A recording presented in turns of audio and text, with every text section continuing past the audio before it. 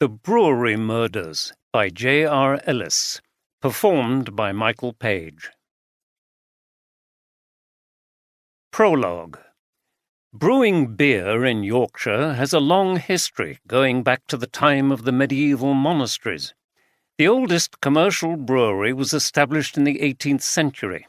Yorkshire people are fiercely proud of their beers, especially the traditional cask bitter, amber-hued with a full-bodied flavour and a rich, creamy head.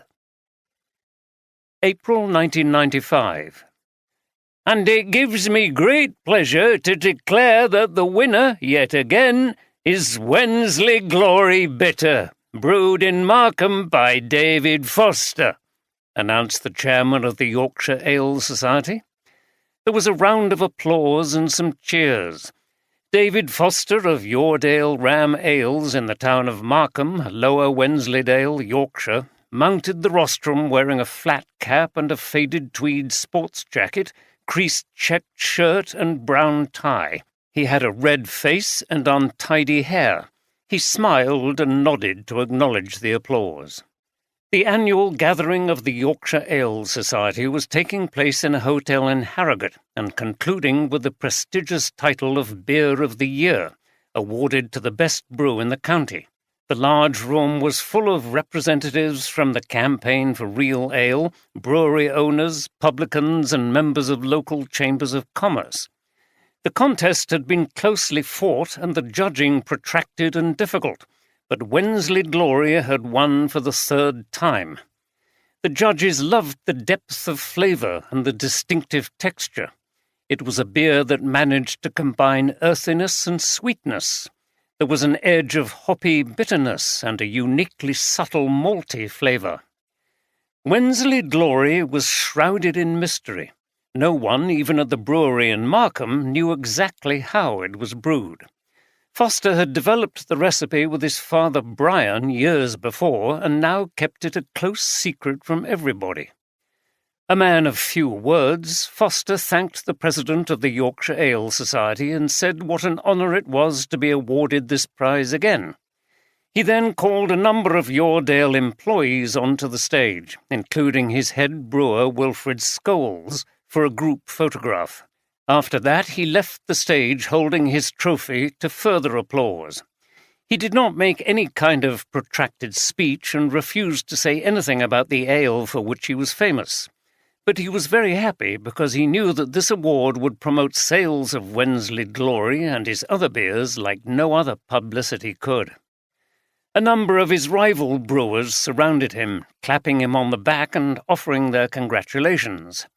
"Well done, David," said one. "It's a cracking beer, that Glory.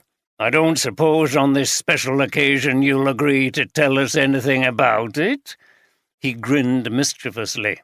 "Nay, I can't do that, Walter. Once I start saying stuff, there'll be all kinds of folk trying to copy it. It's going to stay up here." Foster tapped the side of his head. Despite the joking, bantering, and even a measure of pleading, Foster would say nothing about Wensley Glory except to encourage people to drink it. This they did in large quantities, and the celebrations went on far into the night. Foster's resolution did not fail. He never spoke about the recipe for Wensley Glory, even to members of his family. He personally supervised the brewing of this special beer, and everyone else was excluded at certain crucial stages of the process. The only person who was rumoured to know anything was Wilfred Scholes, but he never said anything about the beer either. There was some speculation concerning who Foster would eventually hand on the recipe to, but when he died suddenly from a heart attack at the comparatively early age of 70, no written version of the recipe was discovered among his papers, nor in any safes or bank vaults. It looked as if Wensley Glory Bitter had, sadly, had its days of glory and would never be drunk again. 1. Timothy Taylor's was established in Keighley in 1858 and still brews beer in the town, drawing water from an artesian well at its Knoll Spring site. Taylor's most famous beer is Landlord, a pale ale which has been champion beer of Britain 4 times at the Great British Beer Festival. It is a well-loved beer all over Yorkshire and beyond. It was a warm and sunny Saturday in April, and the rural town of Markham was looking very attractive. Tubs and troughs of yellow and white daffodils decorated the large market square, which was bustling with people. The sun shone strongly through the trees that surrounded the edge of the square. The branches were still leafless, although here and there was a vibrant suggestion of the new green ready to burst into life. In the distance, the fells of Upper Wensleydale, criss-crossed with dry stone walls, rose up majestically. The Spring Beer Festival was in full swing. 2 large marquees had been erected in the centre of the square. The atmosphere was lively and cheerful, not to say raucous in places, no doubt encouraged by the copious amounts of alcohol being consumed and the small folk bands dotted around the square to which people were singing along and dancing. Many families and groups of friends were making a day of it, bringing chairs and rugs to sit on. The areas outside the marquees were dotted with groups eating picnics along with drinking beer from plastic cups.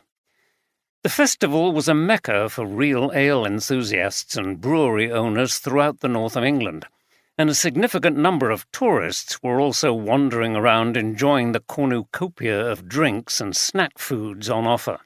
The cafes and pubs around the square were doing a roaring trade, and the marquees were packed with busy stalls run by different breweries. Each paraded their imaginatively named products, from Squirrel Tail Bitter to Cow's Udder Stout and Muddy Style Mild. Bottles and cans were presented in colourful displays, and samples were being drawn from traditional oak casks. The reason for holding this event in a small town like Markham was that there were 2 well-known breweries in the town who both had set up shop at the festival. In one marquee, Yoredale Ram Ales had a pop-up bar and tables crammed with presentation boxes of canned and bottled beer and books about the brewery's history. Above the bar was a large model of a fierce-looking dark ram, which dominated the marquee. The stand was run mostly by men. In contrast, the Hughes Ales stand in the other marquee was busy with women serving samples of beer from a similar bar. Above them was a fluffy white model of a ewe nurturing her lambs, which were gathered beneath her. The distance between the stands symbolized the frostiness in the relationship between the 2 companies. A handsome bearded man in his late 30s, dressed shabbily in corduroy trousers and a worn jacket, stood at a slight distance from the Yoredale Ram stand, leaning against one of the marquee pole supports.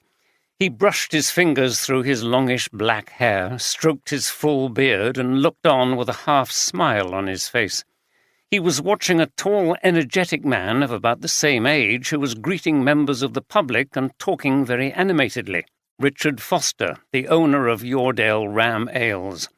As Foster talked, he noticed the bearded man looking towards him, and the smile left his face. Excusing himself, he came over. "What are you doing here, Scholes? I'm very busy today, as you can see." "You didn't reply to my message, Richard. I've got something that I know you'll be interested in." "Mr. Foster to you, never mind this familiarity. I don't remember getting a message. What are you talking about?" Scholes lounged against the pole with his hands in his pockets and ignored Foster's outrage. "I've got what you've all been looking for, Richard." Foster regarded him with great suspicion. "What do you mean? Do you think I'd ever trust you again after what happened and how you've behaved in this town?" Scholes ignored him. "I've got the recipe. Wensley Glory Bitter. I can prove it if you don't believe me." Foster's eyes widened at this extraordinary claim. "What?" "It's true, and it could be yours. For a sum of money, of course." Foster laughed scornfully. "Don't be ridiculous. How on earth could you have found my father's recipe? It's been missing since he died. We don't even know for certain that he ever wrote it down. And you're asking me for money based on some preposterous claim? How dare you?" Scholes remained calm. He shifted his feet and smiled as he continued to lean against the pole. "How I came by it is my business, Richard. But just consider what you could do with that recipe. Revive the legendary Wensley Glory bitter. It would be a sensation. Think of the money you could make, and you'd get well ahead of your sister's outfit, wouldn't you?" Foster was nearly speechless with anger. "Get out of here, you lying—" "Careful, Richard. This is a public space. It doesn't belong to the Yoredale Ram Brewery, though I know you like to think you own the whole town." Scholes straightened and nonchalantly brushed dust off his jacket. "Anyway, it's up to you. If you're interested, let me know. Otherwise, I'm sure there will be plenty of other people who will jump at the chance. Here's my number." He gave Foster a card. "You might find me in the Wensley Arms. I'm still a regular when I'm in Markham. Bye for now." He waved a hand sarcastically at Foster, walked away from the stand and left the marquee. Foster gazed after him and tried to collect his thoughts. He didn't believe for a moment that Brendan Scholes had somehow obtained his father's recipe for Wensley Glory. The man was untrustworthy. But there was, annoyingly, just the slightest of doubts. What if he had been telling the truth? Surely it was not possible, but Foster frowned as he continued to look at the receding figure of Scholes. Scholes was making his way to the other marquee when he nearly bumped into a large burly man who appeared from the side of a tent. This man's eyes widened when he saw who it was. "Scholes? What the hell? I said if I ever saw you again, I'd—" He was red in the face with anger. Scholes looked at the man in surprise and then said, "Steady, don't give yourself a heart attack.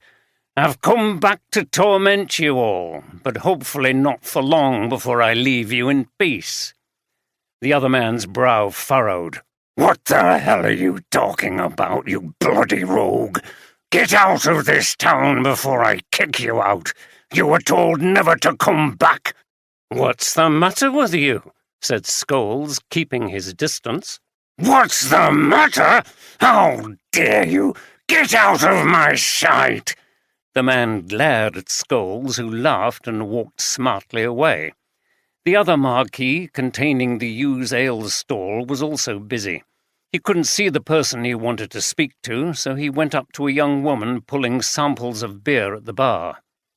"Is Emily around?" he asked. The woman did a double take, seeming surprised to see him. "She'll be back in a minute, but she won't want to speak to you." Scholes smiled. "Oh, I think she'll be interested in what I have to say. I'll just wait here." He sat down on a folding chair near the bar. Before long, a woman slightly younger than Scholes strode into the marquee.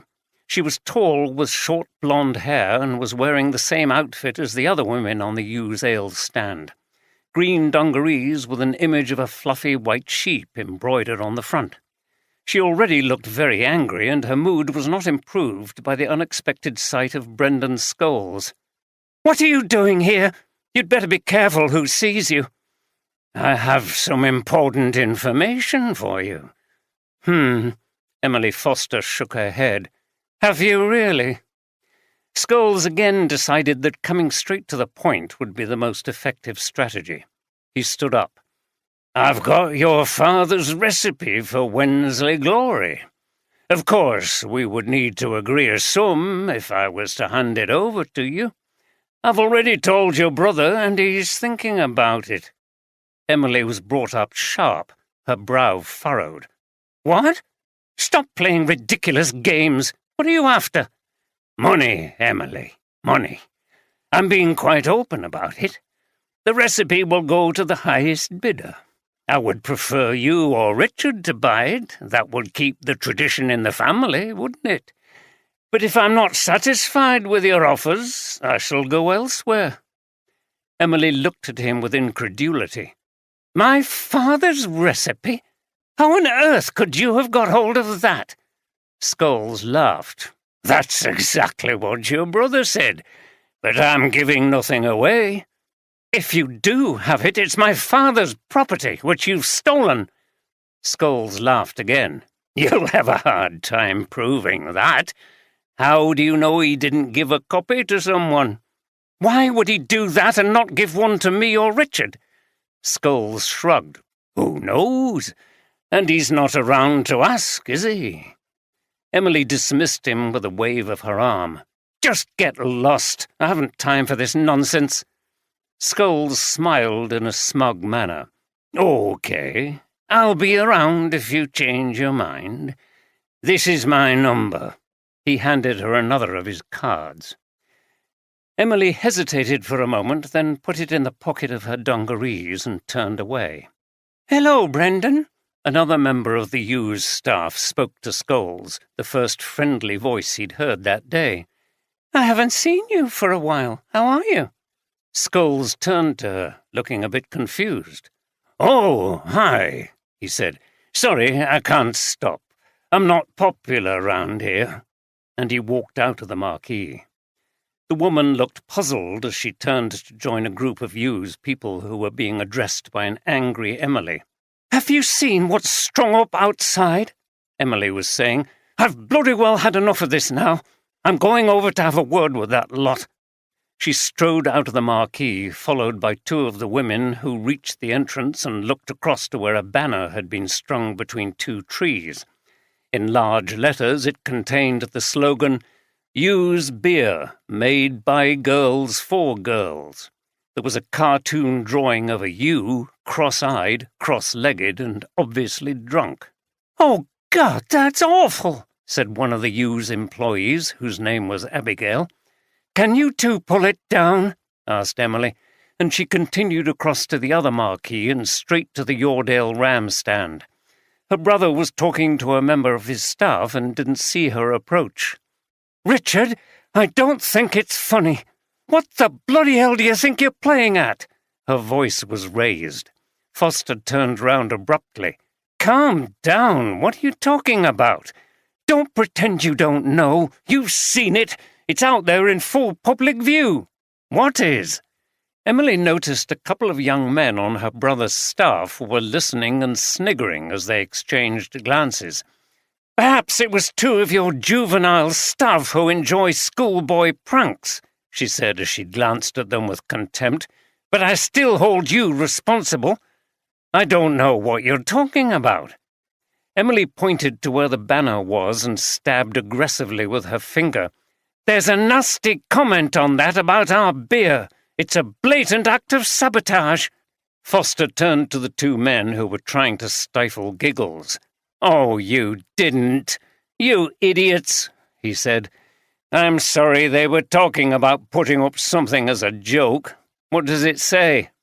"Hughes beer is made by girls for girls," said one of them, and they both collapsed laughing. Foster turned to his sister. "Look, I'm sorry, but—" Emily was incensed to see that her brother was trying to prevent himself from laughing too. "I'll get them to take it down." "Don't bother. Two of my staff have already removed it." She glared at Foster. "You don't get it, do you? You think it's all a bit of fun.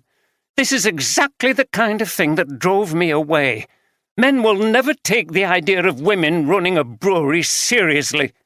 She turned round and walked out. "Oh, dear," said Foster and looked at the pranksters. "You shouldn't have done that." They started laughing again, but stopped a moment later when Emily walked back in. "By the way, have you seen Scholes?" "Yes. Has he been peddling the same tale to you about Dad's recipe?" "Yes." "Well, it's crap, isn't it? There's no way he could have a copy." Emily looked at him for a moment. "No, I'm sure you're right," she said, and left the marquee again. As the beer festival continued, an expensive Audi was being driven towards nearby Ripon. Tim Groves, a senior forensic pathologist based in Harrogate, had been called out to where a body had been found in a drainage tunnel at an old sewage works near the city. The body had been discovered, as so often happens, by a local dog walker. Detective Constable Jeffries from the Ripon station was supervising the police operation. The body was now extracted from the tunnel. It had been wrapped in an old carpet, which the scene of crime officers had removed. Groves was tall and had to kneel by the side of the body in his protective clothing to conduct his preliminary examination. The body was that of a man and was not in a pleasant state. The smell of putrefaction was strong, and Groves had to wear a mask. The body had been stripped of clothing. There was a lot of blood around the head, and the face was badly disfigured. "Obviously badly decomposed," Groves said to Jeffries. "He's been dead for some time, up to a couple of weeks, but not months or years. Large wound to the back of the head, which was probably the cause of death. Facial features are unclear for identification purposes." "Yes," said Jeffries, "I saw that. Unless we find anything on the body, we'll have to see what we can do with fingerprints and dental records, and hope it's someone local." "Any missing persons reported?" Groves liked to dabble a bit in the detective side of things, although it was not his area. "No, only a teenage girl, so not much help in this case. The murderer obviously went to some lengths to try to hide the body, but they were unlucky. I suspect those heavy rains we had a couple of days ago moved the body nearer to the entrance. And then we had a dog that was a keen sniffer. It went right in the tunnel, apparently, wouldn't come out, and the owner had to crawl in to get it. That's how they found the body." "I'll know more when I get it into the lab," Groves said, "and I'll inform you as soon as I can. Best of luck in finding the culprit." "Thanks." DC Jeffries drove back to Ripon HQ in a thoughtful mood. Meeting Tim Groves again had reminded him of when he had worked with DCI Oldroyd on a dramatic case at nearby Redmire Hall. Groves had been the forensic pathologist on that case too. What exciting times those had been. Ever since then, Jeffries had badly wanted to be involved with another baffling mystery being investigated by DCI Oldroyd, who had become a hero to him. Too much police work felt rather mundane and routine. It was always different with the chief inspector, who had become famous in the area for solving difficult cases. Brendan Scholes made his way from the beer festival to the Wensley Arms just off the square, where he could drink in greater comfort. Normally he would talk to the local regulars, but today he remained aloof, sitting in a tiny snug bar with his pint of bitter and thinking about his encounters with the Fosters. The rest of the pub was full. The attractions of the beer festival had brought in plenty of visitors. He was feeling rather pleased with how things had gone when his phone rang. "Hello? Yes, this is Brendan Scholes. Your daughter? Who are you? Right, well, don't worry, I won't be seeing her again." "She's what? How do you know it was me?" "Steady on. No need to start being nasty. Look, I'm sorry, but it's over. Yes, I'm leaving the area soon, and I won't be back. Don't call me again, or I'll tell the police you were threatening me. Goodbye." He ended the call and frowned. It hadn't exactly been the discussion he'd expected, but he thought he'd handled it well. Nothing was going to interrupt his pursuit of the grand prize which he believed was in his grasp. He was sure that someone would be unable to resist the chance to brew Wensley glory again. After a while he left the pub, got on his motorbike and rode the 9 miles to Ripon, where he owned a small terraced house. This had formerly belonged to his father, who had recently died. He was confident that he would be contacted again soon, but he passed a quiet Sunday, and it wasn't until the middle of Monday evening that his phone rang while he was watching television. "Yes, hello," he said, smiling to himself with anticipation. "Who's speaking?" "Oh, yes. You're interested, are you?" "I understand." "At the brewery, yes, that's fine. There'll be no one there at this time." 40 minutes. See you there. Okay, at the side entrance, yes. He ended the call, left the house, got on his motorbike and rode back to Markham. As he locked up his bike in a lane off the now empty market square and near the brewery, he was seen by a person who then followed him at a discreet distance. The failing light was casting long shadows as Scholes arrived at the brewery. He passed the big metal main gates and headed down an alley to a side entrance reached by climbing up a flight of stairs. He saw that the door was open and a light was on. He went inside and along a short corridor with doors into various offices. "Hello?" he called. "Over here," replied a rather muffled voice in the distance. At the end of the corridor was a door out into the works section. Scholes opened it. There was very little light, but he was vaguely aware of the large, round steel fermentation tanks below him. There was a strong, yeasty smell. Scholes stood by a metal railing looking around for the person he was supposed to be meeting.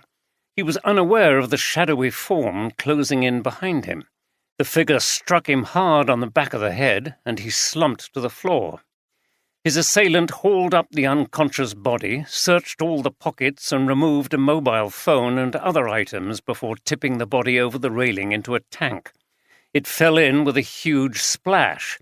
The killer quickly left the building as Scholes' body floated face down in the yeasty liquid. "Well, if you have to go, sir, it's a good way, isn't it? Drowned in a vat of beer?" "Yes, Andy, very funny. I suppose you could even say he got too much of a good thing, although, as that beer was not properly fermented, it wouldn't have tasted very good."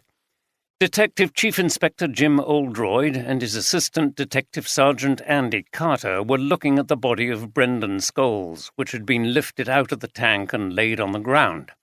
The yellow yeast had been scraped off to reveal sodden hair and clothes. There was a matted clump of dark red blood and hair on the back of his head. The skull was depressed. "Also," Oldroyd said, "by the look of that head wound, he was probably dead before he was thrown into the tank. We'll know more when Tim Groves gets here, but we shouldn't really joke about such things, although I suppose it helps us to cope with sights like this." "Yes, sir." It was Tuesday morning. The body had been discovered by the first workman to arrive at the brewery, who had immediately called the police. D.C. Jeffries had attended from Ripon Station before requesting assistance from Harrogate HQ. He couldn't believe his luck when DCI Oldroyd arrived. His wish had been granted. Oldroyd turned to Jeffries, who was standing just behind him and Andy. "So, who found the body, Jeffries?" Jeffries consulted his notes. "Philip Welbeck. He's a foreman here. Arrives first thing every day to open up. He was here at 8 o'clock. Noticed yeast and water on the floor by this tank and took a look inside. He called us and we got the body out. I've called forensics and I expect Mr. Groves will be here soon." "Good work. And do we know who the victim is?" said Oldroyd, staring at the lifeless body. "A couple of the staff here have identified him as Brendan Scholes, a local chap. He used to work here at the brewery a few years ago. They said he left under a cloud, but claimed not to know any details. Apparently he lives in Ripon now, but had recently been seen around Markham. They also thought he was a bit of a wrong-un generally, but didn't say why." "Right. Well, we'll see if they're more forthcoming when I speak to them. It sounds as if we might have some motives to work with." He looked up as another man entered the room. "Ah, here's Tim." Groves and Oldroyd had worked together for many years and enjoyed some good-humoured, if often rather gruesome, banter. "Good morning, Jim, Sergeant, Constable." Groves acknowledged everyone and then knelt down by the body. "Was he drowned in a tank of beer like the Duke of Clarence in a butt of Malmsey wine?" he observed breezily before looking at Oldroyd. "Which Shakespeare play was that, Jim?" "Richard III," replied Oldroyd, who'd studied English at Oxford before entering the police force. "And not exactly. I think you'll see this victim wasn't drowned." Ah, no, indeed, said Groves, as his long gloved hands felt around the head wound. He would certainly have been unconscious and on his way out when he entered the tank, especially with a head wound like this, inflicted by our old friend the blunt instrument. He paused as his sensitive fingers continued to examine the wound. There is something unusual about this head wound. It's not been inflicted by a standard type of hammer, if it was even a hammer at all. I would say the instrument had a narrow edge, and it looks as if there was a thin groove cut into the surface. What do you think it could have been? I'm not sure. I've not seen anything quite like this before. I'll have to do some more work back at the lab. How long has he been dead? About 12 hours, consistent with being murdered last night and placed here. Most likely killed hereabouts, wouldn't you think? It would have been a big job to have dragged him here and got him into this container. Bodies are heavy, as I've said to you before. We found bloodstains on those railings and also on the floor beside them, sir, said Jeffries, pointing up to where Scholes had been standing when he was attacked. I think he was up there, probably lured here by the killer, who then surprised him, smashed him over the head, tipped him over the railing and into this vat. That's why there was such a big splash. You're probably right, observed Oldroyd, and Jeffries beamed at the praise. Anything of interest on the body? No phone, sir. I fancy that would have been removed by the killer because of incriminating phone calls. There's a wallet with the usual collection of bank cards plus a little cash. There's a side entrance to the building, sir. You climb up some steps which take you to that level. He pointed to the railing. There's a corridor where the offices are and a door out onto that platform.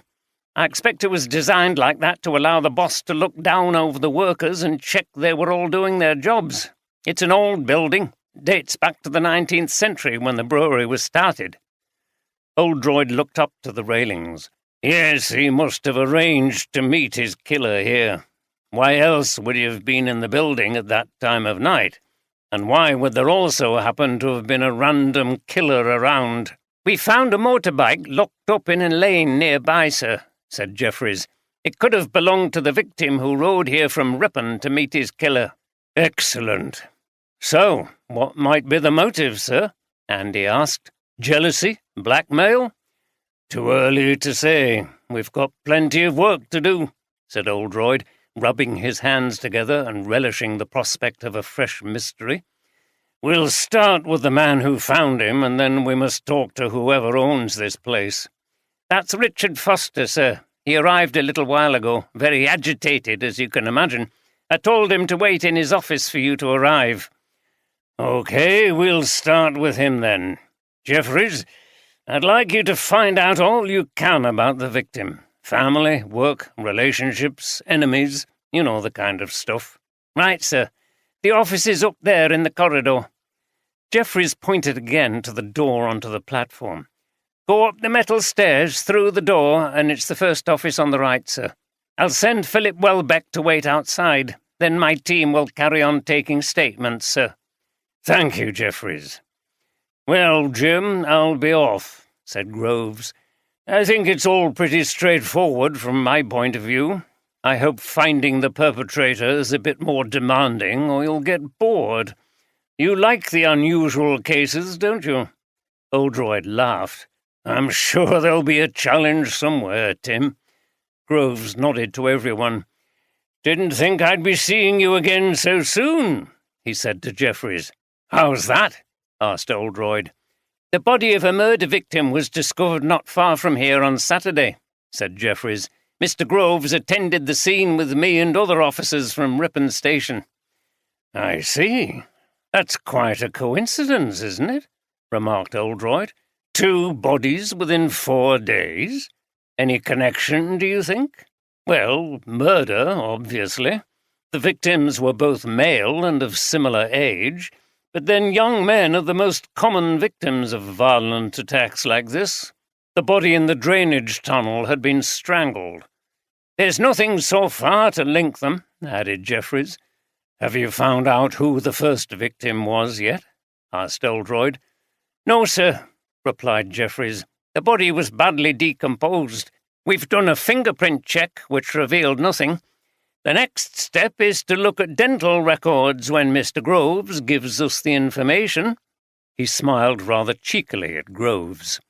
"Don't worry, you'll have it soon. Anyway, I'm off. Plenty of work to do back at the lab." Groves picked up his case and walked off, followed by the detectives. "That lad Jeffries is coming on well," observed Oldroyd as he and Andy climbed the metal staircase to the level of the platform. "He's absolutely on the ball. When you get promoted to inspector, I've got my eye on him to replace you, if we can prize him away from Ripon Station." Andy laughed. "Well, sir, who knows when that will be? I'm happy where I am at the moment." Andy had joined West Yorkshire Police at Harrogate a few years earlier, moving up from London to take a position as Detective Sergeant. He was now quite settled in Yorkshire with his partner Stephanie Johnson, the other DS who was regularly a part of Oldroyd's team. They lived in a converted warehouse flat in the centre of Leeds, overlooking the River Aire. "Yes, but you mustn't become too comfortable. You and Steph have the potential to rise in the force, and we don't want your talents wasted." "It's very nice of you to say that, sir," replied Andy politely. Inside, he was bursting with pride that his revered boss had such a high opinion of him and of Steph. Wait till he told her. At the same time, he reflected on his boss's remarks about getting too comfortable. Maybe there was some truth in it, but somehow he found the idea of moving on quite unsettling. They went through the door into the corridor and arrived at the office. Inside, they were greeted by a harassed-looking Foster. He was behind a solid old wooden desk, and the detectives sat on chairs at the other side. There was also a formally dressed man wearing spectacles who was just leaving. Foster introduced this man as his finance director, Peter Morgan. "I understand this has been a shock for you," began Oldroyd. "Yes, it's terrible," said Foster, "and very bad publicity. Suddenly your product is contaminated. When it comes out that he was found in a tank of beer, people feel they might be drinking stuff that's had a body in it. Ridiculous, of course, but these subconscious things matter. They're bread and butter concerns in the field of marketing." Oldroyd frowned. It seemed rather callous to make such a point when someone had been murdered. "Did you know the victim?" he asked. Foster nodded. "Of course, everyone around here knew Brendan Scholes. It won't surprise anyone that he's ended up like this. He was the town villain, if I can put it that way. Him and that brother of his." "He had a brother?" "Yes, Frederick. He was much quieter than Brendan, but he was also in trouble quite regularly. He was in my year at school here in Markham, but not in my class. My sister was in the same class as Brendan. We both went to the local primary school before Dad sent us to a private high school in Ripon." "Tell me more about Brendan." Foster took a deep breath before he replied. "His father, Wilf, worked for my father for years in the brewery, eventually becoming head brewer. He was excellent at his job, and Dad would never get rid of him no matter what happened with Brendan. He even got Brendan a job. The problem was that Wilf's wife, Marjorie, died when the boys were still young. Wilf found it hard to cope, and his sons went off the rails. Brendan was an awkward character and constantly disrupted the class at school. He was expelled for a time. He grew into a good-looking and charming young man.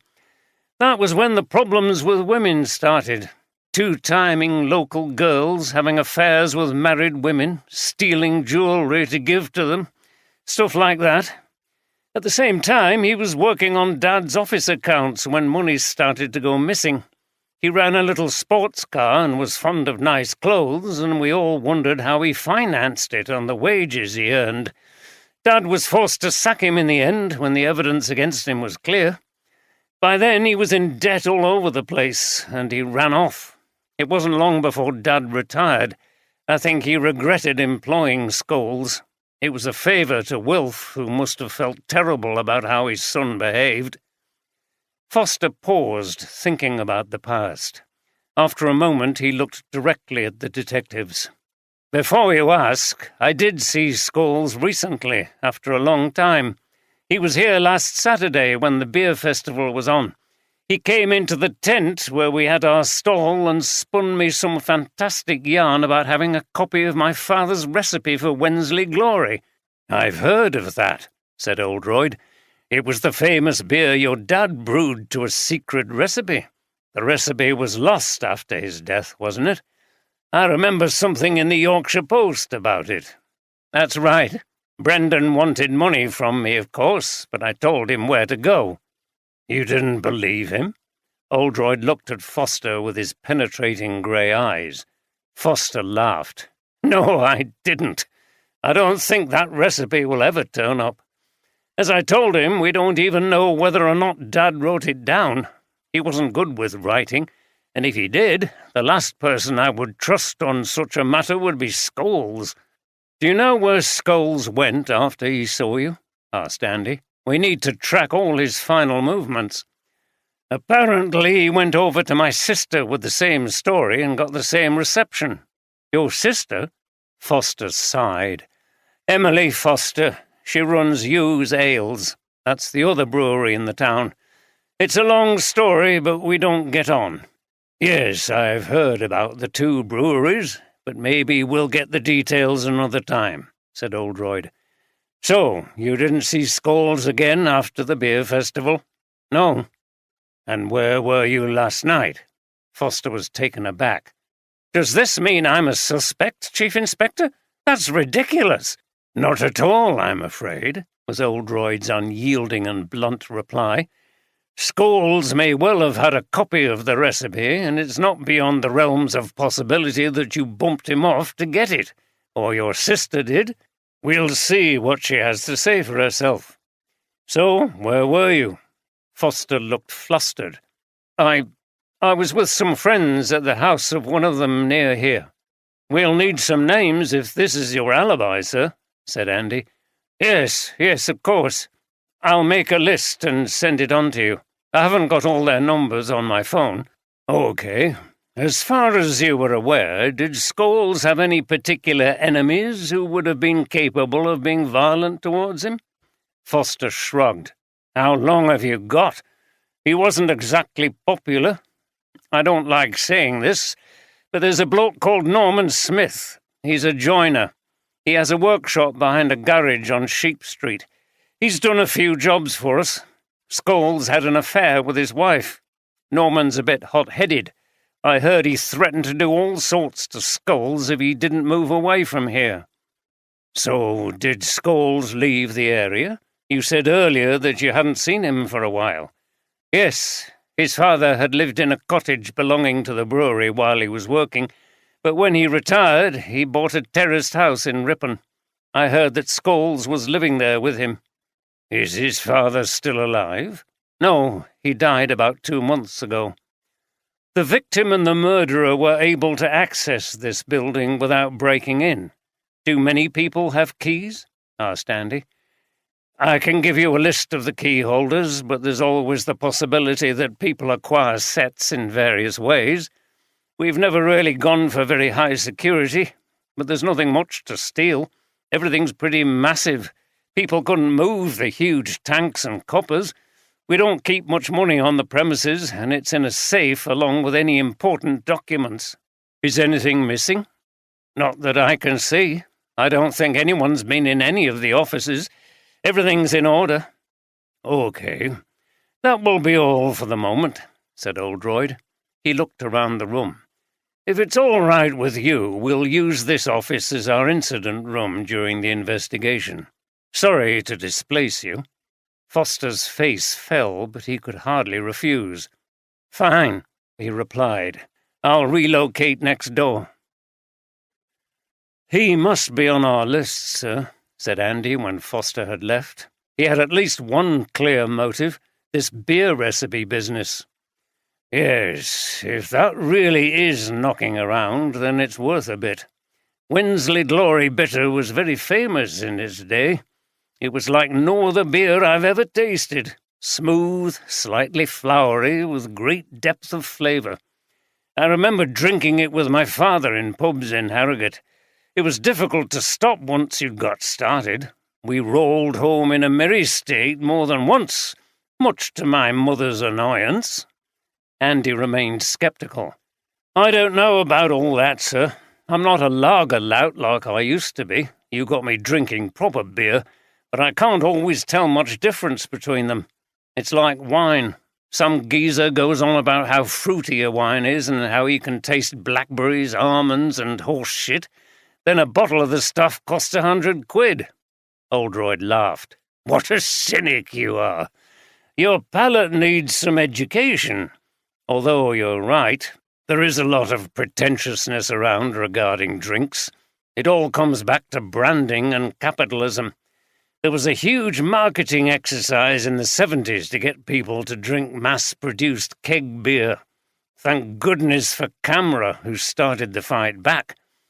Anyway, take it from me, that beer was special, and anyone who was able to brew it would make a fortune. There's also the business of Scholes being sacked from here. Maybe Foster nursed some grievance about that. Yes, quite possible. And he was cagey about his alibi, wasn't he? He was, but sometimes that's because someone has been somewhere they shouldn't and doesn't want to say where.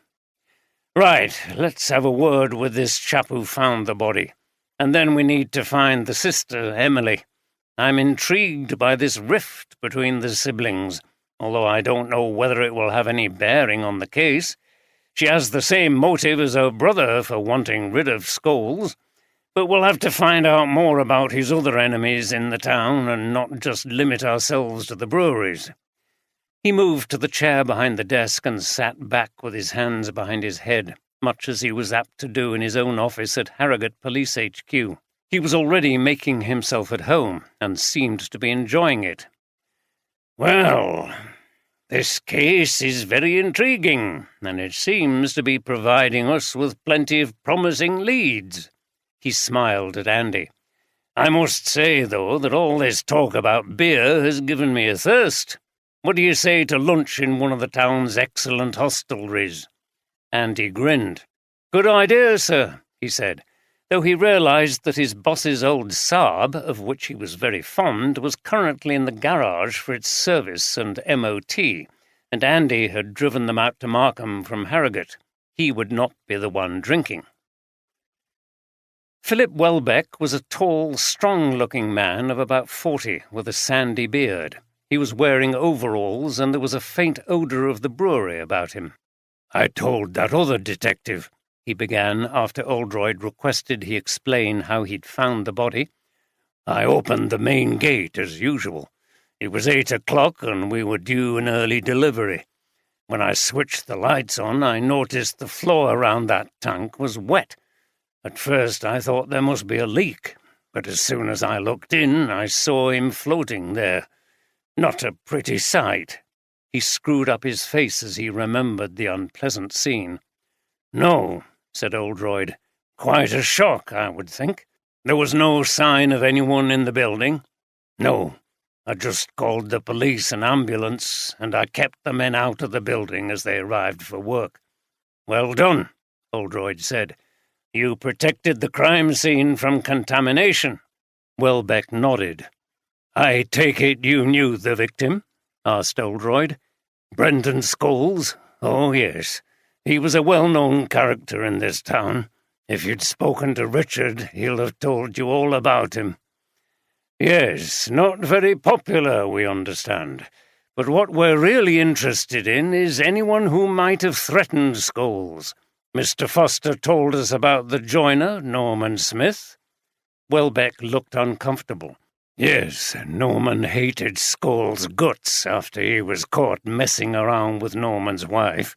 I'm sure there were a lot of folk who didn't like him. But murder?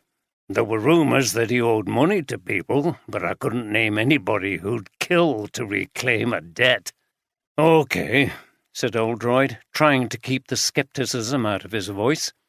In his experience, money was one of the chief motives for violent crimes, and sometimes the sums involved were not even large. The funny thing was that Scholes left the town a while ago after he'd been sacked, and we didn't expect him to return. He ended up in Ripon. When his father retired, he went to live with him, I think. I don't know why he came back here, where he was so unpopular. It's funny, really. Doesn't make sense. He claimed he had a copy of the recipe for Wensley Glory Bitter and tried to sell it to Mr. Foster and his sister. What? That's bloody ridiculous! Welbeck laughed scornfully. It's typical of him, though. All bluster, and you could never believe anything he said. Do you know anything about the recipe? Only that it was Richard and Emily's father who kept it a secret. When he died, there was no trace left of the recipe.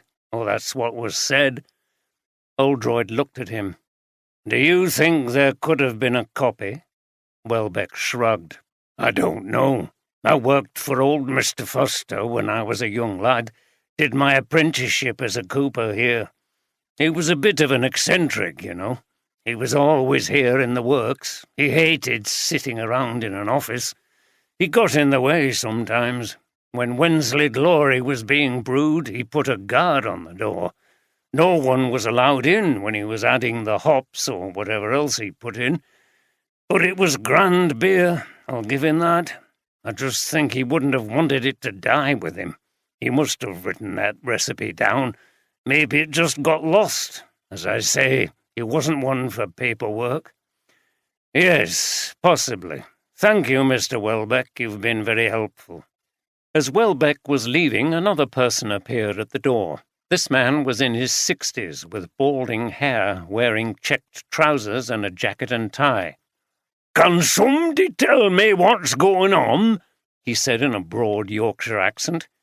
Come in, said Oldroyd. What's the problem? The man looked uncertainly from one detective to the other. But Duffield's the name. I do brewery tours. Used to work here till I retired. Then they set me on doing this job, 'cause I know all about brewing from beginning to the end. Oldroyd smiled. This was exactly the kind of colourful local character with a story to tell who he enjoyed meeting.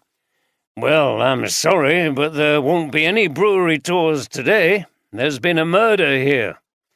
Duffield frowned as if he didn't believe what Oldroyd was saying.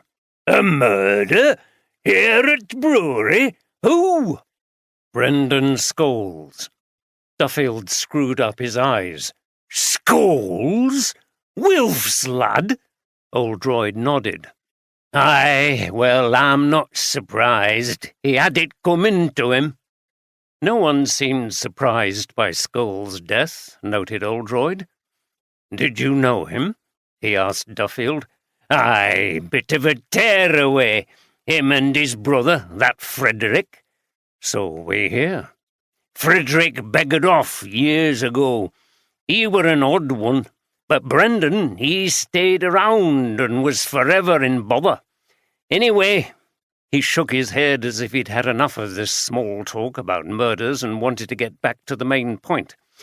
How long is it going to be before I can do me tours again?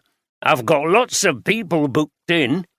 When we've done all the forensic work, you can start again. But certain parts of the premises will be cordoned off, particularly the murder scene and the walkway above.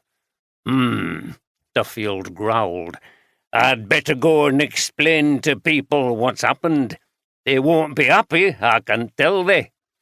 I'm sure they won't, said Oldroyd, amused by the man's seeming indifference to the gravity of the crime, which he clearly treated as a mere inconvenience. I don't know, muttered Duffield, shaking his head. A murder at Teordale? What would David Foster have thought?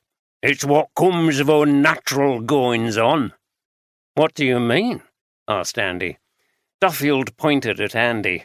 All this business with women running a brewery, it's not right. That's today's society, surely, replied Andy. Aye, well, there's more to it than that, Duffield muttered as he left the office. Andy laughed. He's a grumpy old sod, sir. He is indeed, replied Oldroyd. but it gives you some idea of how Scholes was regarded here, and also the hostility those women at the Hughes Ales Brewery must encounter from some of the locals. It's time we went over and talked to them about it."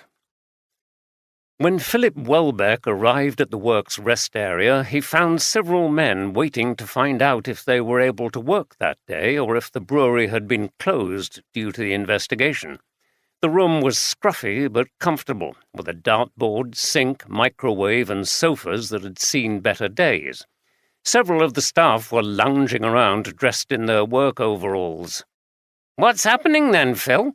asked one man, who was drinking a mug of instant coffee. "If we can't do out here, I'd rather go home and get some work done in the allotment." "I don't know," replied Welbeck as he made himself a cup of tea. "They were just asking me how I found the body and then about Scholes." "Did you tell him what a dickhead he was?" called out a thin-faced young man with long hair who was practicing his dart-throwing. "Not in so many words, but I think they got the message. Where's Barry?" "He's there." He pointed to a sofa in the corner. Welbeck went over to a muscly, bald-headed man who was reading a motorbike magazine and sat beside him. "Well," said the man, not looking up from the magazine. "I didn't say anything, Barry, but it's only a matter of time before somebody does. They're going to be talking to anyone who knew anything about Scholes. If you've got any sense, you'll go to speak to them yourself. Preempt it. Otherwise it looks bad." "Huh." Barry shook his magazine. "I bloody hate police. They're forever on your back when you're a biker." "Well, it's up to you, but I know what I'd do in your position," said Welbeck, and he got up to begin the task of establishing what work could be done while the crime scene was still closed off. At least he could organize the dispatch of barrels and bottles from the brewery warehouse. The lorries, which had arrived earlier, were still waiting. When they would be able to restart the brewing process was anyone's guess. The whole area had been sealed off by the police. Welbeck frowned as he considered how far they could get behind with their processes and as a result failed to fulfill their orders. Still, it wasn't his problem. It was Richard Foster's. Oldroyd and Andy made their way to the Hughes Ales Brewery, which was on the opposite side of town to Yoram Ram. They crossed the now quiet town square. The festival had finished on the Sunday, although a few signs of it remained, like the occasional pile of chairs and metal poles.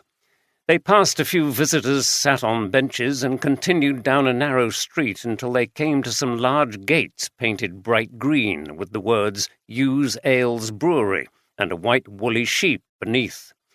At the side of the gates was a door on which Oldroyd knocked. The door was opened by a curly-haired woman in her 30s, who smiled at the detectives as they presented their warrant cards and said that Emily was expecting them. She ushered them along a corridor past a large window which gave a view of the works.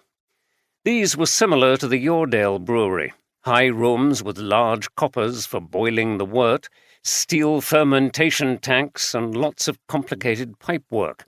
But it was noticeable that the vast majority of the workforce was female.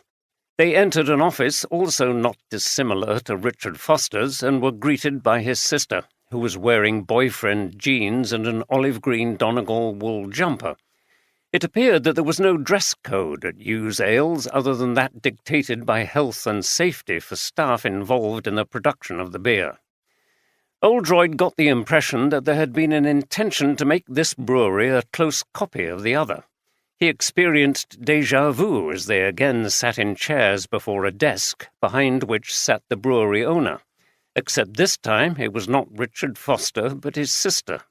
"Richard rang earlier and told me about everything that's happened. It's absolutely awful. He said you would be over to talk to me about Brendan Scholes." "That's right, but before we do, I'm very intrigued about the relationship between these breweries that you and your brother run. It's well known that you and he are rivals. Does that rivalry get intense?" Emily laughed rather bitterly. "You could say that. I suppose all manufacturers who produce the same product are in competition for customers, but I would be misleading you if I didn't say there's more to it than that between me and Richard." "Go on." Emily paused. "I'm not sure how relevant this is to what's just happened." "Don't worry, we'll decide about that," said Oldroyd, and his penetrating grey eyes were very direct. "Okay. There's only just over a year between Richard and me. He's a little bit older. We were close when we were growing up, and it was only when we reached adulthood that the problems started. Richard had always assumed that he would inherit the family business in that unfair patriarchal way that's been the norm in the past. He trained in the technology of brewing and worked with Dad. I went to university to study business and management and worked in companies in Sheffield and Leeds. It was Dad who wanted me to come back here." She smiled sadly as she remembered him. "People thought of Dad as a stuck-in-his-ways Yorkshireman, with his flat cap and everything, but he was a sharp businessman, and he knew Yoredale needed new management and marketing techniques. He appointed me into a senior role within the firm." "And that didn't go down well with your brother?" She laughed. "No, it didn't. He didn't want to be told what to do by his sister. It revealed a streak of misogyny in him. He saw brewing as a man's job, you know. Men making beer for men." Oldroyd found this sibling conflict difficult to understand.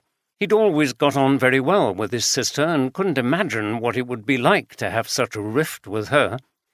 "So how did you end up here?" "I stuck at it for a while, and then I read about another family brewing business where a brother had left to start his own brewery, and I thought, why couldn't a sister do the same? A brewery run by a woman, employing a majority of female workers?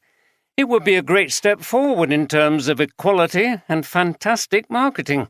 These premises were empty, and then I met Janice Anderson, she's our head brewer, at a conference. She was working at a large brewery in Ripon. We had a talk. Janice told me how she faced the same attitudes at her workplace, and it had nothing to do with sibling rivalry. It was really hard to be the only woman working in a big brewery. The men didn't take her seriously. She said she would love to come and work for me. So it all came together. I managed to get a bank loan to get the business going. Then Janice and I started a relationship, and she's now my partner in both senses." "Were you being deliberately provocative with the name of the business?" "Of course. Use Ales. It's cocking a snook at Yoredale Ram Ales. And it's more elegant, I think." "And how have you done? I've had some of your beers, and they're really good. You must be giving your brother a run for his money. That new lamb bitter is excellent. What a flavour, and that beautiful classic amber colour." Oldroyd was becoming quite distracted. Emily smiled. "Thanks. Yes, it's gone really well, much to Richard's annoyance. He scoffed at the idea of me running my own brewery. Gave it a year. What he really meant was that he couldn't accept the notion of women running a brewery and making a success out of it. I think Dad was proud of me, although he didn't like the fact that his children had fallen out. Then he died quite suddenly of a heart attack. He left the Yoredale to both of us, but I had no intention of going back. So Richard bought me out. That was a great financial boost. We were able to pay off the loan on this place, and since then Hughes Ales has gone from strength to strength." "So relations are still not good between you and your brother?" "I think the word is frosty, though it saddens me when I remember how close we used to be. He and his mostly male staff never miss an opportunity to try to diss us in some way." She told them about the banner at the beer festival.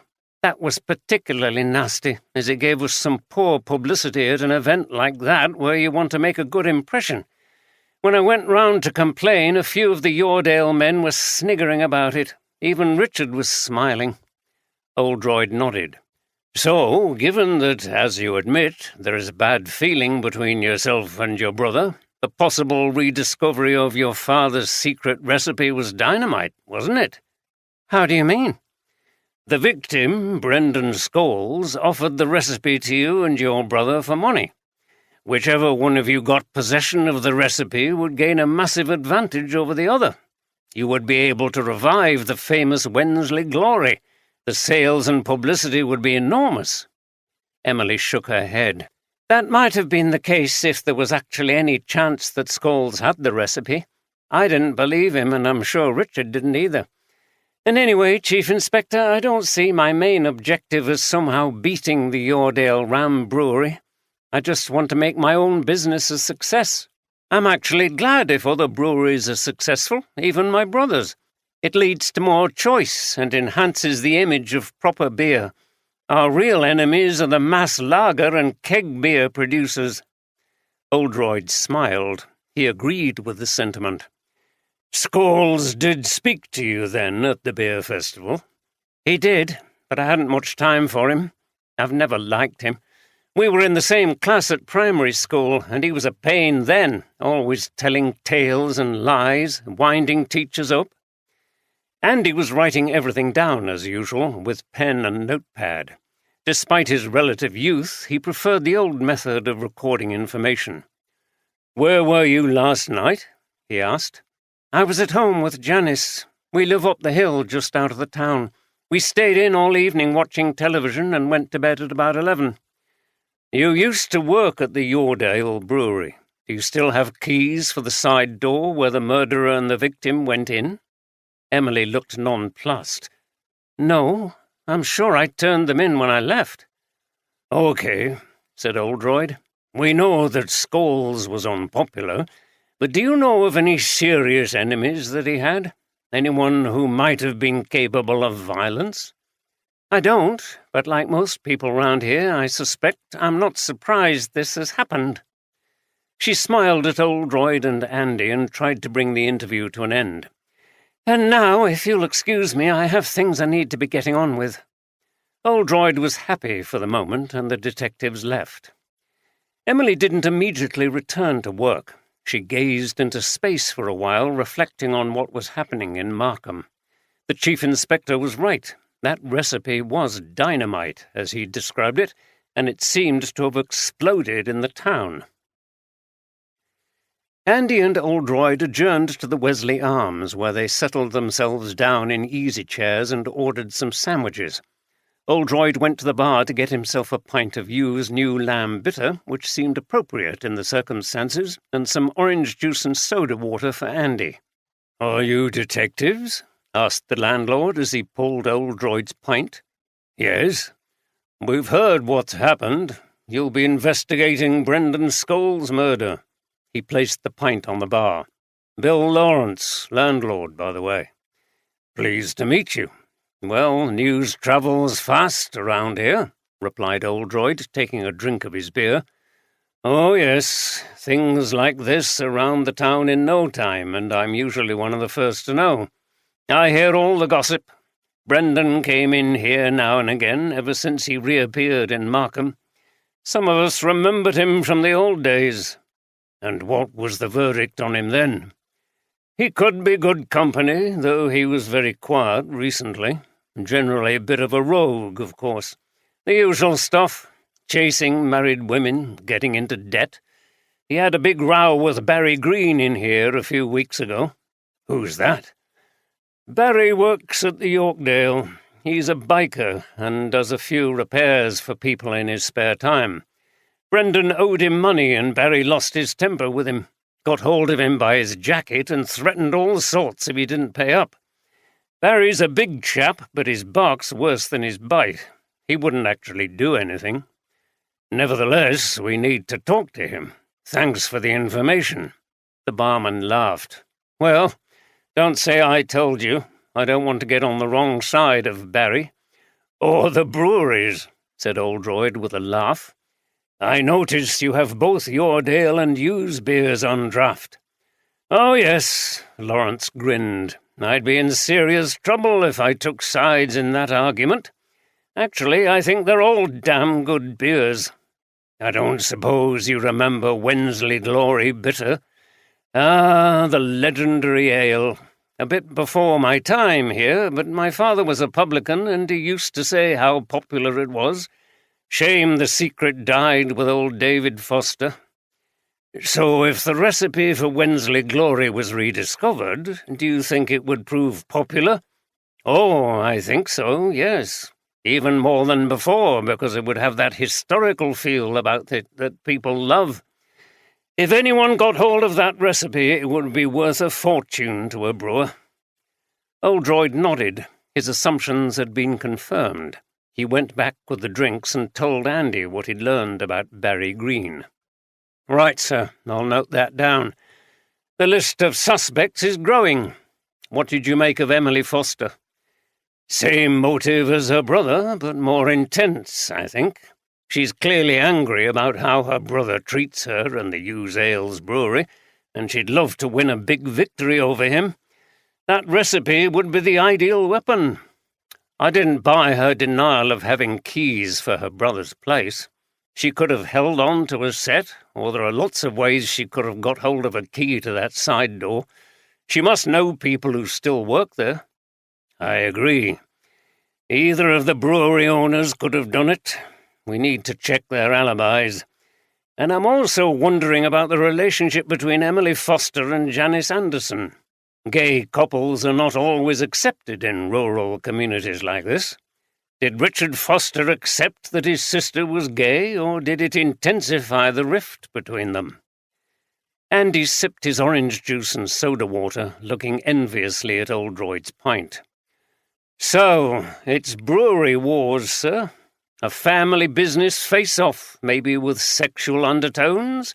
In a small town like this, who would have thought it? Their ham and cheese sandwiches in granary bread arrived. Oldroyd took a bite before answering. Actually, it's in these rural areas where you often get feuds, usually over land and property. Members of a family end up not speaking to each other for 40 years, even though they live in the same village or on neighbouring farms. It's those attitudes, that kind of stubbornness, that I would find difficult if I was living in the countryside. Life's too short, isn't it? I'll always be an urban person deep down. Things are less insular in the city. Some would say that in the city the feuds are between criminal gangs and they're a lot nastier, said Oldroyd mischievously. Anyway, he said, munching his sandwich and taking swigs of his beer, who else have we got? In addition to the Fosters, there's Norman Smith, a joiner whose wife, according to Foster, had an affair with Scholes, and Barry Green, who was owed money by Scholes and threatened him in front of witnesses. I must say they both sound more like blokes who would lose their temper, maybe even hit Scholes on the spot, not people who would plan a murder. Maybe. That's all we know yet. But more suspects may come out of the woodwork when we start to probe a bit. We'll find Smith this afternoon and see what he has to say. Oldroyd sat back and soaked in the atmosphere of the pub. A group of 4 men were playing darts in one corner, while at other tables walkers with rucksacks were consulting Ordnance Survey maps. The landlord was talking to 2 people at the bar and cracking the occasional joke. Oldroyd shook his head and nestled deeper into his soft armchair.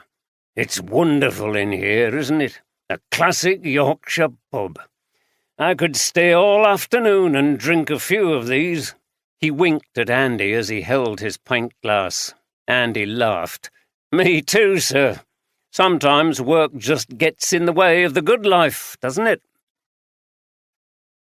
Back at the Yoredale Ram Brewery, Richard Foster was attempting to make himself comfortable in his temporary accommodation, which was in fact a desk in the same room as 3 office workers who were obviously embarrassed at having their boss in with them. He was in conversation with his finance director, Peter Morgan, who offered to give up his office for Foster. That's a kind offer, Peter, Foster said, but there's no point disrupting 2 of us. I'll be fine here. I'm sure it won't be long. Okay, Morgan nodded. He was very sharp in his job and much valued by Foster. While I'm here, you asked if we could just run through the figures for last month. He proceeded to explain the Excel spreadsheets that showed that the company was struggling a little with sales down for the 3rd month in a row. We need to stop this decline, otherwise we're going to be running a big deficit this year. Foster sighed. He'd suspected that this was the situation, but could have done without the problem at the moment. "Sales are always lower in winter," he said. "But you're right, we need to address this. We need to refresh our marketing strategy. Leave it with me. I'll get on to Foreman's." Foreman's was the local publicity and promotions consultancy with which the brewery worked. When Morgan left, Foster looked around the office. The lack of privacy was going to be difficult, especially at moments like this when he urgently needed to make a phone call. He waited until two of the others went out of the office and the remaining person was at a desk on the opposite side of the room. Then he turned away, hiding his phone from view, and dialed a number. "Yes," he said when the person on the other end answered. "It's all kicked off here. The police have been to talk to me. No, they don't waste any time. Look, my alibi for last night is that I was with you and the others. We had a drink and watched a film, okay? I don't want anything to get back to Christine." "You know why. She'll kill me." "Well, I want us to keep to the story I've told her. We had a few drinks and then went back to your place to watch a film. Yes, it's difficult here. The police have taken over my office. There are other people around. No, I can't talk for long. Yes, just keep to that. Can you tell the others? We all need to say the same to the police if they ask." "That's great. Much appreciated." "No, it's bad here. No doubt we'll have the reporters soon." "Okay, thanks again. Bye." He ended the call feeling some relief. There were certain things that had to remain a secret. The problem was that Chief Inspector Oldroyd did not look like a man who could be hoodwinked for very long. Oldroyd and Andy walked down a narrow street off the marketplace, passing tiny terraced houses with doors opening straight onto the pavement. At the bottom was a small repair garage where a mechanic in blue overalls was peering under a car bonnet. He directed the detectives to an even narrower and rather overgrown lane at the side of the garage, just wide enough to get a van down. It led to a small workshop. "Sheep Lane Joiners," announced the board above the door. In a patch of waste ground at the side of the building, a goat was tethered to a post. It bleated and walked over to Andy as Oldroyd knocked on the door. As they waited for a response, the goat began to nibble at Andy's jacket. "Hey!" he cried. "Get off, you stupid sheep!" He pulled his jacket out of the animal's mouth. Oldroyd laughed. "That's a goat, Andy. You can tell from its beard and its bleating. They'll eat anything." Andy drew back with revulsion. "God, sir, it smells." "Yes, and it's a good job it's not mating season, or it might be peeing on itself and it could spray you with some."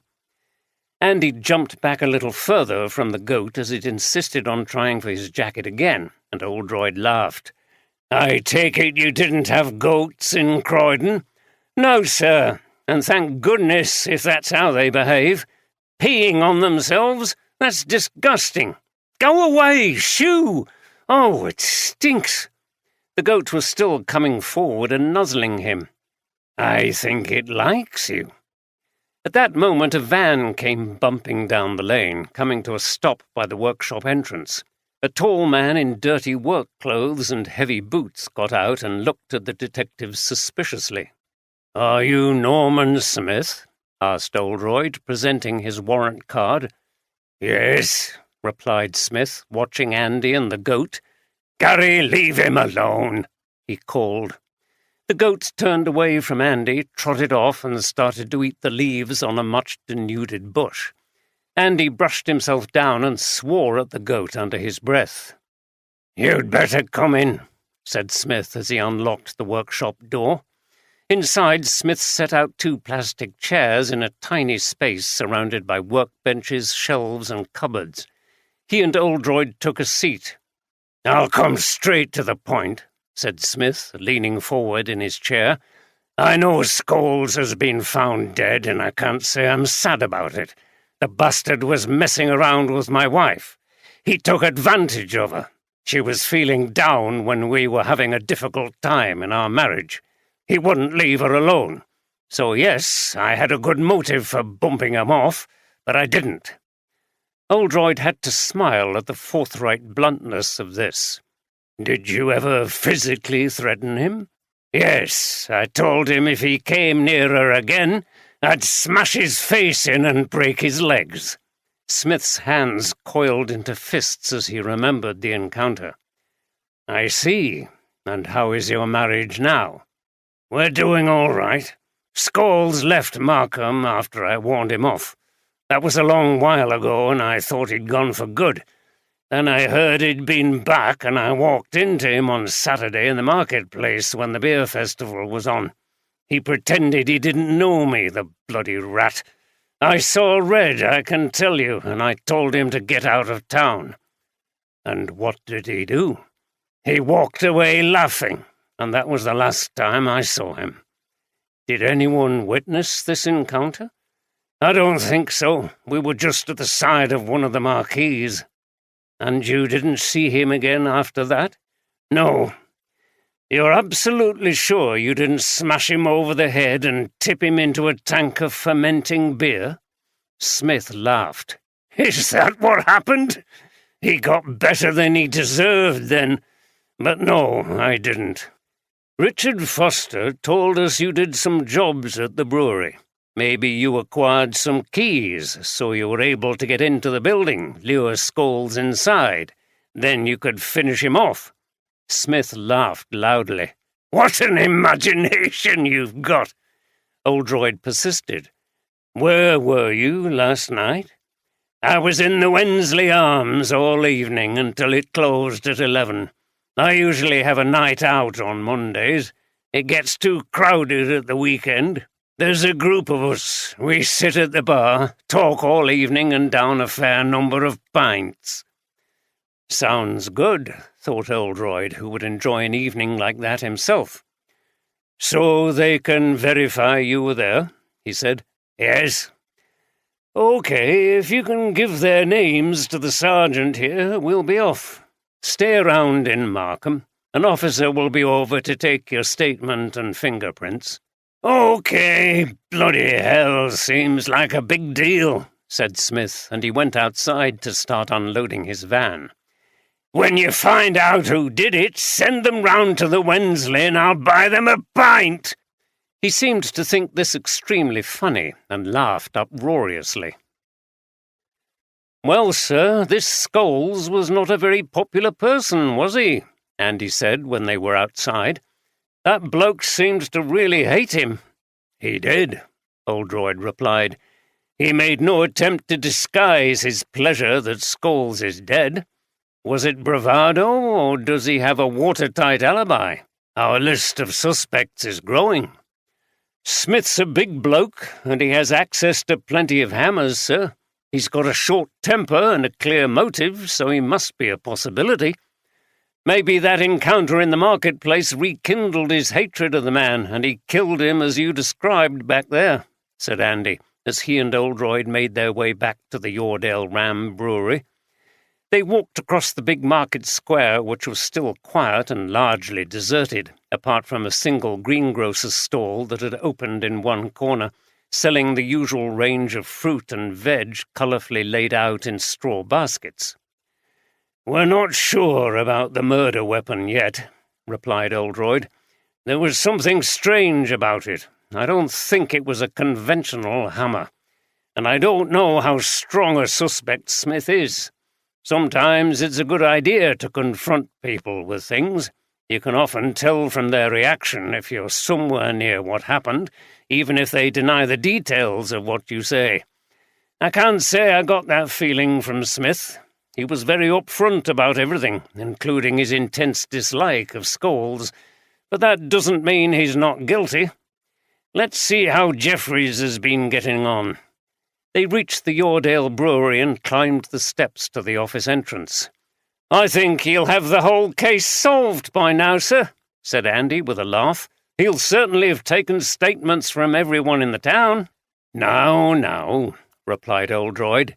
"Don't belittle the lad's enthusiasm. I bet you were like that when you first started, before you got cynical and lazy." Not much chance of that working for you, sir, replied Andy, still laughing. When they got to the office, Jeffries was, as expected, waiting for them.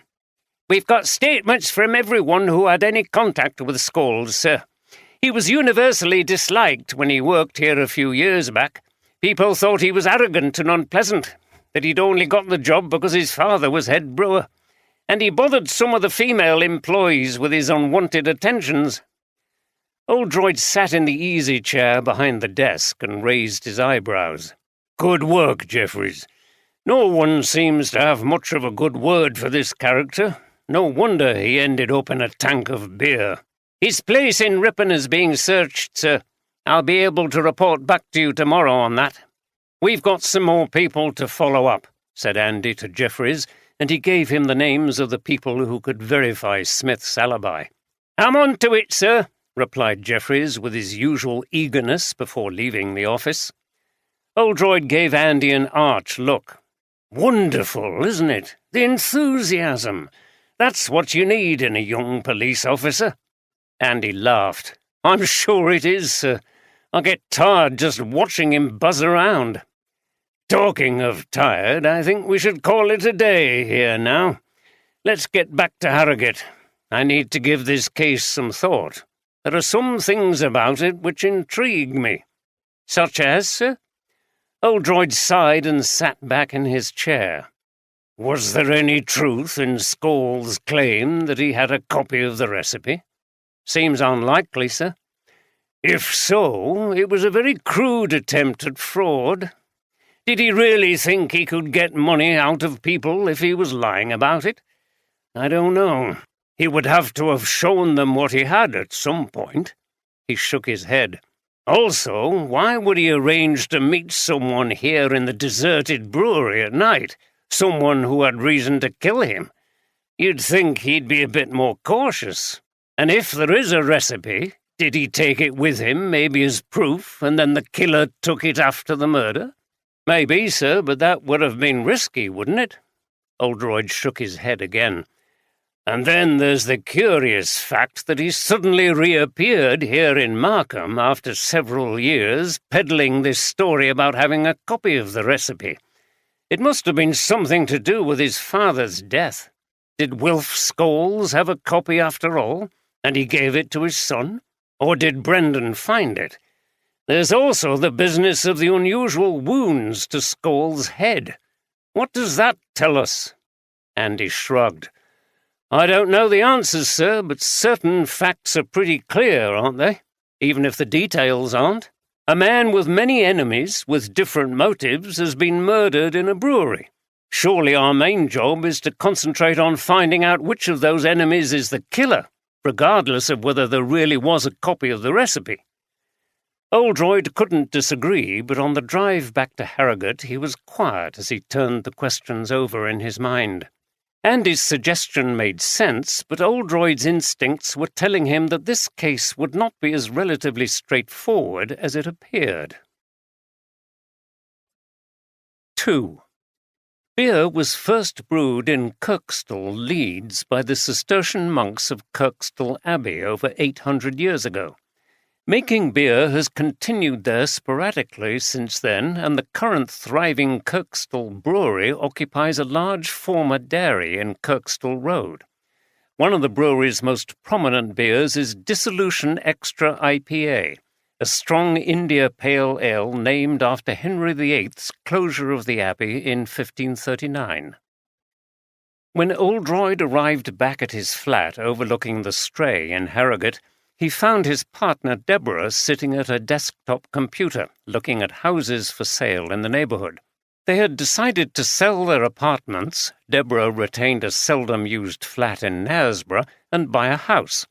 They both fancied having a garden, although Deborah was the one who was interested in cultivating plants. "Hi, love," said Oldroyd. "Anything good coming up? I'll make some tea." "Hi," she replied, somewhat distracted. "Not much yet. I've only just started. My last client of the day left a few minutes ago." Deborah was a psychotherapist with her own practice, which she ran from the Harrogate flat. "How was the investigation?" "Okay. Oldroyd called from the kitchen, and after a short while he came back into the living room with 2 mugs of tea. Unusual murder method. Victim was hit over the head and then drowned in a tank of beer. Andy thought it might be a good way to go. In this job you get somewhat hardened to people being bumped off. So I see, said Deborah, turning from the computer screen and smiling. What I found most interesting was the rivalry between the 2 breweries in Markham. Oldroyd sat down on the sofa and drank his tea while he told her about the Yoredale Ram and Ewes ales. So there we have a brother and sister who have really fallen out, and they're competing with each other in these breweries, and it seems quite bitter, if you'll pardon the expression. Ha ha, laughed Deborah sarcastically. I just wondered what you thought about it. That kind of sibling hostility is strange to me. I've always been close to Alison, and it would be awful if we didn't get on. Oldroyd's sister, who was a little older than him, was a vicar in Kirby-under-Side, a village between Harrogate and Leeds. Well, I think a lot depends on how siblings are brought up. If there's a competitive atmosphere in the family, that can intensify rivalries which can then last into adult life. Like you, I've always got on well with my brother, although I did resent the way Sam was treated differently as a boy, especially when it came to domestic tasks. Sexism plays a part with the Fosters, too. Emily was made to feel by her brother that brewing is not for women, and she's on a mission to prove that he's wrong.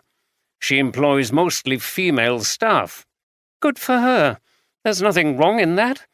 The problems can start if things become obsessional, that the whole venture is about proving a point. Exactly. All this is relevant to the case. He told her about the recipe for Wensley Glory. I'm thinking that one of them could be so determined to win this battle of the breweries that they would do anything to acquire that recipe, which would be a knockout blow in the contest between them. Anything including murder? Maybe. Well, that would certainly be an extreme expression of sibling rivalry. She returned to the computer while Oldroyd continued to drink his tea and think about the case. Oh, this looks interesting, announced Deborah after a while. It's a nice cottage in a village in the Nid Valley near Killinghall. An end terrace, long garden at the back. I'll book a viewing. Good, replied Oldroyd, trying to sound as positive as he could. The idea of moving was okay in principle, but when it came to the effort of finding properties and going out to look for them, his enthusiasm waned. He found himself bored and confused by colour schemes, kitchen designs, and floor coverings. He was happy to leave the search to Deborah, but there was no way he could avoid the viewing. Come and have a look, then. Show some interest, said Deborah in a tone that was part critical and part teasing. Yes, I will. He got up reluctantly and stood behind her. It was the usual collection of kitchen, bedroom, living room, garden. He found it difficult to form an opinion based on photographs. You are sure you really want to move, aren't you, Jim? She asked. Yes, of course. It's just my laziness, leaving it all to you.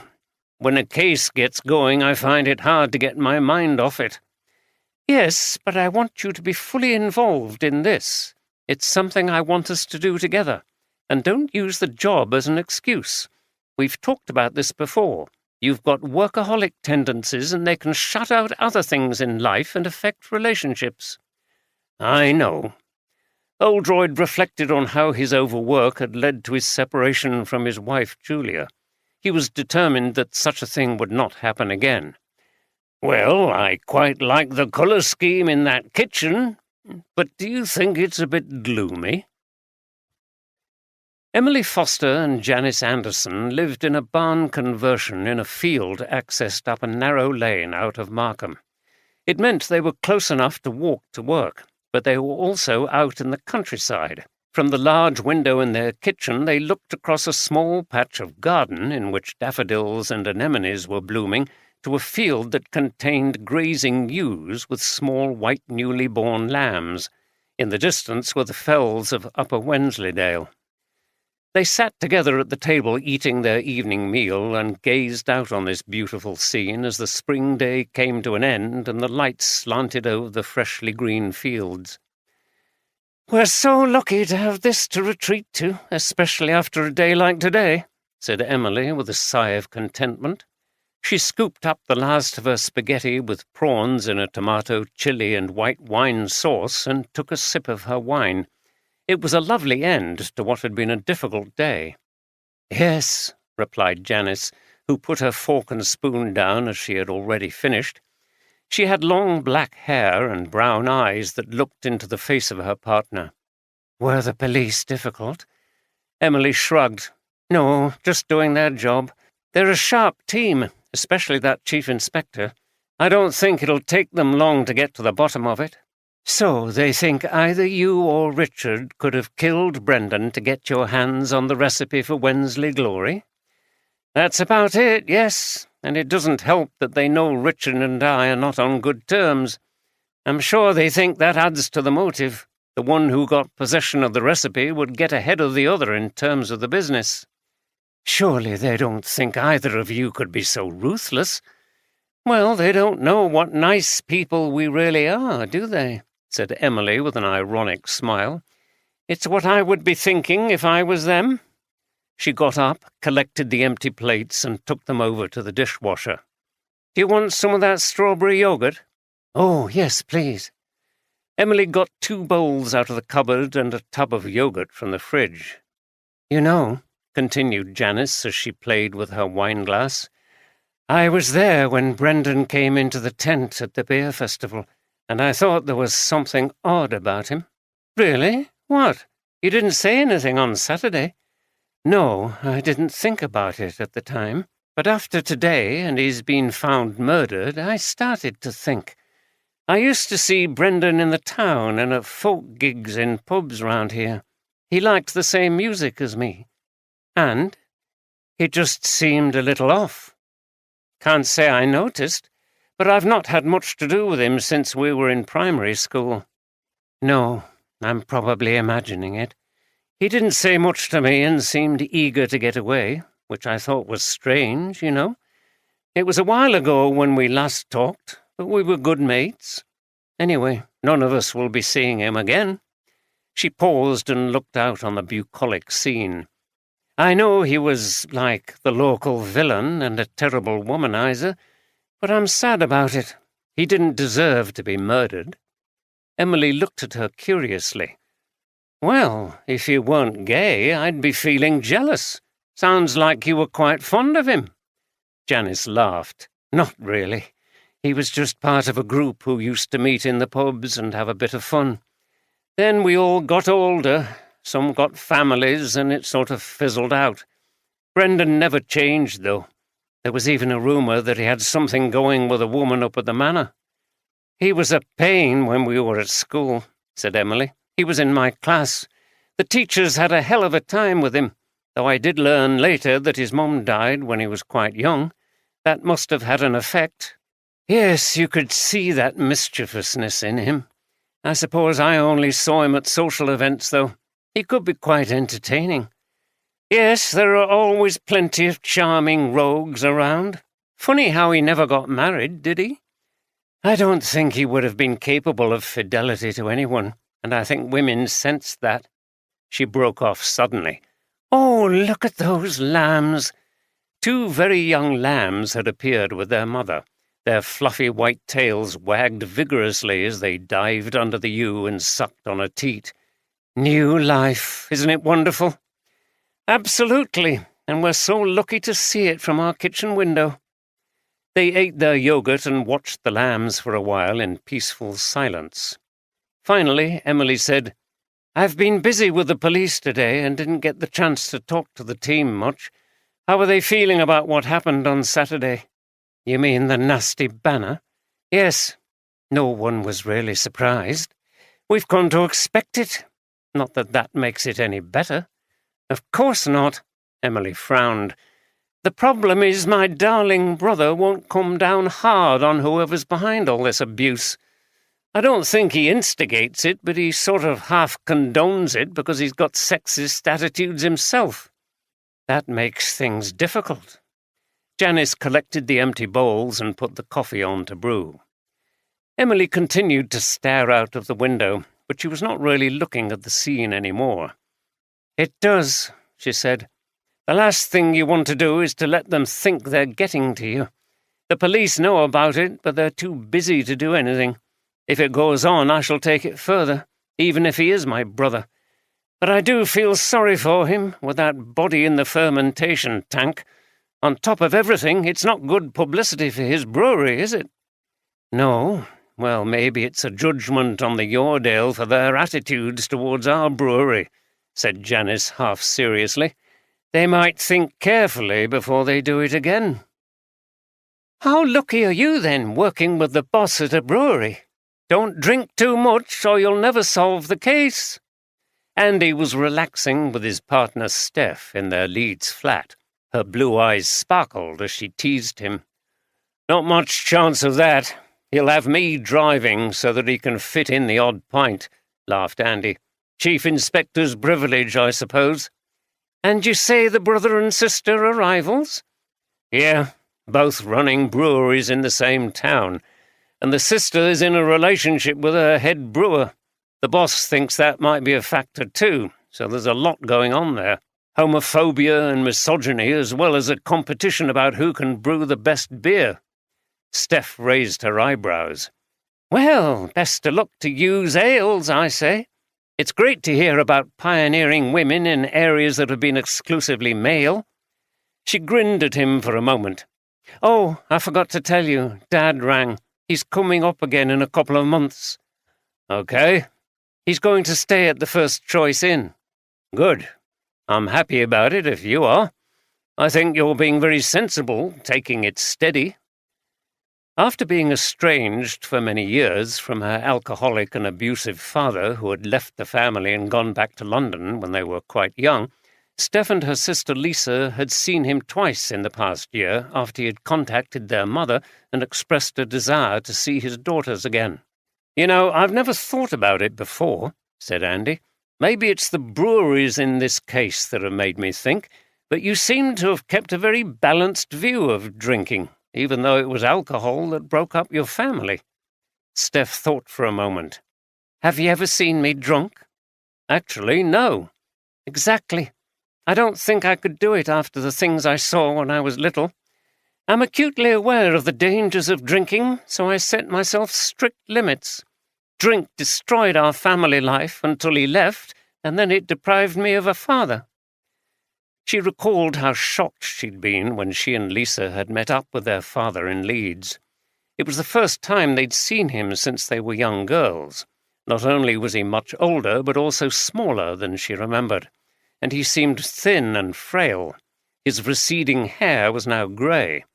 Alcohol had devastated his body, though he was dry now for the first time in many years and managing to hold down a job in customer services. He lived in a shared rented house in Barking with no partner, no family, and few friends. "I used to worry about you a bit when we first met," she continued. "You were a bit of a binge drinker under the influence of Jason." Jason Harris was one of Andy's oldest London friends, a rather wild character until he had reformed a little in recent years. He'd left the financial world to become a maths teacher in a deprived area. "I know, but you soon got me under control. Anyway, I couldn't do it now. I'm too old. I feel full up after a couple of pints." "Good. It's probably safe for you to investigate a case in a brewery, then." "Yeah, I can't see this one lasting that long. There are a number of suspects with a motive. It's just a matter of finding the right one." Steph laughed. "Well, I wouldn't count your chickens on that.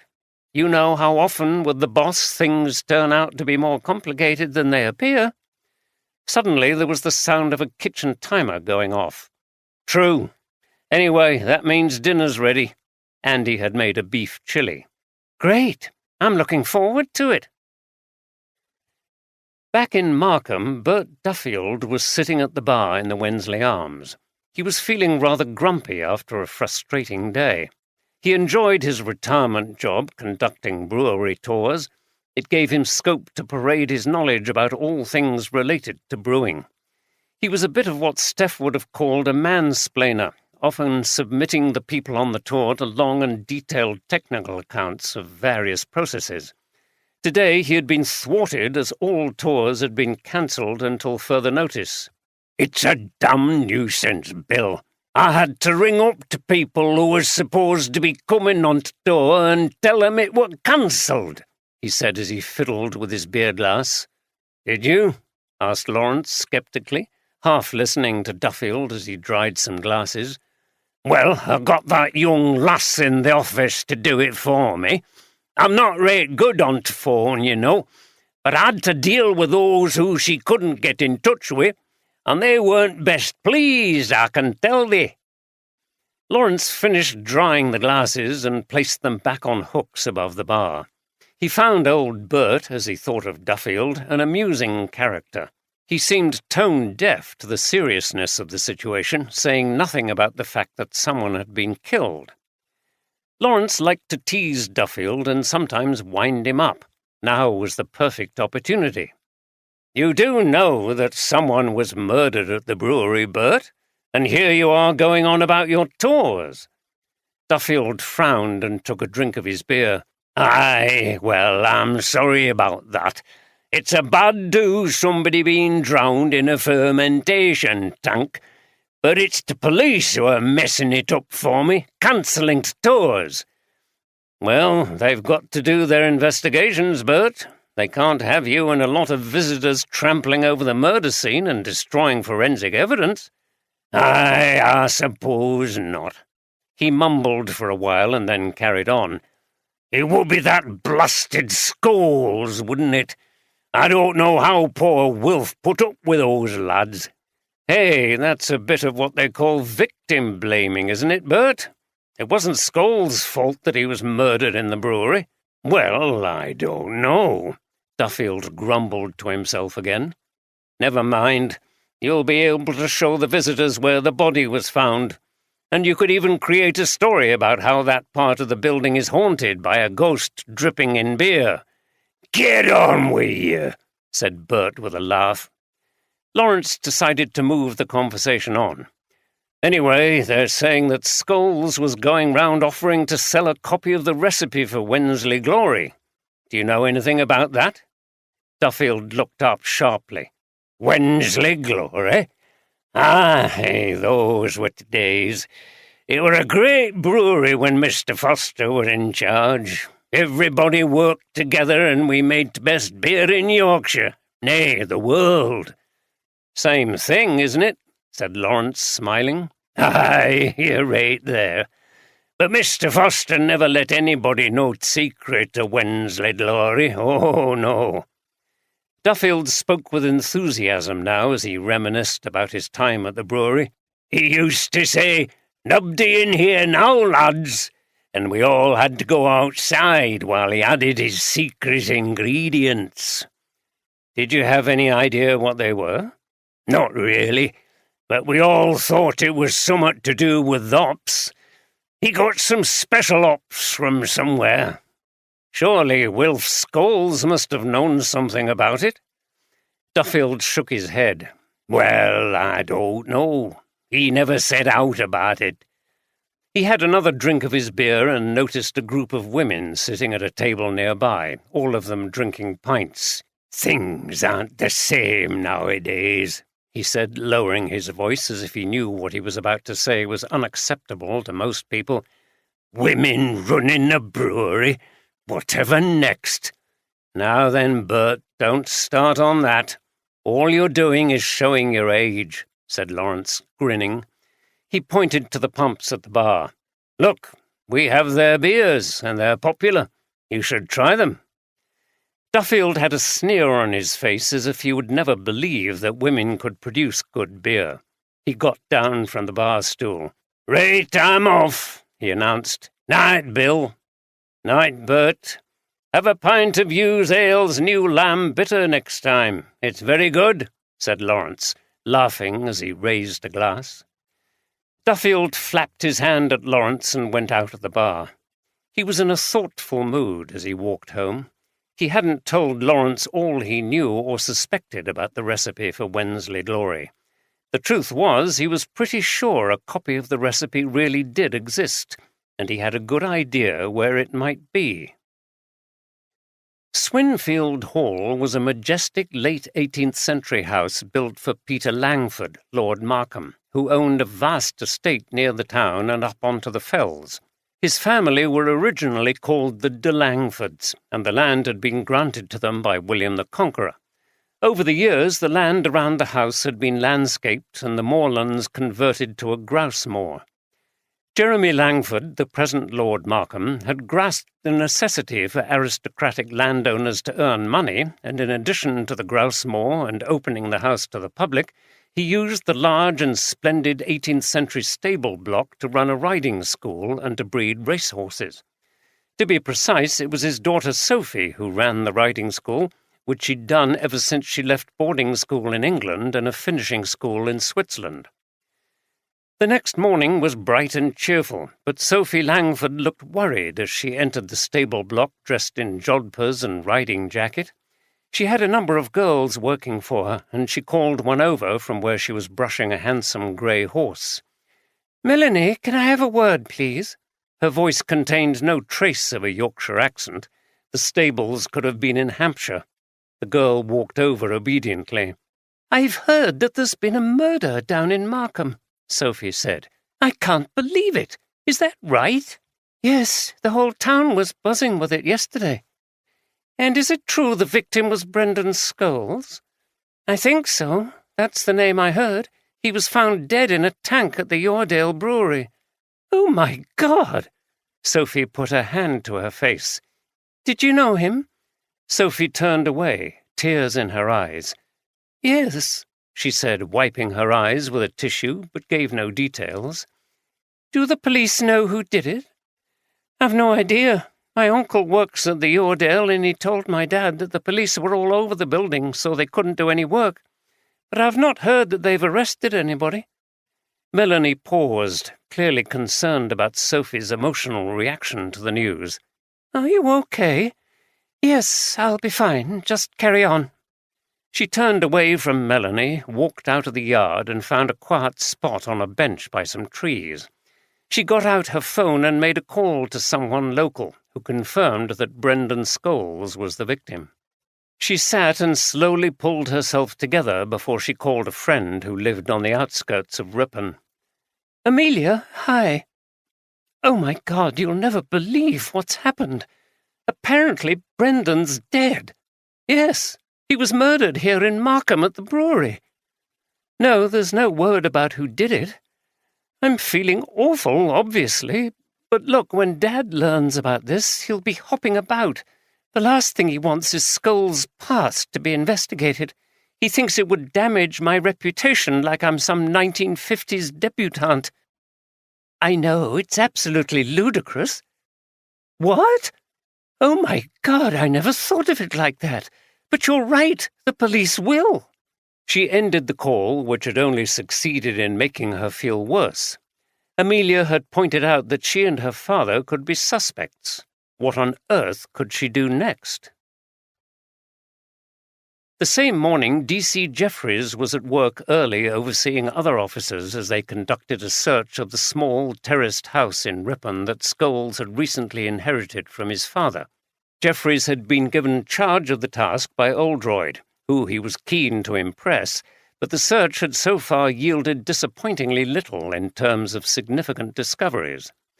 The flat was furnished in a basic fashion. It was untidy and didn't look as if it had been thoroughly cleaned for a long time. In fact, it looked like what it was, a flat that had been lived in for some time by men who were not in the least house-proud. Jeffreys walked around looking at the pictures on the walls, mostly framed photographs connected with beer and brewing in the area. There was an old black-and-white image of the Yoredale Ram Brewery dating from Edwardian times, showing workers lined up outside the gates sporting long, droopy moustaches. Another, more recent, depicted Wilfred Scholes smiling at the camera while he supervised the men inside the big brewhouse. Brendan's father had clearly loved his job at the brewery and was very proud of its achievements. In a sideboard drawer, Jeffries found a large bag full of medals, certificates and small trophies, all of which had been won at beer festivals and competitions going back to the 1960s. Above the sideboard was a photograph showing David Foster holding a trophy. At his side was Wilfred Scholes, both men flanked presumably by other people from the brewery. A caption at the bottom of the frame stated, "Wensley Glory Bitter, Beer of the Year, 1995. Jeffries knitted his brow together thoughtfully as he examined the photograph. Clearly those two men had been very close. Maybe Brendan Scholes wasn't lying after all. Perhaps David Foster really had entrusted the recipe to Scholes' father, and the son had found it after his death. There was another photograph, more recent but still a while ago, showing Wilf with his two sons, Brendan and Frederick. Jeffries removed this, thinking it might prove useful in his investigation. The room upstairs, which had obviously been Brendan's room, was even more untidy than the rest of the house. It was impossible to sort through things on the spot, so the detectives bagged up a computer and some folders of papers in the hope that they might yield something of interest when they were analysed back at the station. The only concrete piece of evidence they had discovered was some pay slips that confirmed Scholes had had a job in Ripon as an estate agent's clerk. That employment seemed to have ceased at the time his father died, as there were no pay slips after that date. Jeffries made a mental note that this would have to be followed up. When the search ended, Jeffries left immediately for Markham. He was eager to report back to DCI Oldroyd, as he had some news on another matter to relay to the Chief Inspector. "It's the usual carry-on, Jim. He doesn't take any interest in a case unless it has some significance for him and his bloody cronies in the lodge, or it's affecting some bigwig in the area that he wants to impress. He was on the bloody phone first thing this morning asking how the investigation's going into the murder in Markham. I don't think he has any idea where Markham is, but he must know somebody who's involved in the town or something. I don't know. Anyway, how are you doing with it?" Oldroyd was at Harrogate HQ in the office of his superior, Detective Chief Superintendent Tom Walker. It was the kind of austere office of someone who would have preferred to be out in the field. This summed up Walker exactly. He and Oldroyd had worked with each other for many years and were on first-name terms in private. They liked to throw in the occasional bits of Yorkshire dialect into their conversation. Walker was complaining to Oldroyd about Matthew Watkins, the relatively young, trendy, managerial chief constable of West Riding Police, for whom Walker, with 40 years of service behind him, mostly out in the field, had the utmost contempt. "Well, it's only the second day, Tom," Oldroyd said. "We've already got a line of suspects, but no front-runner yet."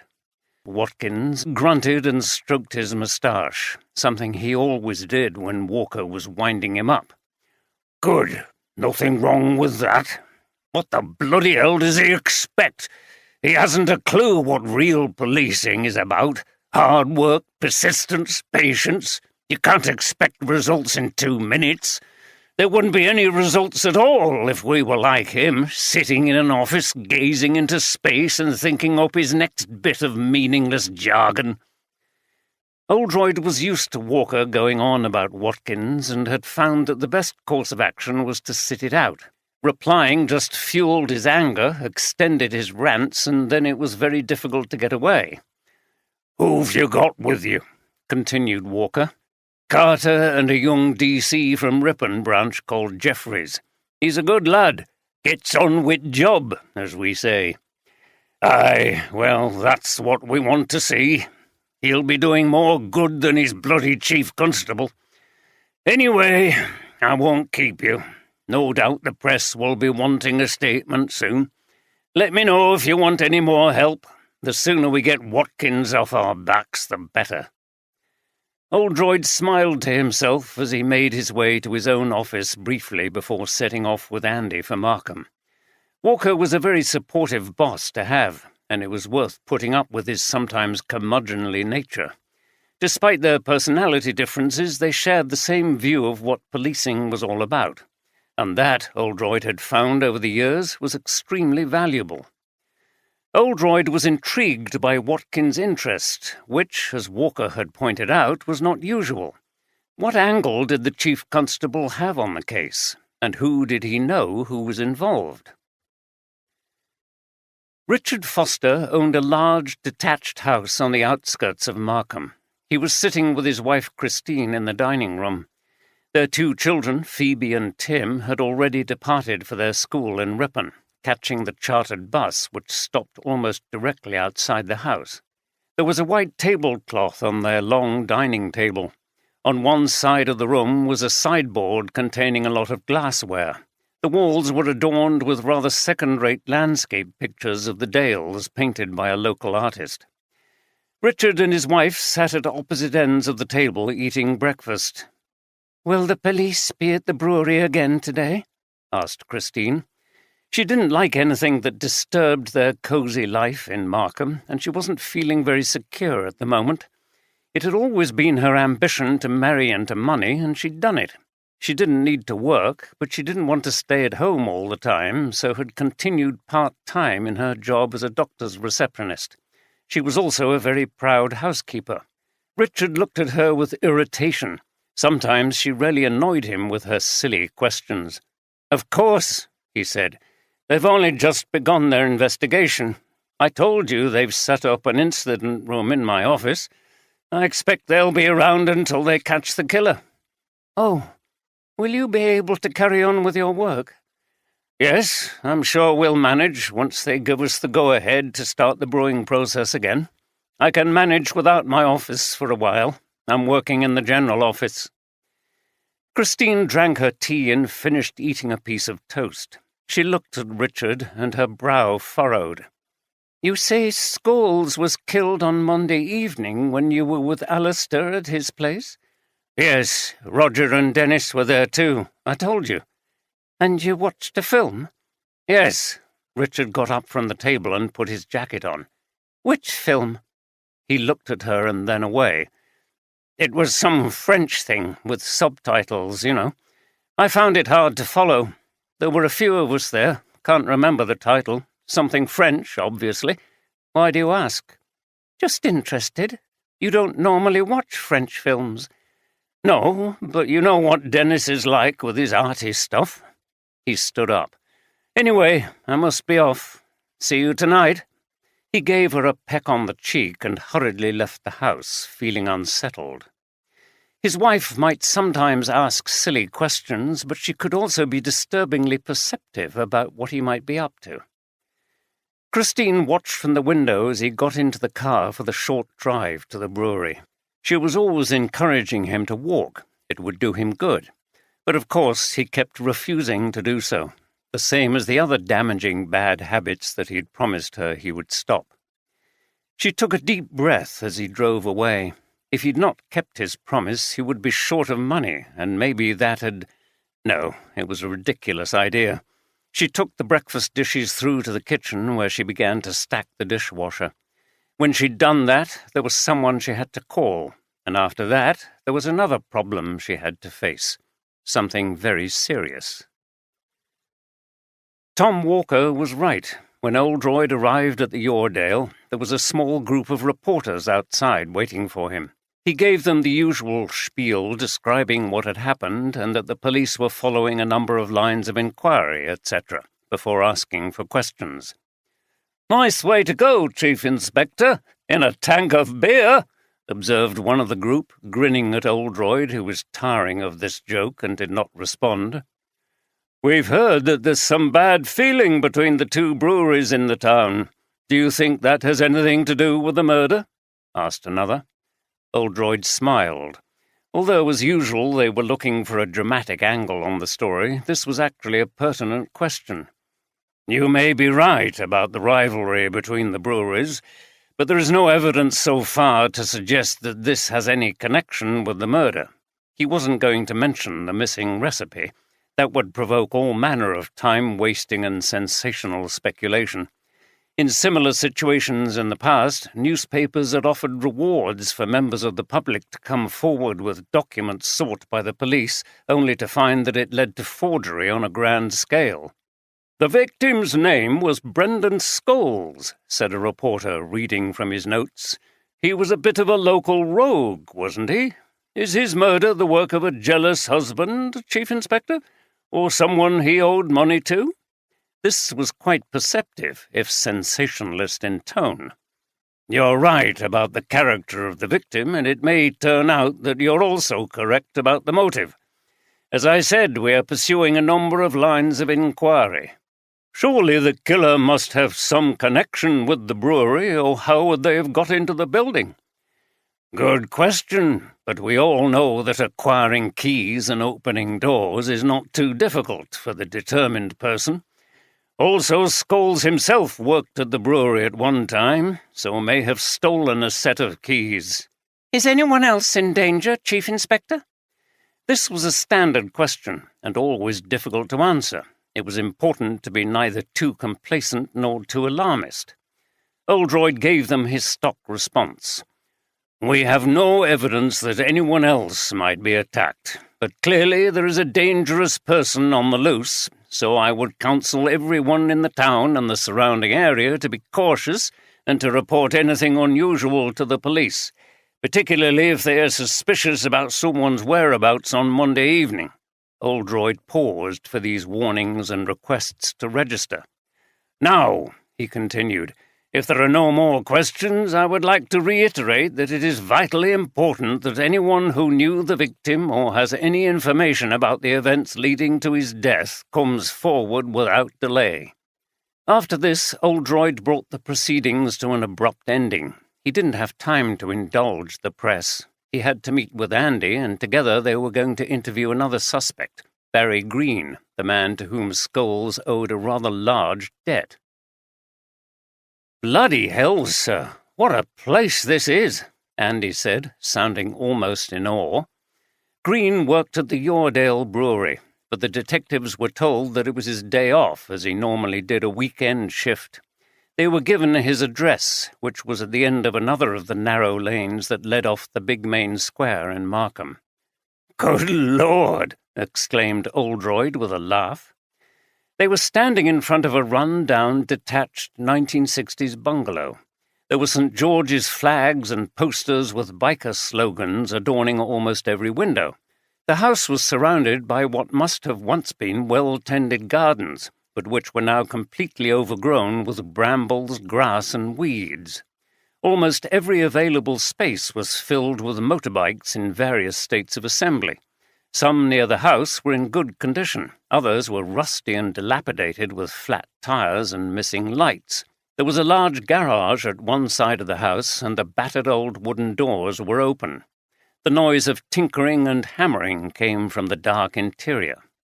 The detectives went in past a shiny and powerful Harley-Davidson which was parked alongside some vintage bikes. Clearly, Green kept the cream of his collection sheltered and locked up. "Mr. Green," called Oldroyd. The hammering stopped and a burly figure appeared out of the gloom. The brows were furrowed above the oil-stained face. He clearly didn't welcome being interrupted in his work. "Who are you?" he said suspiciously. The detectives showed their warrant cards, with which Green was not impressed. "I don't like you lot. You never leave us bikers alone. What do you want?" he growled. "We need to ask you about the death of Brendan Scholes," replied Oldroyd, ignoring the accusation of police harassment. "I know naught about it. We hear that he owed you money. Who told you that?" "Never mind. Is it true?" Green frowned and said nothing. Oldroyd turned a little more insistent, his tone becoming much firmer. "Look, this is a murder inquiry, and we're not going away. It's going to be a lot easier if you cooperate." Green scowled at Oldroyd. "Yes, he did owe me. He had an old Honda, and I did some work on it for him. I do jobs in my spare time, but not for nowt. He never paid me, and then he buggered off. Went to Ripon, so they said. He was trying to avoid the folk he owed money to. I wasn't the only one. But we have a report that you had a confrontation with Scholes in the Wensley Arms a few weeks ago, said Andy. I was just making it clear that I wanted my money. And what were you prepared to do if you didn't get it? Green looked at Andy with contempt. Not bump him off, if that's what you mean. How would that get me the money? Maybe you just had enough of him, said Oldroyd, and you're obviously someone who can put it around a bit. Well, I didn't. Where were you on Monday night? Here. I was working on the Harley, then I watched some telly and went to bed. Can anyone corroborate that? No, I left by myself. My ex went off with a publican in Leyburn a couple of years ago. I'll bet she was sick of coming second to the bikes, thought Oldroyd, but kept it to himself. You weren't at the Yoredale Ram Brewery? No, I wasn't. I spent enough time working there. I see. Well, stick around. An officer will be over to take a statement. And don't leave the area. Does that mean I'm a suspect? You and a number of others. Green scowled at Oldroyd again, but the detective was not in the least intimidated. It's always much better, he continued, if you cooperate. He looked into Green's face with his fierce expression, and the latter looked away. And by the way, I've nothing against bikers. I used to have one myself for a while. It's a great way of getting round the dales. Green's face lost its scowl, but he didn't say anything. The interview having concluded, Andy and Oldroyd walked back to the Yoredale. He clearly is a suspect, sir, Andy said. He had the motive, no alibi, and as he worked at the brewery, he would have been able to access the building. I can just imagine him slamming the victim over the head with something from that workshop and tipping him into that tank. Yes, very suspicious. But like Smith, I'm not sure he's the type to plan a murder. And how would he have got Scholes to meet him at the brewery? Scholes would have avoided that man at all costs. True, sir. Maybe more than one person was involved in this murder. Someone else lured Scholes there and Green did him in. They arrived back at the brewery and went in by the door through which Scholes and his killer had entered on the night of the murder. It's possible, replied Oldroyd, but as yet we've no evidence for it. We've got a lot more work to do. The resourceful Jeffreys had acquired a cafetiere from somewhere and had coffee ready when the two detectives returned to the incident room. He also provided a plate of chocolate biscuits. Andy and Oldroyd looked at each other and smiled before taking a biscuit. Steph and Deborah were conducting long campaigns to try to get the two men to lose some weight, but little indulgences like this, so they thought, could remain a secret. Jeffreys was looking very pleased with himself as he updated them on his own investigation. The forensic team have completed the examination of the murder scene and they've found a fingerprint on one of those railings where Scholes was bundled over. Lots of people will have held that rail, but this was a very fresh print, so it will be recent. Good, Oldroyd said. That's an important lead, so follow that up with our suspects. We've been to interview Barry Green, who is a top suspect. I want you to get forensics to examine the tools in his workshop and also those of Norman Smith, the joiner. Let's see if we can find the murder weapon. Yes, sir. Jeffreys was feverishly making notes. When he was done, he continued, Sir, we've done a preliminary search of Scholes' house.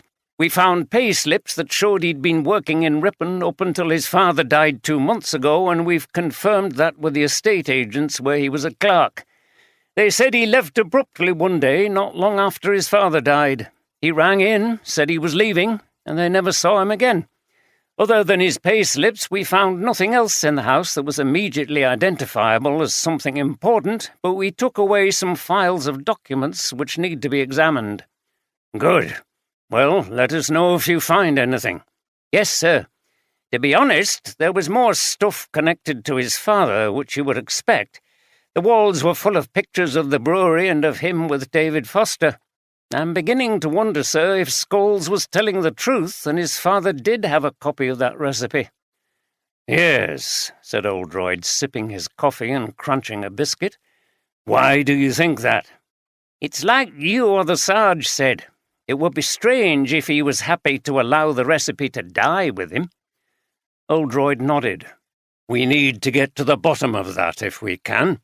If it exists and Scholes showed it to anyone, that person would have had a solid motive to kill him. But you didn't find anything to suggest it was there?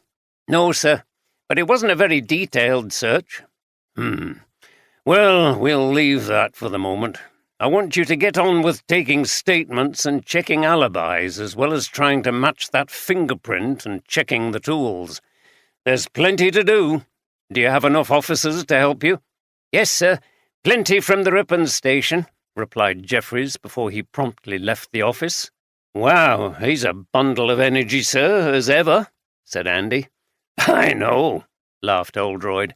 There's nothing like the keenness of the young, especially when you want to impress someone. I suppose so. You certainly wanted to impress me when you first came to Harrogate. Oh, I still do, sir, said Andy. Anyway, continued Oldroyd, can you find out where Scholes Sr. died and in what circumstances? That might prove interesting. The death of his father seems to have triggered a number of things for Scholes. I wonder why he left his job so suddenly. Did his father leave him some money? Find out about that, too. Okay, sir. Meanwhile, I'm going to have another talk with Richard Foster. There are one or two things about him that I find suspicious, and he hasn't responded to our requests for information. He stopped speaking as he caught sight of the chocolate biscuits on the plate. He looked at Andy, who frowned and shook his head. It was late morning, and the Wensley Arms was quiet. Bill Lawrence, the landlord, was chatting to a regular, a retired farmer, when Barry Green came into the bar with a thunderous look on his face. "Bill," he said, "someone in here's been blabbing to the police about me." "What do you mean?" replied Lawrence with a half-smile on his face. "Two coppers came round this morning, saying they've heard that Scholes owed me money, and so they've got me down as a bloody suspect." He leaned over the bar and spoke conspiratorially. "I think it was someone who saw me have that row with him in here a few weeks back. They want to mind their own bloody business." "Right," said Lawrence, trying to prevent the smile from spreading across his face. "If I find out who it is, I'll drop him one," declared Green, clenching his fists. "Calm down, Barry. There's no point. Look, what are you drinking?" "Pint of bitter." "Okay." Lawrence pulled the pint while he continued speaking. "The police aren't daft. They find all this stuff out sooner or later. It's well known you and Scholes weren't getting on. You talked about it enough in here. Just forget it if you really did have nought to do with it." He put the pint on the bar. "Bugger off, you cheeky sod," said Green, and took a long swig at his beer. "Are you talking about the bloke who was drowned in a fermentation tank over at the brewery?" asked the farmer. "Aye, and I'd like to put whoever's been talking about me to the police in there as well." "Watch it, Barry. You're incriminating yourself. We might ring up the police and tell them what you've said, that you've threatened violence." "Eh? Piss off, you wouldn't dare." Lawrence laughed. Green took another long swig of his beer and virtually finished the pint. He put the glass back down on the bar. "That bastard Scholes," he continued. "He's died still owing me money. I'll never bloody get it now." "You could try to register yourself as a creditor," said the farmer. "You might get something out of whatever Scholes left. The house might be sold." Green frowned. "He lived in Ripon, didn't he?" Yes, down that road behind the Minster, Church Street. There's a row of small terraces. I know it. Green finished the last bit of his beer and looked at the glass as he considered something. Right, I'm off. Bye then, called out Lawrence as Green exited by the same door through which he'd entered not long before. It was unusual for him to only have 1 pint. Green walked across the square, which was bright with April sunlight, with a spring in his step. The conversation in the pub had given him an idea. Oldroyd sat in the incident room facing Richard Foster, his grey eyes searching his face. "Can you tell me a little more about Frederick Scholes, who you said was in your year at school?" asked Oldroyd. "I didn't know him very well. He was mostly quiet and sullen, but I remember he had a reputation as someone you didn't want to cross. And I think he left. Yes, he left before the end of our time there. He must have gone to another school. I don't remember seeing him again in Markham, but that's not unusual. Lots of young people leave the towns and villages in the Dales. There's never enough work. I think he may have gone into the forces. I presume you went to Wilfrid Scholes' funeral?" "Yes, it was a couple of months ago." "And did Frederick turn up?" "Not that I recall. I saw Brandon at a distance. It was mostly old people who worked with Wilfrid at the Yoredale in my father's time. People like Bert Duffield, who does our brewery tours." "Right." Oldroyd continued to look at Foster. "I've also called you in because we need that information about your alibi for Monday night." Foster clapped his hand to his head. "Oh, sorry. I forgot with all that's happening. I'll get it for you now." He left the room and returned promptly with a sheet of paper containing names and addresses with telephone numbers. Oldroyd looked at the paper for a moment. "So these people can verify you were with them all evening?" "Yes." "And what were you doing?" Oldroyd noticed that for a moment Foster looked uncomfortable again. "It was just a social get-together. We had a drink and watched a film." "I see." Oldroyd put the sheet of paper on the desk. "What film was it?" "Oh, it was some French thing. I can't remember the title. One of my friends is into arty films." "Okay. Tell me more about your relationship with your sister and the Hughes Ales Brewery. She seems to think you harbour sexist attitudes towards the idea of women being involved in the brewing industry." Foster laughed scornfully. "I don't, Inspector. It's true that I wasn't happy that my father brought Emily straight into the company in a senior role. She hadn't studied brewing like I had. All she knew about was marketing." "So you resented her presence?" "I suppose I did." "And you were keen to buy her out and take sole control of this company?" "Yes, I've always thought of myself as my father's successor." "But you didn't expect her to be so successful in her own business?" "To be honest, no. But all credit to her and to Janice. They've worked hard." "I expect it rankles, though, doesn't it? Your little sister equalling your success at your own specialism? Is that why you are tolerant of the abuse they get over there?" Foster's face darkened. "Is that what she said? That's not fair. I don't condone it, but I think she overreacts to a bit of fun." Oldroyd looked at his notes. "I understand there was a banner at the beer festival that said, 'Use beer made by girls for girls.' That was quite insulting, wasn't it? Hardly a bit of fun." "I suppose so." Foster shuffled uncomfortably. Oldroyd tilted his head to one side and then spoke very directly. "You see, I'm wondering how you really feel about this rivalry and whether it's strongly enough to motivate you to kill Scholes in order to get that recipe so that you can get ahead of your sister. Did you arrange for Scholes to bring it to the brewery that night, then murder him and take it?" It was a blunt accusation, a shock tactic to unsettle the interviewee. Foster shook his head. "No, Inspector, it wasn't me. And would Scholes have brought the recipe to the brewery? That would have been risky, wouldn't it?" Oldroyd shrugged. "Maybe he didn't, but you were trying to negotiate with him, and it got acrimonious. You got into a fight and killed him accidentally." "No, Inspector." Oldroyd looked at him again and then said, "Very well. I won't keep you, but stick around in Markham. We may need to talk to you again. An officer will take a statement from you and fingerprints." Foster said nothing and left the room, looking relieved that the ordeal was over. Oldroyd sat alone, deep in thought, until his phone rang. It was Deborah. "I've arranged a viewing of that house near Killinghall. Can you meet me there at 6 o'clock? "That could be awkward if I'm still tied up here." Deborah was having none of it. "Look, Jim, unless it's an emergency, make it wait until tomorrow. You've got to say no sometimes and call it a day. Remember what we said? You are in charge, after all. We need to do this, otherwise it will just drag on and we'll never find anywhere." "I know. Yes, I'll be there. Text me the address." "Good, I will. See you later."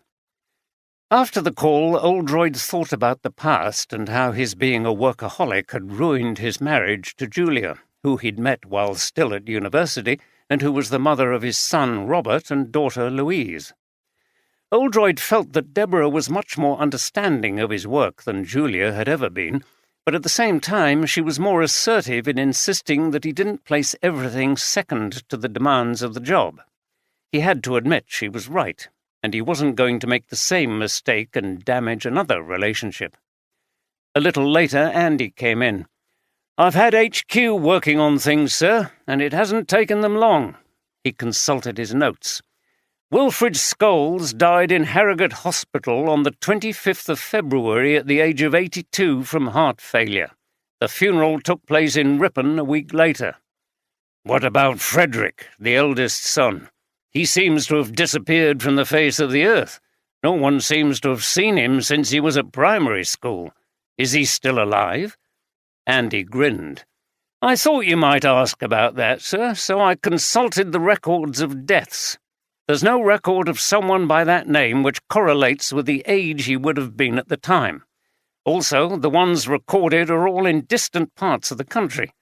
Of course, he would have moved somewhere far away, and probably did, as no one has had any contact with him, but the dates aren't right."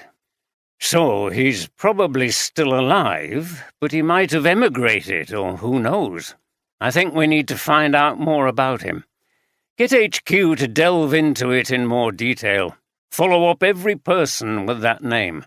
There must be some trace of him after he left primary school. Richard Foster said that he didn't come to his father's funeral. Do you think there was some rift with the family?" "Maybe." Andy was unconvinced. "I'm not sure this has much bearing on the case, sir. I mean, we've got the victim and some pretty good suspects. Where would the brother come in?" Oldroyd shook his head. "I'm not sure. But as I said yesterday, there are some odd things about this case. My instincts are telling me to look deeper into events, even if they don't appear to be immediately relevant." Oldroyd's procedural doctrine of combining a ruthlessness in following the evidence with a willingness to listen to instincts and hunches was legendary. "Anyway, there's not much more to do today. You might as well go into HQ tomorrow, and you and Steph can get on with the research together." "Okay, sir." Andy was always disappointed when he had to stay in the office. He preferred to be out in the field with his boss. At least he would be with Steph, however. It was nice to occasionally spend time together professionally as well as personally. "I've got to call at a house on the way back for a viewing. Deborah and I are considering moving out of Harrogate." "Right, sir." "Yes, we want a bit more space and a garden." "Sounds nice, sir, but it wouldn't do for me and Steph. We like being in the city, and an apartment is fine for us." "You might change your mind if you get a family." Andy grinned. "I don't think that will happen for a while yet, sir." "You never know," replied his boss with a twinkle in his eye. "The attractions of parenthood might suddenly grab you." When his boss had left, Andy received some information by email. A colleague at Harrogate HQ had sent him details about vacant inspector jobs going in other branches of the West Riding Police. The truth was that Andy was not desperate to leave Harrogate HQ and cease working with Oldroyd, but his boss's recent remarks about his potential, and that of Steph, had made him think. Was it indeed time to move? He'd discussed it briefly with an experienced detective inspector at Harrogate HQ who'd told Andy that he considered him ready for promotion. He'd offered to look out for vacancies at police stations where he knew the senior people would be good to work for. Andy knew that DC Jeffries would leap at the chance of replacing him, and he would make a good detective sergeant. He frowned to himself. It was a difficult decision, and he would need to talk it over with Steph. At the Hughes Ales Brewery, another working day was coming to an end. Janice Anderson had just finished supervising the fermentation process of the latest brew and had returned to her small office just beside the cavernous works area. As always, there was a strong smell of barley and hops, but she liked this. It was part of the job she loved. She completed the data on the current batch of beer. Everything was recorded. Times of the processes, the hops and barley used, and the quantities. As she did this, she was looking forward to the weekend and hoped that the good weather would continue. She and Emily had motorbikes and enjoyed going off on long outings and meeting up with groups of bikers at rendezvous points such as the Devil's Bridge just outside Kirby Lonsdale on the way to the lakes, where there were reserved parking spaces for bikers, and a van that sold excellent bacon sandwiches and big slices of cake. Thinking about bikes made her remember Brendan Scholes. He'd been a biker too, and a group of them had gone on classic trips up the Dales in summer. She had fond memories of those fun times with a happy group of people cycling through the gorgeous landscape. She looked up from the screen as something occurred to her. Hadn't Brendan had some kind of argument with Barry Green, the part-time mechanic? There was a suspect for the murder, at least in her mind. She shrugged. No doubt the police were already onto it. There was no point in her saying anything. She carried on working for a little while, but still couldn't get recent events out of her mind. She sighed and sat back in her chair. Why did she keep thinking about Brendan? It was quite a while since they'd been part of the same social circle. It was because there was something strange about the whole thing. Him turning up like that, claiming to have the recipe for Wensley Glory. He'd changed in some way she couldn't quite put her finger on, and he'd seemed to hardly remember her, which she'd tried not to take personally. Then almost immediately he'd been murdered. It was weird, but she had this feeling the two events were connected in some fashion. But she was no detective. Again, she told herself she'd be better leaving it to the police. Suddenly there was a loud banging on the frosted glass window of the office, which opened onto an alleyway. This was followed by the sound of laughter and scampering feet. It was a group of local kids again. They enjoyed making a nuisance of themselves, and they probably thought the Hughes Brewery was a soft touch because it was owned and mostly operated by women. In small communities there was often a price to be paid for being different, but it was a price they were prepared to pay for what they represented, and most people in the little town were very supportive. The office door opened and Emily came in. As they were alone, they had a brief embrace. They tended to tone down their affection in the workplace. "Have you nearly finished?" asked Emily. "It's a lovely evening. I thought we could go for a walk by the river before tea." "That's a nice idea. And yes, I'm ready to go." She started to shut down her computer. "Those kids have been banging on the window again." "Oh, just ignore them. I'm less concerned about them than the so-called grown-ups who harass us and should know better." "I know. I'm just worried that the glass is quite old, and if they punch it, they're going to break through and get badly cut." "Right. We'll have to get it reinforced somehow. I'll call those window people in Ripon." "Have the police been round today?" asked Janice. "Nope. Which is a good sign, I think.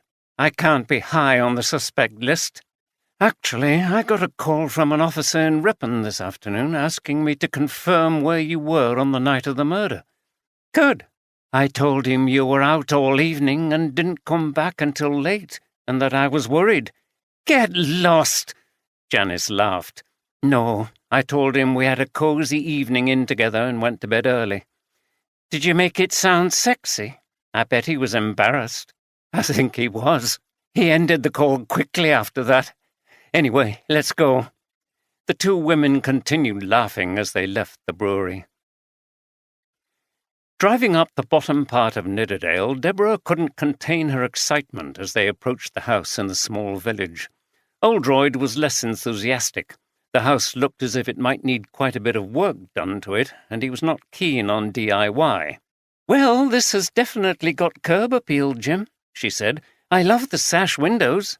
"Looks like they might be the originals," observed Oldroyd, thinking it would cost a fortune to replace them if they were rotten. "Even better," said Deborah. "Hard wood rather than plastic." "They certainly look good, but I doubt that they're double-glazed. They'll be very drafty." Deborah decided to ignore this and walked to the front door to introduce herself to the smartly dressed young estate agent who was waiting to show them around. "I'll take you into the kitchen first. It's full of potential," he said. "You can really stamp your own taste in here." Deborah and Oldroyd surveyed the shabby faux dark oak units in the galley kitchen. "Isn't it a bit small? I thought we'd decided we want a kitchen we can eat in," said Oldroyd. The estate agent was quick to jump in and suggested a knock-through. "Well, I don't think we want to do a lot of work, do we, love?" Again, Deborah ignored Oldroyd. He wondered if he was annoying her with comments that sounded negative. "Knock through to the dining room and put in French doors. Oh, Jim, this is perfect. We'd be able to cook and eat looking out on that fabulous garden and the hills beyond it." Oldroyd gazed out of the window. "But the garden, it's just a lawn. You like lots of plants. What are those borders you like at Benningborough Hall?" "Herbaceous borders," said Deborah. "And we can create them here. We can go to that lovely new garden centre near Harrogate and—" "Oh, yes, I've heard they've got a nice restaurant there. And of course I will help with the plants," he hastened to add. Deborah rolled her eyes and shook her head, and the estate agent tactfully led them into the living room. "Before you come up with another problem," said Deborah, "we can easily get someone in to remove the Artex. Try to focus on the positives, like the size of the rooms and that lovely marble fireplace." "Not very green to have an open fire." "Jim, shut up. We don't have to light a fire. We can put flowers in the grate." They continued through the rest of the rooms and the bathroom. "As you can see, the bathroom has been modernized in a tasteful way. It's a new suite and recessed light fittings, tiled with underfloor heating." Oldroyd looked around the room sceptically as the estate agent delivered his patter. Tasteful was very subjective. He wasn't at all attracted to the minimalist design of the sink and bath. It was all a bit too square and functional for him. He preferred old-fashioned curves, and hadn't Deborah once said she liked freestanding baths? He peered into the boiler cupboard. "How old's the boiler?" he asked. "Recently replaced," said Deborah. "We've already established that. Weren't you listening? There's nothing to do in this room. Look at the size of the bath and that heated towel rail. No more damp towels lying around, and it's so light and spacious." Deborah was full of enthusiasm. "No, I suppose not, but don't you think it's almost too bright and too white?" replied Oldroyd. "Maybe, but we could contrast it with a few plants and dark towels." When they were walking back to the car, Oldroyd had to admit that it was a very attractive, characterful house. Added to this, the proximity to the village pub, which he knew always had a good selection of cask ales, was making him warm to it a little. "You're right. It is a lovely house, but apart from the bathroom, a bit more of a doer-upper than I was thinking we'd go for." "But livable? We can do it up gradually to our taste." They both laughed at this. "Okay," said Oldroyd, relaxing and thinking maybe he'd been wrong about how annoyed she was earlier. "But let's at least look at one more." He glanced around the village again. It was full of chocolate box cottages with carefully tended spring gardens, but there was no one about. The other thing that concerns me is living in a small village. Why is that? Well, don't you think you might feel isolated and a bit that the village was all on top of you? I've never lived in a small place like this. I might find it a bit narrow. I suppose I'm used to the anonymity of a larger place, somewhere with a bit more of an urban vibe. Deborah laughed. I'd hardly say that Harrogate was a big multicultural metropolitan area, and you don't go out much anyway. I know, but I think it would be relaxing here and great to be so close to the countryside. The only problem I would have is keeping you out of that pub. Maybe. Actually, do you fancy a quick drink in there? If it's going to be our local, then we should check it out to see if it's any good. Oh, all right then, said Deborah, sounding a little weary. They'd made it through the viewing, but it had seemed like heavy weather. Back in Markham, the local cricket team was gathering for a net practice at their ground near the river. It was an idyllic place for cricket and a much photographed scene. The flat green playing area with its white boundary line, manicured wicket and white wooden pavilion with attached clubhouse was backed by tall trees, including a magnificent copper beech. Beyond, there were views of the church spire in the distance and the river flowing nearby, lined by more trees. Beside the pavilion was a huge and ancient metal roller used to keep the surface of the wicket smooth and level. It took several people to pull it. The season was just about to start, and the players were keen to impress in their first match, which was at home. The fabled smack of willow against leather could be heard from the nets behind the pavilion, along with much laughter and banter. Excitement was in the air after the long winter layoff and the prospect of playing again. The current captain was Philip Welbeck from the Yoredale Ram Brewery. It was his often thankless task to crack the whip and get team members to come on time to these important practice sessions. He looked at his watch. There were still some people missing. "Where's Barry?" he called to a player who was just padding up. "Said he's not coming tonight. He's got to go into Ripon for something." Welbeck grimaced. Barry Green was the first-choice wicket-keeper, but like everyone else, he needed practice, especially after the long break. There were only 2 days left before the match. "What's he bloody playing at? He knows we've got North Tanfield here on Saturday." "Don't know, skipper." The player shrugged and made his way over to the nets. 2 young men arrived cycling at speed down the lane at the side of the clubhouse. They dumped their bikes and ran to the nets. "Where the hell have you been?" called Welbeck. He shook his head and went over to where a group of young players were gathered. He was going to do some coaching with them tonight. Line and length in bowling, taking guard and defensive positions in batting. "Okay, lads," he shouted as he rubbed his hands together. It was getting a bit cold now that the sun was going down. "Let's get moving. Half of you get padded up, the other half do some loosening up exercises, and then pick up a cricket ball and get bowling." The session continued with the same enthusiasm. A number of evening walkers paused for a while to watch. It was one of those unmistakably English signs that spring had arrived and that summer was not far behind. Emily and Janice appeared on the path by the river as they neared the end of their pre-meal stroll. They sat down on one of the benches set along part of the boundary to watch the session. "I've always enjoyed cricket," observed Janice. "I've always fancied it too," replied Emily. She turned to her partner.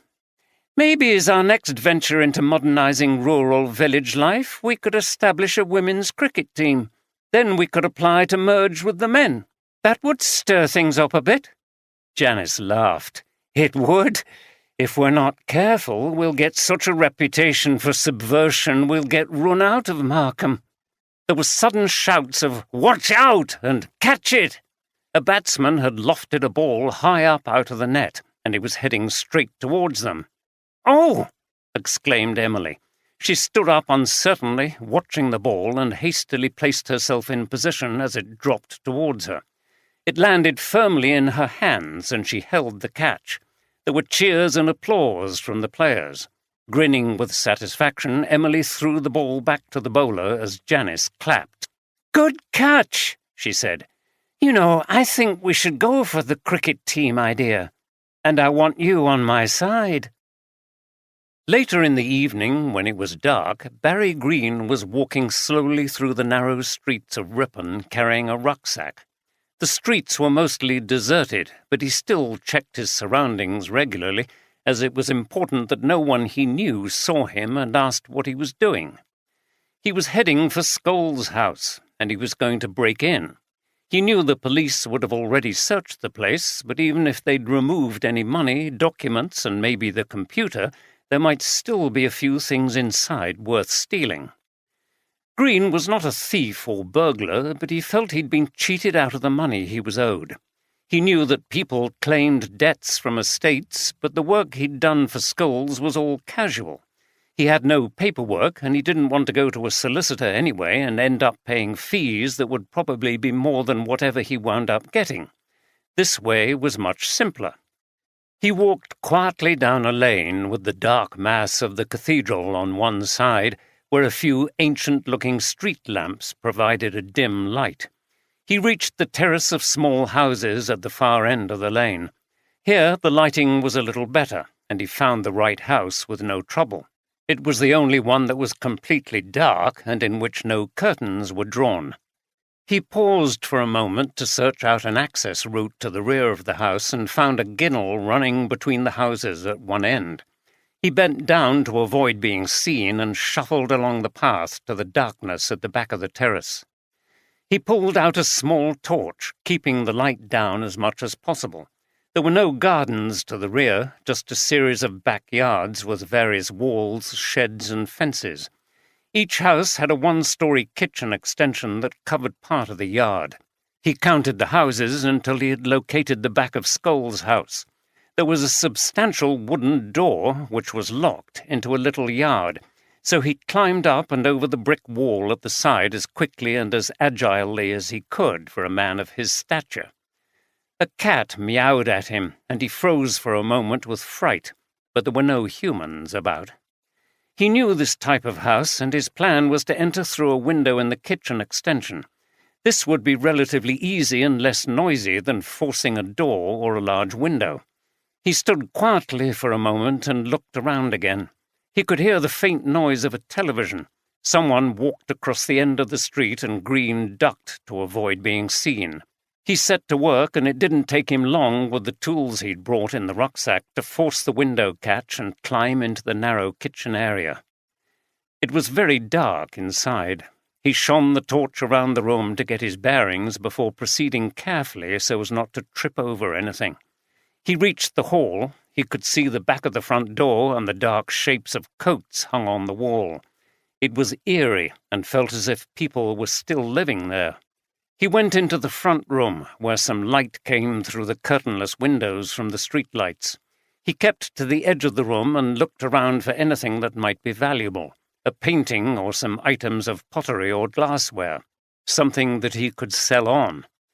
He saw an old-fashioned display cabinet, which looked very promising. He opened the door and examined various items, including a china dog and a coffee pot. There were some medals which had been awarded to Wilf Scholes at beer competitions over the years. He wouldn't take those. He had a great deal of respect for Scholes Sr. He became so engrossed that he failed to hear the faint sound of footsteps coming stealthily down the staircase and along the hallway. He had just decided to remove a silver candle holder when he heard a noise behind him. He looked up and felt a jolt of shock. He was facing the fireplace, which had a mirror above it. In the ghostly light from the street, he could see the reflection of a figure standing behind him at the door. He recognized who it was and turned quickly to face them. "What the hell are you doing here?" There was no reply. The second intruder was carrying a weapon, which they quickly raised and smashed down onto Green's head. He fell heavily to the floor. 2 more heavy blows followed, which ensured Green's death. Green's fatal break-in at Scholl's house was not the only clandestine activity being undertaken that night. Back in Markham, at some time past midnight, a figure slouched quietly down a back lane to the Hughes Ales Brewery. Like Green, they were carrying a small rucksack. They stopped at the main gates, took off the rucksack, and looked around to see if they were alone.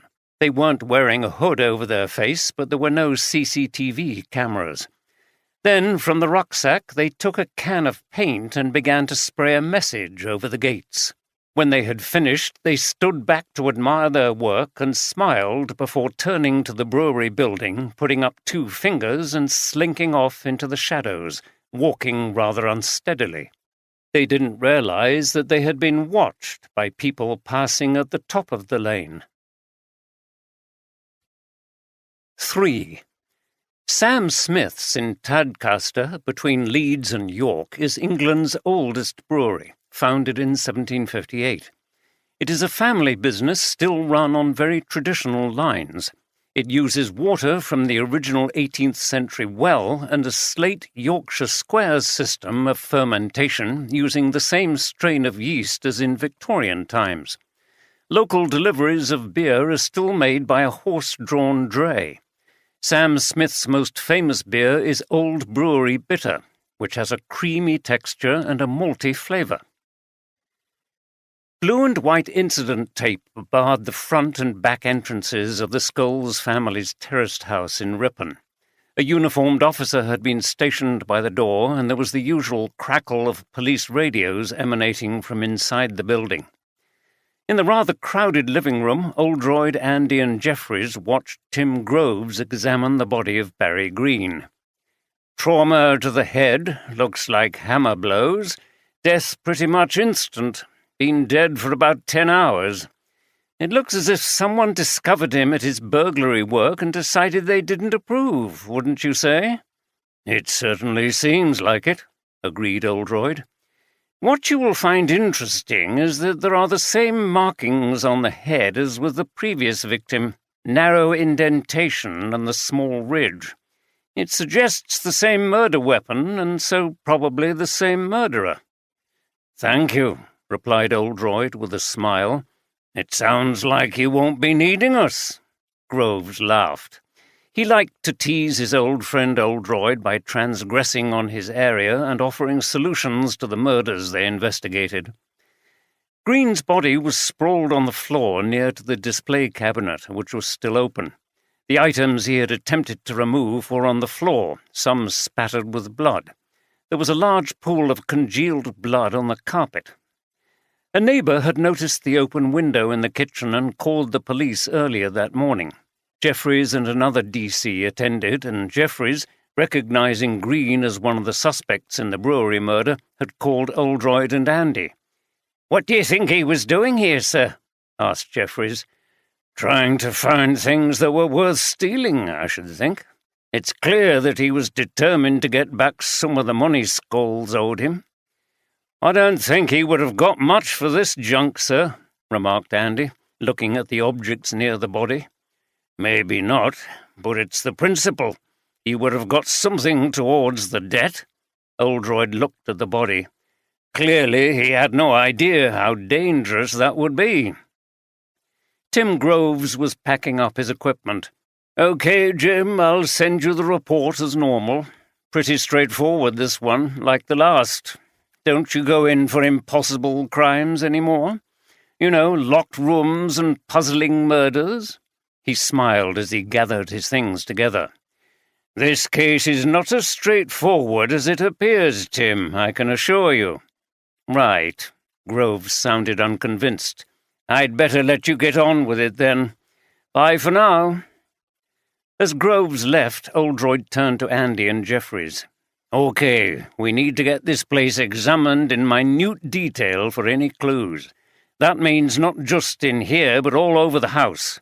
Is there any evidence of forced entry other than the kitchen window?" "I don't think so, sir," replied Jeffries. Oldroyd frowned. "Then unless Green let this person into the house, that suggests his killer was the same person who killed Scholes." You mean they had keys for the house, which they'd taken from Skoll's body before they dumped him in the tank, sir? Ventured Andy. Exactly. They didn't have to break in. They just waited until the police weren't around. Andy smiled to himself. He was glad to have worked this out and suggested it to his boss in front of Jeffries, who was looking a little downcast. But why were they here? What were they looking for? Surely not just money or valuables like Green was, continued Oldroyd. That recipe, sir? Suggested Jeffries. Possibly, but maybe it was something else, something the killer wanted to retrieve, something incriminating. Do you have any idea what it could be, sir? Oldroyd shook his head. Also, it was obviously too incriminating for the killer to be seen here by someone who knew him. For Green, it was unfortunately a case of MOTP. Jeffries looked puzzled. Malignancy of time and place, said Andy. He was familiar with Oldroyd's habit of creating acronyms to summarize murder situations. He chose the wrong night to break in. Correct, said Oldroyd. Jeffries had received a text message and was now on his laptop. Sir, we've had a result with that fingerprint in the brewery at the first murder scene. A team have been examining the print with those taken from the suspects. It's a perfect match for Norman Smith. Oldroyd raised his eyebrows. Is it now? Okay, well done. Andy, we'll get over there straight away. Everything seems to be happening today. Too late to save poor Barry Green, though. Oldroyd and Andy left, leaving Jeffries again beaming from the effects of Oldroyd's praise. When Emily and Janice arrived at Hughes Ales that morning, they were surprised to find a group of their workers standing outside the gate. Some were talking and one was crying and being comforted. When they saw their bosses, some went quiet, while others looked away almost as if they were embarrassed. As soon as Emily and Janice read what had been spray-painted on the gates, they understood why. The large, ragged letters in pink paint read, "You beer is dyke piss." The irony was that the clumsy letters looked like a child's writing, but no child could have written something so calculatedly horrible. Emily's stomach lurched with shock as she stood gazing at the message. Janice murmured, "Oh, no," and put her hand to her mouth as a tear ran down her face. Emily's shock was quickly replaced by anger. She put her arm round Janice's shoulder. "It's okay. Don't let them get to you." She turned to address the assembled employees. "Right, everyone. This has gone on long enough. I'm as disgusted as I know you are. I shall be reporting this to the police, and I shall speak to my brother as well. We strongly suspect that all this harassment is the work of someone from the Yoredale. On this point, though, be careful. We don't know for certain that this is the case, so don't make accusations you can't prove, especially if the press get hold of this story and start asking questions. If that happens, say nothing. They'll only twist things." She paused and looked round. The women were downcast. This latest act of derision had hit them hard, and they knew their boss's relationship was also being attacked. Emily continued, "This is an awful thing, but I don't think it represents what most people in Markham think about gay people or an enterprise like this run by women. We're not going to let anyone stop us. We are successful. Our beers are popular. We believe in ourselves and in what we are doing." "Hear, hear," called someone, and there was enthusiastic applause and some cheering. Emily grinned and then shouted, "Okay then, let's get to work making the best beer in Yorkshire." There was a chorus of hooray, and everyone went through the gates. Emily and Janice stayed behind to look again at the graffiti and see if there were any clues as to who might have done it. There was nothing. "First job is to get that cleaned off," said Janice as she frowned at the spray-painted message. "They've got some stuff that'll get it off in the cleaner's cupboard. I'll come out with a brush and do it." "Great, but wait until I've taken photos and talked to the police. They may want to come and look at it." "Okay. We're going to have to install some CCTV round the site. I never thought it would be necessary, but I was being naive." She took a deep breath. "Anyway, I've got some calls to make. The air is going to be blue in that office." News of Barry Green's murder soon reached the Yoredale Ram Brewery and was received with stunned shock. The death of the unpopular Scholes was bad enough, but Green was one of their own. A group stood around in the break room talking quietly. Nobody had the energy or desire to start work. "I thought it was funny he didn't turn up to cricket practice last night," said Philip Welbeck. "We're going to miss him badly. Who the hell will go behind the stumps now? He was a bloody good worker, too. He'll be hard to replace here." "He could knock a few runs up as well, if he got his eye in," observed another workman and cricketer. "It won't be the same round here without him and his bikes," said a third. "He did a lot of repairs for me, and we had some good trips." Aye. Things went quiet for a while. People were shaking their heads and looking uncomfortable. "Do the coppers think it was the same person who killed Scholes?" "I've no idea," replied Welbeck. Richard Foster appeared on the platform above, the same one from which Scholes had been pushed. "Right, lads," he said, getting everyone's attention. "I know it's hard, but we'd better make a start or we'll get behind with the schedule. We'll talk about Barry later and see if we want to create some sort of memorial to him, okay?" There were a few mutters of agreement before everyone reluctantly set about their various tasks. Foster returned to the main office and found Peter Morgan at his desk, looking rather harassed, clearly also finding it difficult to focus on work. "2 murders of people connected to Markham. I suppose they must be linked," he said, echoing the point made by one of the workmen. "It's too much of a coincidence. I wonder if the police have any theories." "I'm sure they do, and they'll be back wanting more information about Green soon. Was he a good employee? Did he have any enemies apart from Scholes? And so on." He sat back in his chair and took a deep breath. "This is driving me nuts. It's hard enough running a business without dealing with murders and a full-scale police investigation as well. Just answer their questions and then put it to one side. Try not to let it get to you." "Yes, it's easier said than done. Foster's phone rang and he looked at the number. "Damn, what does she want? Hello?" Morgan watched as Foster's face fell, and his eyes closed in what was clearly frustration. "Are you serious? Of course it's unacceptable, and I'm very sorry, but how do you know it was someone from here who did it?" I know. I will. I'll get to the bottom of it." "Well, that's not necessary. It'll just put more pressure on us all." "Okay, well, it's up to you. We've got a lot on here. Have you heard about Barry Green? He worked for us, found this morning murdered in Scholes' house in Ripon." "Yes, another one. It's really kicking off here. I think the town is going mad and the police will be swarming all over the place again. Anyway, I must go." Foster ended the call and swore. "What's going on?" asked Morgan. His boss was drumming his fingers on the table, looking angry and agitated. "It was my sister. There's some graffiti written on the gates of her brewery. It's nasty. Far worse than that banner at the festival. She's going to the police about it. I can't say I blame her." He slammed his fist onto the desk. "When I find out who's done this, if they work here, they'll be straight down the road. It's gone far beyond a joke. I'm going to find those 2 who put up the banner. If it was them again, they've had it." He stomped out of the office, red-faced with rage. Morgan shook his head and went quietly back to his work.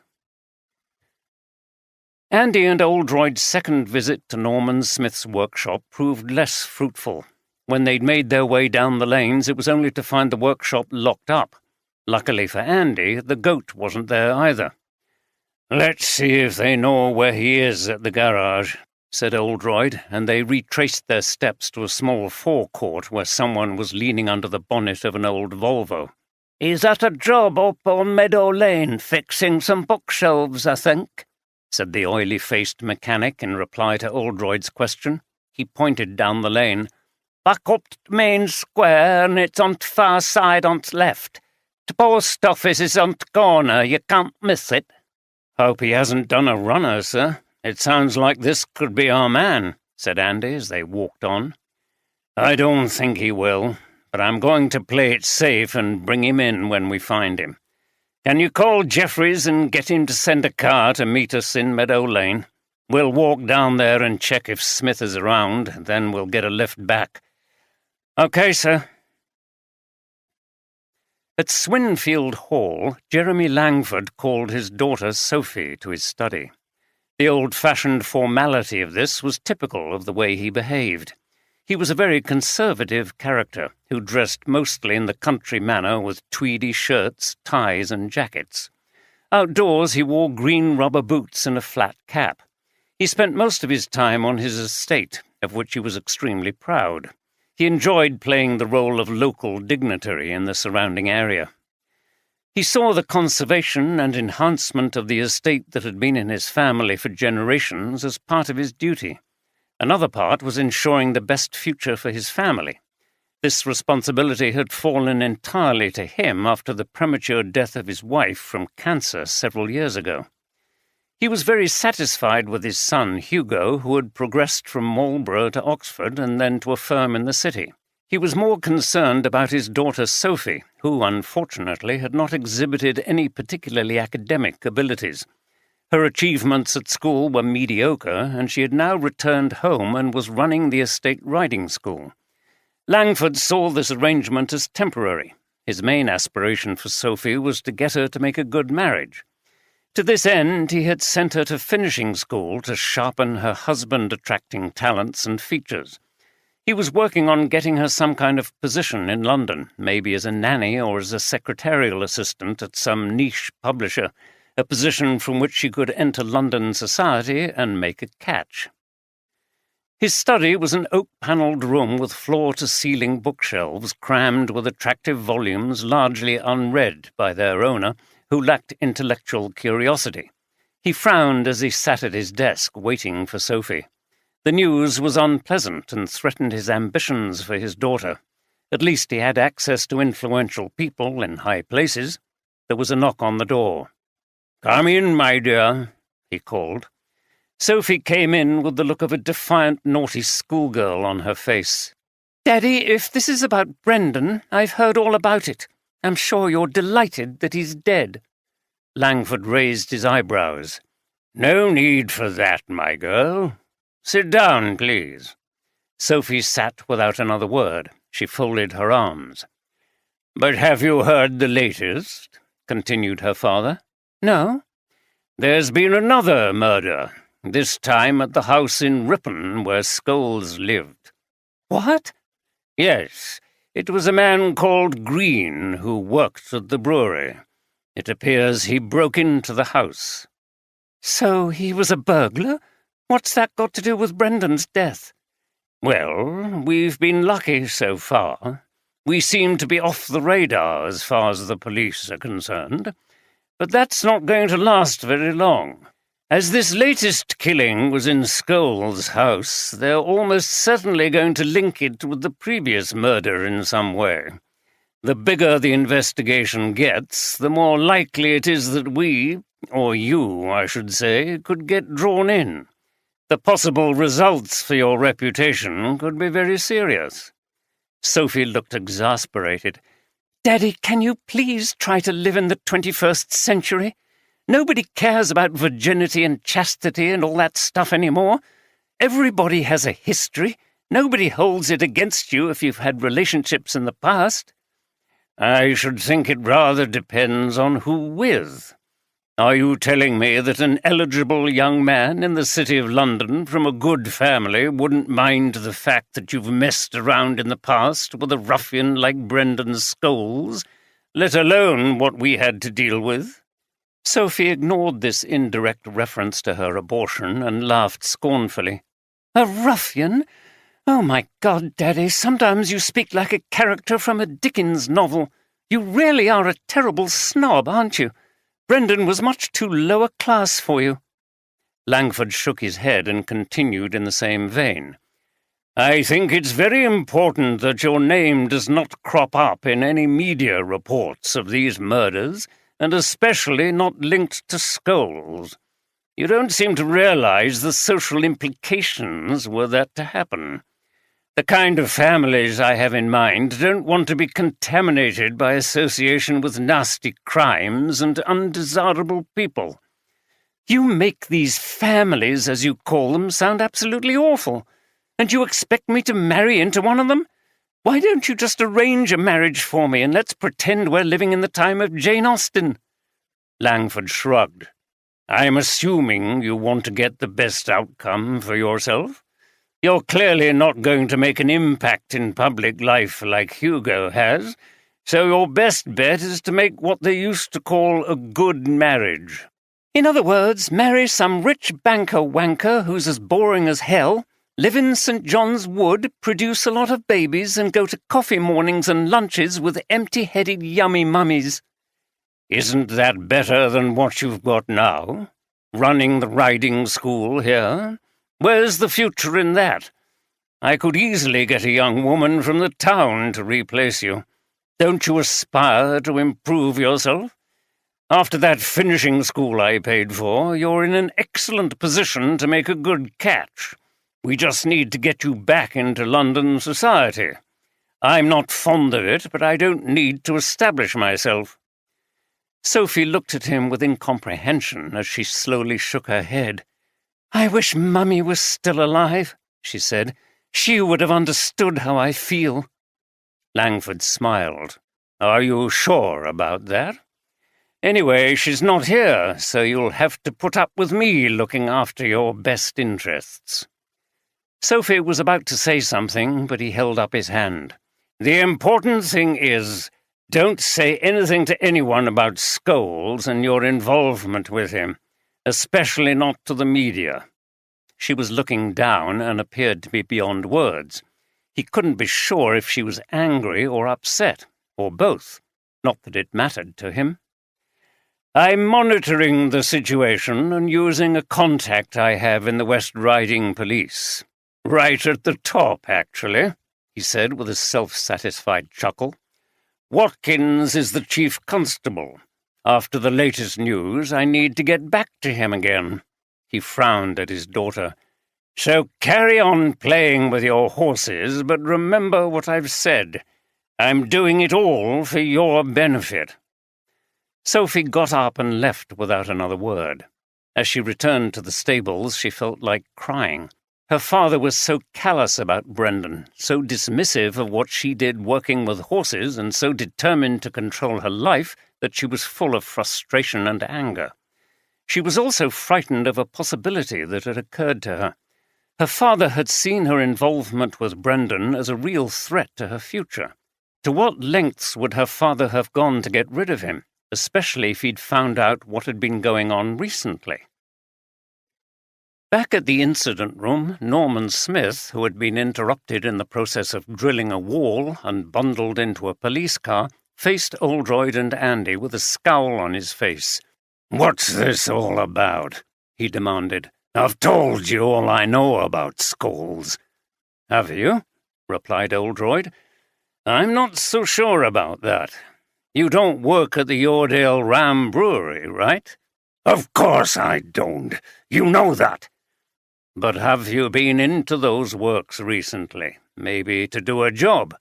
"No, I'm not sure I've ever been in."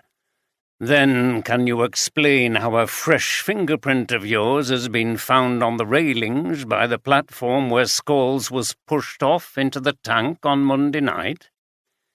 Oldroyd looked straight into Smith's face after delivering this torpedo-over question. Smith's expression immediately changed, fear and uncertainty suddenly moving across his face. His eyes flitted from side to side, and he didn't reply for some time. He seemed to be thinking hard about how to respond. "Okay," he said at last in a subdued voice drained of anger and arrogance. "This is what happened. I did go to the pub that night, as I said. When I left, I walked past the brewery and I saw there was a light on. When I got to the side door, it had been left open and was moving about in the wind. I thought I'd better go in to investigate. Thought maybe someone had broken in. The light was on in the works area. I walked up the corridor and out onto that platform. I looked over and I saw there was a body in the tank. It was a shock. That's probably when I grabbed the railing. I went down the steps to see if I could get them out if it wasn't too late. I thought it was some kind of accident. I reached in and forced the body round. I saw his head was smashed in at the back, and when I pulled the head towards me, I saw it was Scholes. Somebody had killed him. Smith took a deep breath. I panicked. People knew I'd had arguments with him about my wife. If anybody saw me there, they'd think I'd done him in. So I let the body sink into the beer and ran out of the building, checking before I left that nobody was around. I didn't know I'd left a trace behind. He gave Oldroyd a look of defiance. That's exactly what happened. I didn't kill him.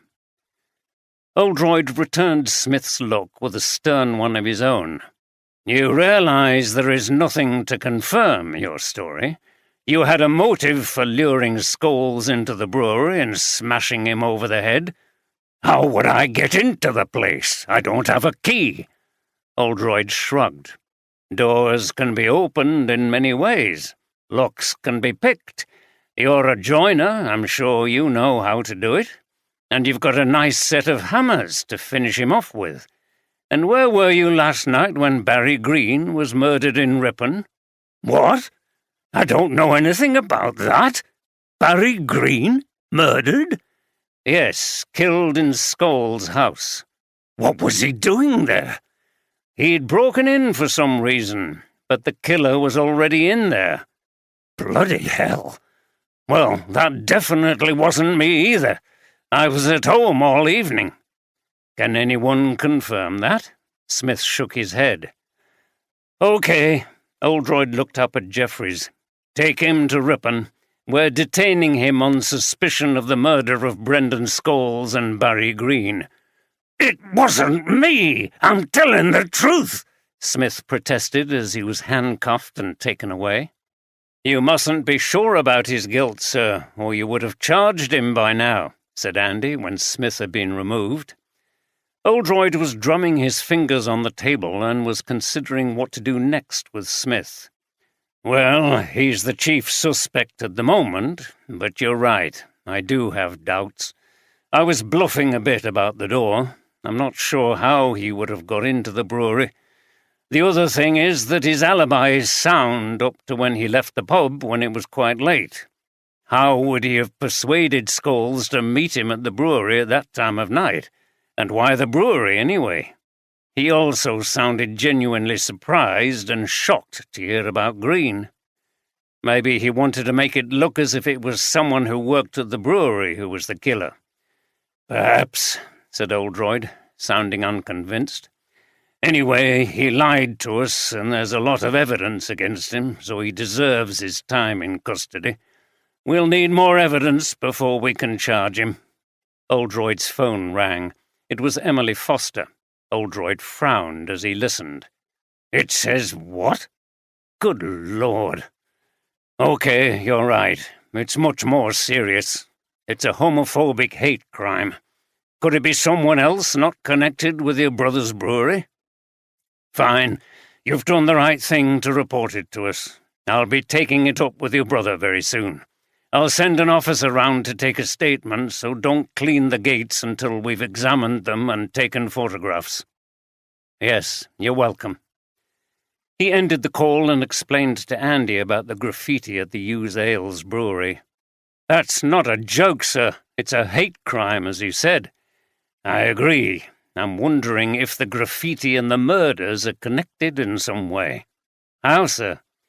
If people at the Yoredale hate Hughes Ales so intensely, maybe they would have killed Scholes to get that recipe so that they could get ahead.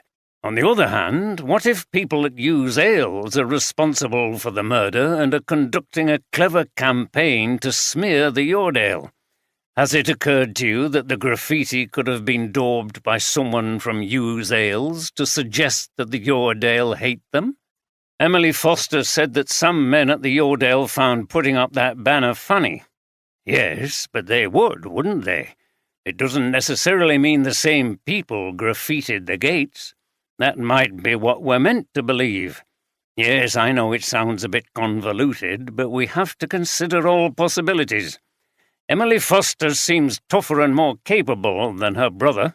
She may, for a number of reasons, be so possessed with a desire to outperform the Yoredale that she will resort to anything to get that recipe. The hostility to her brewery could be a useful misdirection, as the illusionists say. We need to get her alibi for last night, too. The problem is we've no evidence either way, have we, sir? No, you're right. Oldroyd sat back in the chair with his arms behind his head, contemplating the next move. Okay, he said finally. Get Richard Foster in. Let's see what he has to say about the latest developments. Sir? Christine Foster drove her SUV along the quiet country lanes outside Markham. The day before, she'd phoned a friend of hers whose husband was a farmer, and today she was driving round to see her. The news of Barry Green's death was particularly shocking coming after the murder of Scholes, but much worse was the added anxiety it had provoked in her about other matters. She looked at the hedgerows beginning to sprout green. The blackthorn was still flowering white, and the fields were lush in the bright sunlight, which shone powerfully through the still leafless trees. She enjoyed her comfortable life in these beautiful surroundings and was afraid to think about anything that could take it away from her. Such a thing would not happen without a fight. She arrived at the brick farmhouse surrounded by large trees and turned up the drive, parking in front of the house. A woman came to the door looking very serious. "Mary," she said, getting out of the car. "Come in, Chris. I've made some coffee. It's not good news. We need to sit down and decide what we're going to do." Christine's heart sank, but she took a deep breath and followed her friend into the house. Ladies and gentlemen, my name is Bert Duffield. I worked for many years here at Yoredale Rum Brewery. The brewery itself is very old, dating back to the 1840s. But although my service was long, I weren't around at that time. There was some polite laughter at this, the first of Duffield's little jokes that he always delivered on his brewery tours. Duffield had received permission to restart the tours earlier that morning. Oldroyd believed that things should be returned to normal as soon as possible near the scene of a murder once the police and forensic teams had done their work. He thought that this tended to calm the community of people who had suffered the shock of a murder being committed in their midst. Of course, the actual scene of the murder was still taped off, but Duffield could work round that. The tour was well attended. Maybe there was, as Bill Lawrence had suggested to Duffield in the pub, an added fascination due to recent events. But Duffield was not, if he was honest with himself, on top form. The news had come through earlier about the death of Barry Green in Ripon, and he was wondering if this was the moment when he should finally speak to the police about what he knew. It was at the back of his mind throughout the tour, which began with a short film about the history of the brewery. Duffield then spoke about the raw ingredients of brewing and persuaded the audience to eat a grain of roasted barley and rub some hop leaves between their fingers to release the fragrant oil. The next stage was a presently restricted walking tour of the works, up staircases and around galleries, outlining the different processes and indicating the giant pipes, coppers, and tanks. Duffield always gave knowledgeable, if over-detailed, answers to any questions from the guests, and tended to give more attention to those who showed the most interest. Nevertheless, the visitors were happy with the tour experience, which always included a visit to a small museum and ended in the gift shop, where they could buy a variety of tourist-style gifts and bottles and cans of beer. Each person also received a token to spend in the nearby bar where they could sample the Yoredale beers. When all the tourists had departed, Duffield sat down in the little bar with half a pint of bitter and thought about what he should do. He'd seen the police arriving earlier, and they were presumably still around. If he spoke to them now, he might be able to help the investigation. Yes, that was what he had to do. He finished his beer and left the bar, his mind made up. This harassment of the Hughes Ales Brewery is getting much more serious, isn't it? If it was ever a joke at all, which is an idea I reject. Things like that are not funny if you're on the receiving end. Oldroyd was speaking to Richard Foster, who sat facing the detectives looking very uncomfortable. "Look," Foster began, "I'm sorry about it all. My sister rang and I apologized to her. If it was anyone at the Yoredale, I'll punish them. I know I've been too lax with this. I've spoken to the two who put up that banner and they vehemently denied graffitiing the gates." Oldroyd fixed Foster with his grey eyes. "It strikes me that you were happy about unpleasant slogans and the like when you thought they might damage the image of your sister's brewery. But now it's got nasty and homophobic, you realise it's getting out of hand." Foster shook his head. "Yes, I know. I've said I'm sorry. Who do you suspect, anyway? We need to interview them. Not only is it a crime to deface property like that, but they may well have committed a hate crime." Foster sighed. "I don't have any proof, and surely we don't know if it was the same person who put up the banner and defaced the gate." "No, we don't, but we'll find out when it's all been properly investigated." Foster paused, as if he really didn't want to implicate anyone. "There's a bloke called Tony Handley," Foster said reluctantly. "He works in the warehouse. Strong bloke, good at his job moving barrels around, but he's a bit of a loudmouth, and he comes out with some nasty stuff, borderline racism and misogyny that he thinks is amusing. Of course, a lot of the others do find it funny, though I think they know he goes over the top. He likes practical jokes, too. I've had a word with him before, but I'm not sure he takes any notice." "OK. Sergeant Carter will take the details. I also need to ask you where you were last night." "Last night? You surely don't suspect me of killing Barry Green? He's one of my best employees. He's worked for me for years. And why the hell would I be in a house in Ripon late at night?" "It wasn't any house. It was Brendan Scholes' house, and formerly his father's. Whoever killed Brendan Scholes probably took a set of house keys from him. You could have been there searching for that recipe." Foster laughed derisively. "Not that again, Chief Inspector. Anyone searching for that recipe is on a wild goose chase. It's gone forever." "Nevertheless, someone was there looking for something, and we believe Barry Green disturbed them. So, where were you last night?" Oldroyd repeated and fixed Foster with an implacable look. Foster sighed. "I was at home all evening. My wife can verify that." "Very good. We will be following that up." Oldroyd leaned towards Foster. "Now, a word of advice. Don't you think it's time that you mended all the fences with your sister? Otherwise things are going to continue to be nasty. Do you want your relationship with her to be permanently damaged and your breweries to be constantly at war?" Foster did not reply. He looked flustered and sheepish. "I didn't think so," continued Oldroyd. "Anyway, it's up to you. But take it from me, life's too short." "I think you're probably right," said Foster with a sigh. "Yes, I am," said Oldroyd. "Anyway, that's all for now." "You got him wriggling, sir," said Andy with a laugh after Foster had left the office. "But if he's got a solid alibi, he may not be our main suspect after all, assuming the same person committed both murders." Oldroyd had picked up a pen and was fiddling with it absent-mindedly. "No, I have to admit I've never thought he could be the killer.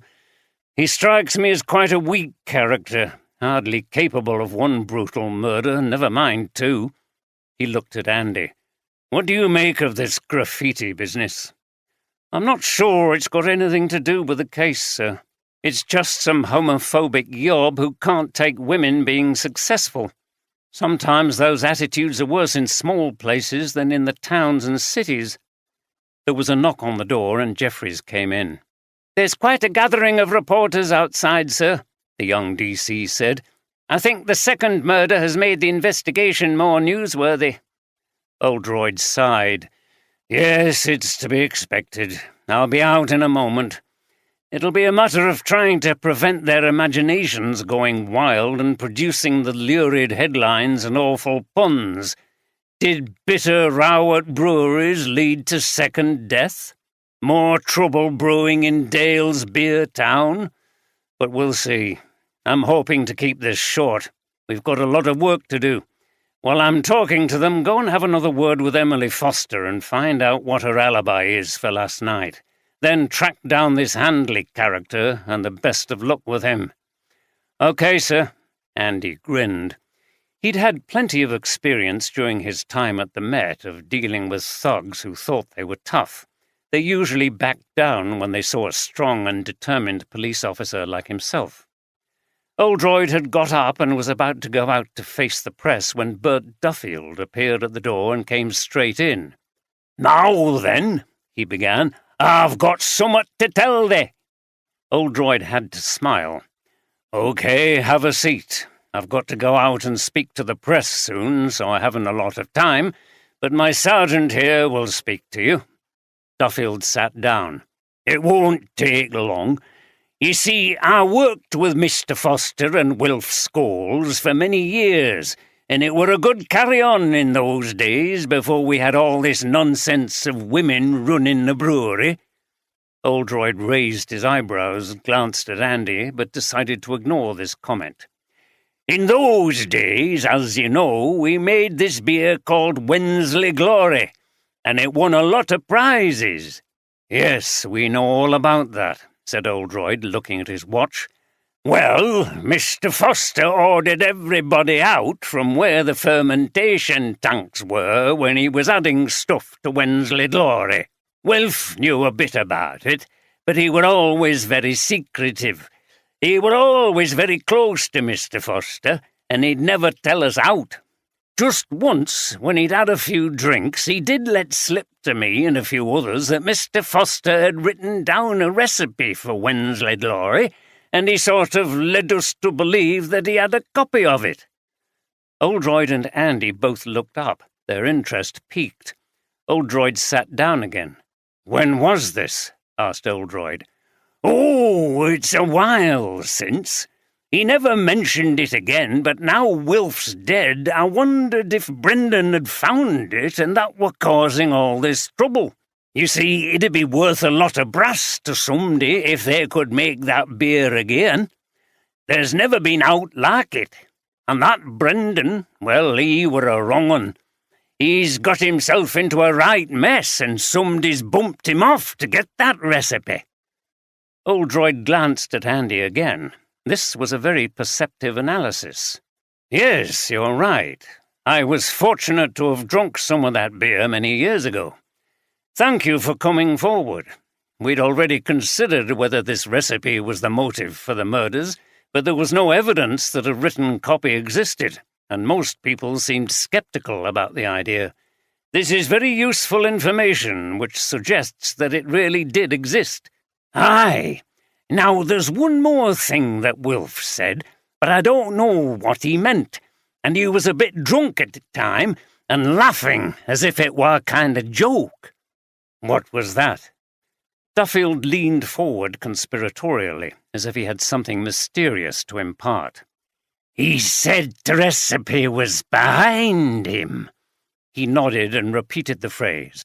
"That's right, behind him." "Have you any idea what he meant?" "No, and it could have just been beer talking, you know, but I thought I'd come and tell thee." "Quite right, and thank you again." He looked at the time. "Unfortunately, I must be off now, but my sergeant will take your details and a statement from you." Duffield nodded, looking satisfied with himself as Oldroyd left. "This is getting more interesting, isn't it, Chief Inspector? 2 murders now." Oldroyd was holding his second press conference, which was much better attended than the first. It wasn't just that 2 crimes were better than 1. Another murder held out the possibility of that holy grail of crime reporters, the elusive serial killer who kept evading the police and striking again. This allowed all kinds of stories and speculations to flourish in the press and be greedily absorbed by a fascinated and frightened public. After many years of experience, he knew exactly how to handle them. "I suppose it depends on your definition of interesting," Oldroyd replied, stern-faced, to the grinning reporter. He hated how some of the press positively welcomed stories of human suffering. "I wouldn't get too excited if I were you. The victim, Barry Green, had broken into the house belonging to the recently murdered Brendan Scholes. We believe he disturbed another intruder who killed him." "You're sure that the crimes are connected, then?" asked another reporter. "Not necessarily. The first intruder may have panicked and hit Green, not intending to kill him.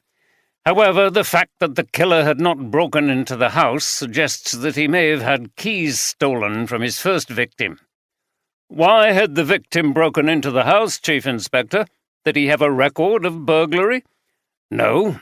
We believe that he was looking to remove money or valuable objects that he could sell because he was owed money by Brendan Scholes, and presumably saw no way of getting it back as his debtor was now dead.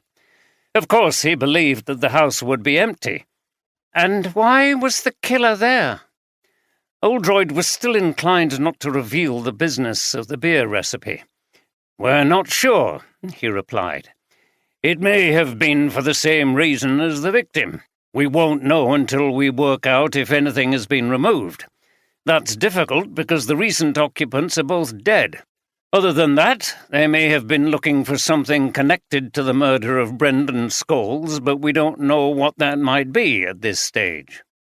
"We understand the second victim worked at the Yorkshire Brewery, Chief Inspector, where the first body was found. Is that just a coincidence? Did he recognize his killer? And was that why he was murdered? Maybe they were both in it together and had a disagreement." There were nods of approval from some of the other journalists who were clearly thinking the same thing. "Hold on," stated Oldroyd firmly and held up his hand. "That's a lot of questions and a great deal of speculation. Some of the things you mentioned may turn out to be true, but we have no evidence for them.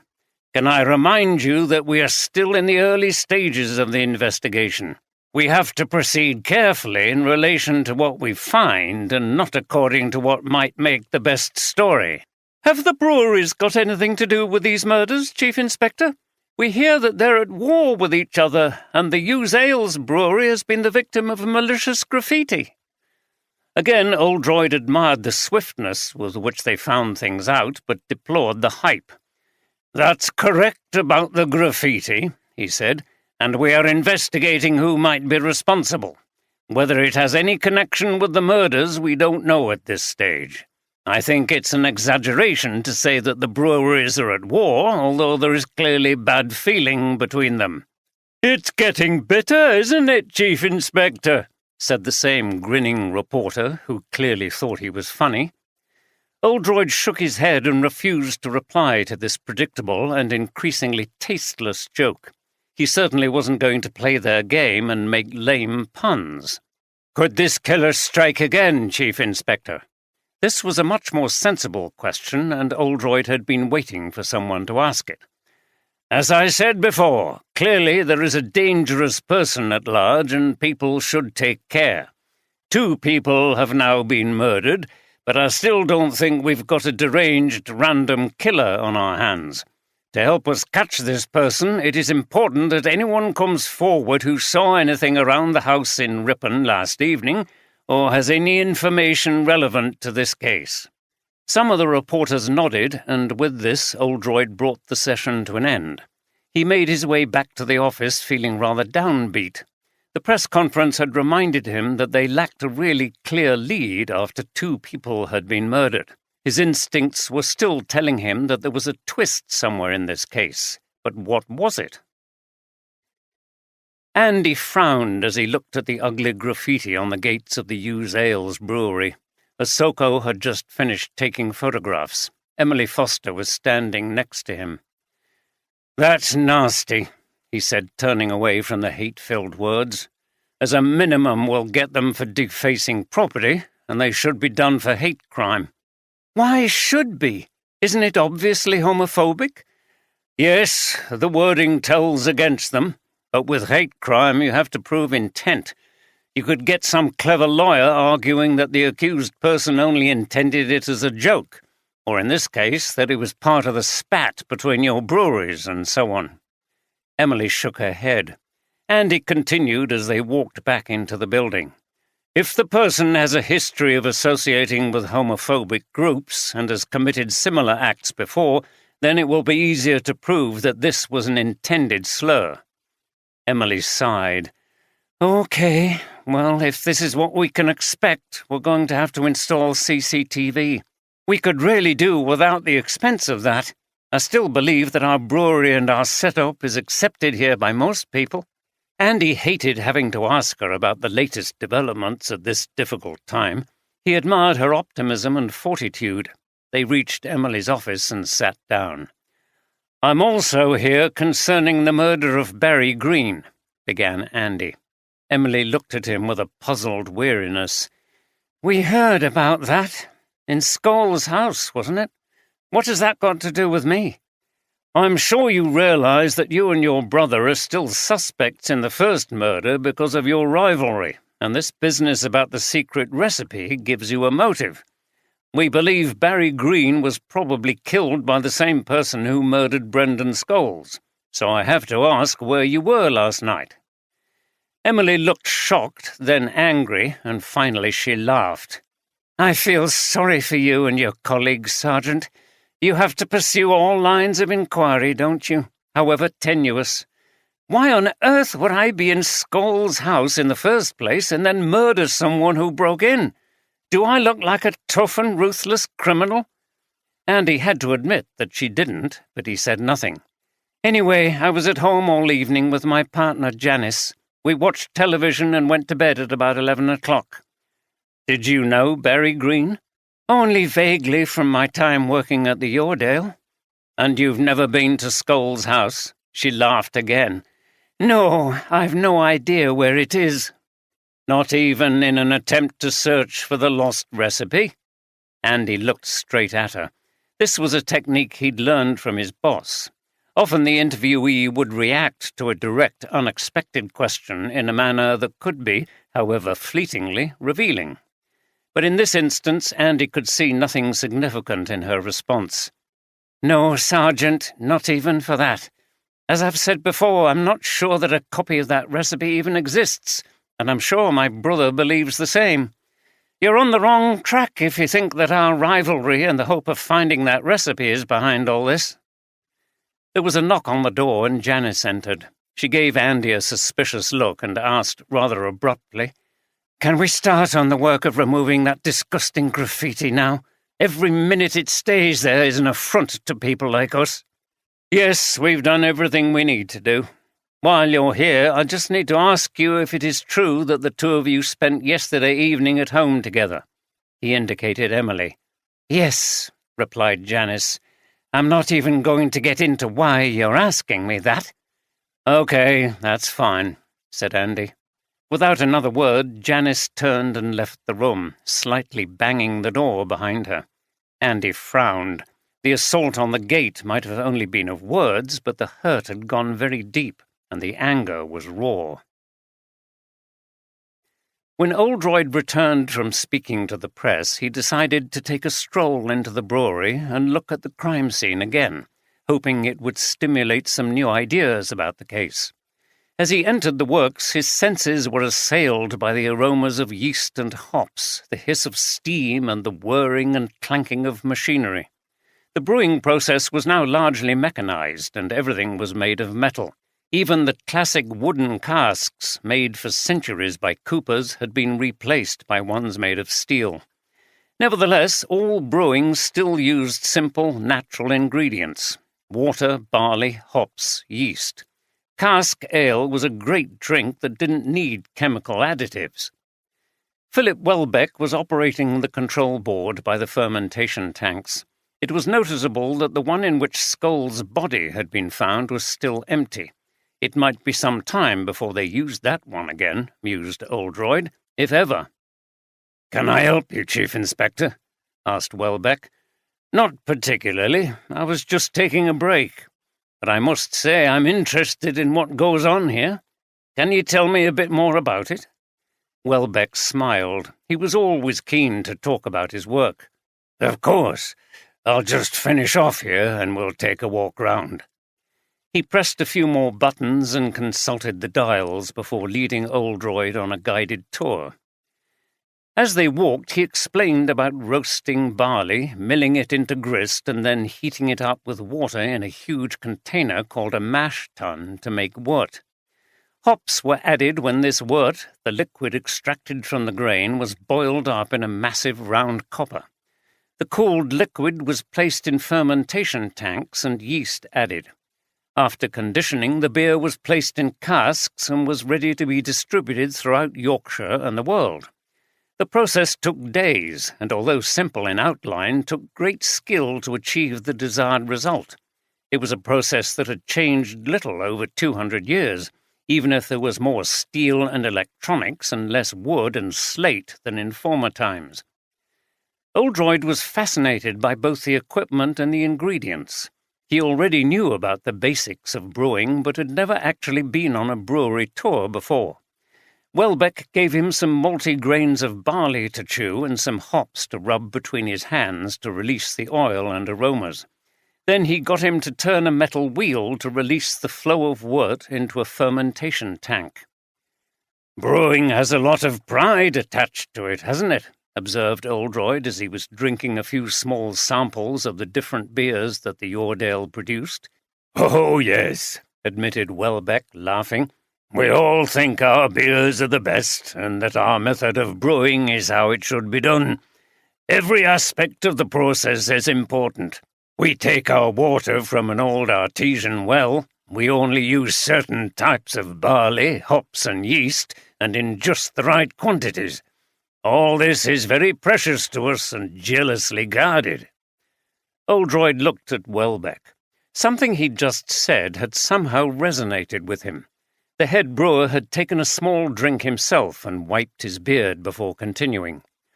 "None of that justifies all these goings-on between the breweries here," he continued. "I think all that stuff that was said about you's ales was right out of order. And writing stuff on their gates, things about their private life, is disgusting. They do a good job over there, and it's a very decent beer." "I take it you don't approve of the rift between your boss and his sister, then?" Welbeck drew back cautiously. "Well, that's not really any of my business, Chief Inspector. But I will say that I think it would be better if we were all on good terms. Then we could work together in a sort of friendly rivalry, you know. This town is a great centre for brewing, and we could make it even better." Oldroyd felt like clapping. "A fine speech and very judicious," he said. "Let me show you this while we're down here," Welbeck said. "Although this is Bert's domain, really. He takes all the tour visitors in here." Welbeck led Oldroyd through a small door into a room that had been fitted out as a brewery museum. The walls were lined with black and white photographs of the brewery, showing men with droopy Victorian moustaches. Horse-drawn drays stood in the yard, which had changed very little over the years. Old workbenches contained displays of tools used in the brewing process and by the coopers who made the traditional wooden barrels. There was an original Yorkshire squares fermentation tank made out of slabs of slate. Oldroyd wandered around showing a keen interest, and then he saw something that really grabbed his attention and answered an important question in the case. After his traumatic day at work, Richard Foster drove the short distance home in his BMW, parked in the driveway of his house, got out and scrunched his way slowly across the gravel, past pots of daffodils that had finished flowering and were now looking droopy and forlorn. He made a mental note to replace the bulbs with pelargoniums for the summer when he had the energy. He went in by the side door, hoping to have a restful evening. It was not to be. He found the kitchen quiet and deserted. "Hi, darling, I'm home," he called. "In here," came the reply from the living room. She did not sound cheery. Foster found her sitting in an armchair with its back to the door. She did not get up to greet him. "Sit down," she said abruptly. She had a glass of gin on a small table next to her chair. Foster sat in an armchair opposite and saw that she had a face like thunder. "What's wrong, darling? You look angry." She looked at him with contempt. "Don't darling me, you liar!" That last phrase was shouted. Her words were slightly slurred. How much had she had to drink? "What? You've been gambling again, after all your promises, and you lied to me about the other night. Watching a French film at Alistair's? Like hell you were. You were doing online gambling with Alistair, Roger, and that Dennis Brackley. He's always trouble. And I don't know who else. Probably a whole room full of idiots throwing their money away." Foster's face had gone white. "But how did you know?" "Joy was suspicious. They've been short of money and Roger's been blaming poor business. But he's weak, like the rest of you, and she got it out of him. So how much have you lost?" Foster turned away. He couldn't face her. "Look, it's only a bit of fun. We just meet up for a laugh. I swear it's not like it was before when I was going online by myself. We try to—" Christine picked up a paperback she'd been reading and threw it at Foster, hitting him on the head. "A bit of fun?" she shouted. "How many times have we been through this? Answer me! How much have you lost?" She picked up her glass and gulped the gin. Foster was scared of what she might do next. "Just a couple of thousand," he blurted. "Oh, my God!" She buried her face in her hands and started to cry. "Don't worry, love. I'll get it back. You'll see." She looked at him with tear-filled eyes. "That's exactly what I'm worried about. You trying to win it back and then losing more. Haven't you learned anything from the last few years? How are we going to pay the school fees and the mortgage if you throw money away like this? The brewery doesn't make that much these days, as you well know, and we're still in debt from paying off your previous losses." Foster tried to laugh and pass it off. "No, look, darling, the guys and I just meet and consider the odds and stuff. We're in a group and we stop each other from betting too much." "Huh!" she shouted in contempt. "More like dare each other to increase the bet like the bunch of fools you are." She tried to pick up her glass again, but her arm was unsteady and she knocked it over on the table. Luckily, there was not much left in it and none dripped onto the floor. "Now look what you've made me do." Foster got up and attempted to put his arm around her. "I promise." She shrank away from him. "Don't touch me. I'll never forgive you if you put our family life in jeopardy." She flung her head into the back of the armchair in a gesture of despair. "You had that counselling and everything seemed okay. I thought we were through it, and now—" She shook her head. Foster struggled as to how to reply. "Look, I swear to you, it's not serious, not like it was before." She shot him a glance. "Then why didn't you tell me about it? Because you knew I wouldn't approve. You're just a bunch of self-deluded chancers who—" She stopped at the sound of the outside door opening, followed by the voices of the children as they came in. "Be quiet. They're back from school. Don't you dare say anything," continued Christine, and went into the kitchen to greet them, although she was a little unsteady on her feet. Foster sat dispirited and ashamed, cursing the fact that he'd allowed himself to be persuaded into joining that group. His wife was right. They were tricking themselves into thinking that they could control their gambling together, whereas in fact they just encouraged each other. The problem was that things were even worse than she thought. He could hear Christine and the children in the kitchen. Furtively, he called a number on his phone. "It's me. Yes, they know we've been playing again. But how much did Roger tell Joy? Not everything, I hope." "Good. Well, he wouldn't dare tell her the full truth, would he?" Yes, I think we can contain it to this. Tell everyone to hold their nerve, or we really will be in trouble." He sat back in his chair and closed his eyes, wanting this awful day to end now. He hadn't even told her about all the bad things that had happened today at work. Janice Anderson was finding it hard to concentrate after what had happened at the brewery and in Ripon. She had delegated supervision of the processes to her deputy and was sitting in her small office at her desk, gazing at her monitor with a frown on her face. She looked at her hands, which retained some smears of colour from when she had removed the graffiti from the gates after Andy had given permission. The situation was getting worse. There were things that had to be done, and she couldn't take Emily into her confidence. Suddenly she came to a decision, got up, and went to the door that led outside into the works. "Paula!" she called.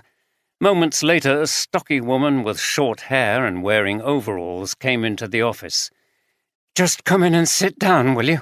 She indicated a chair. "What's all this about, boss?" Paula said, taking the seat she'd been offered. "We were just about to start pumping the wort into the copper." Janice sat down across from the other woman. "Okay, Paula, this won't take long. Now, I know you've lived in Markham all your life, and you know everybody in town." "Well, yeah, quite a lot of people. I went to school round here and everything." "Good. Well, there are certain things I need to know, and I think you can help me." "About people?" "Yes." Paula looked uncomfortable. "What? I don't go round saying things about folk, boss. It gets you into trouble." "Yes, but you might get into trouble with me if you don't help, if you see what I mean." She stared at the woman, and her eyes were icy. Paula shuffled uneasily in her chair. "I think you have a good idea who is behind that graffiti on the gates.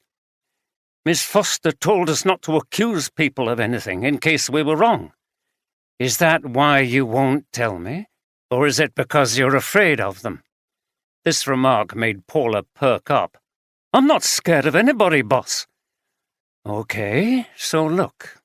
Are we going to take this lying down or do something about it? I don't know about you, but I'm not prepared to wait for the police to tell that person to be good in future and not do it again. There's a lot at stake here, and we need to defend ourselves by sending out a clear message." Janice could tell that Paula was impressed by this speech, so she continued. "Tell me who did it, and then this is what we're going to do." Andy found Tony Handley outside the Yoredale Brewery moving casks and barrels with a heavy trolley. He was solidly built with a pronounced beer belly and a shaved head. He wore a short-sleeved T-shirt and his arms were tattooed with a variety of symbols: skulls, Union Jacks, dragons, and eagles. There was something on the back of his neck that looked like a swastika. "Good afternoon. I need a word with you," he said, and showed his warrant card. "Bloody copper!" snarled Handley. "What do you want? You can see I'm busy. It's not about the van again, is it? I've had it MOT'd and insured." "It'll be better if you're not so hostile," returned Andy. "It creates a bad impression." Handley growled like a threatening dog, but said nothing. Andy continued. "I'm sure you know that there was an act of vandalism last night.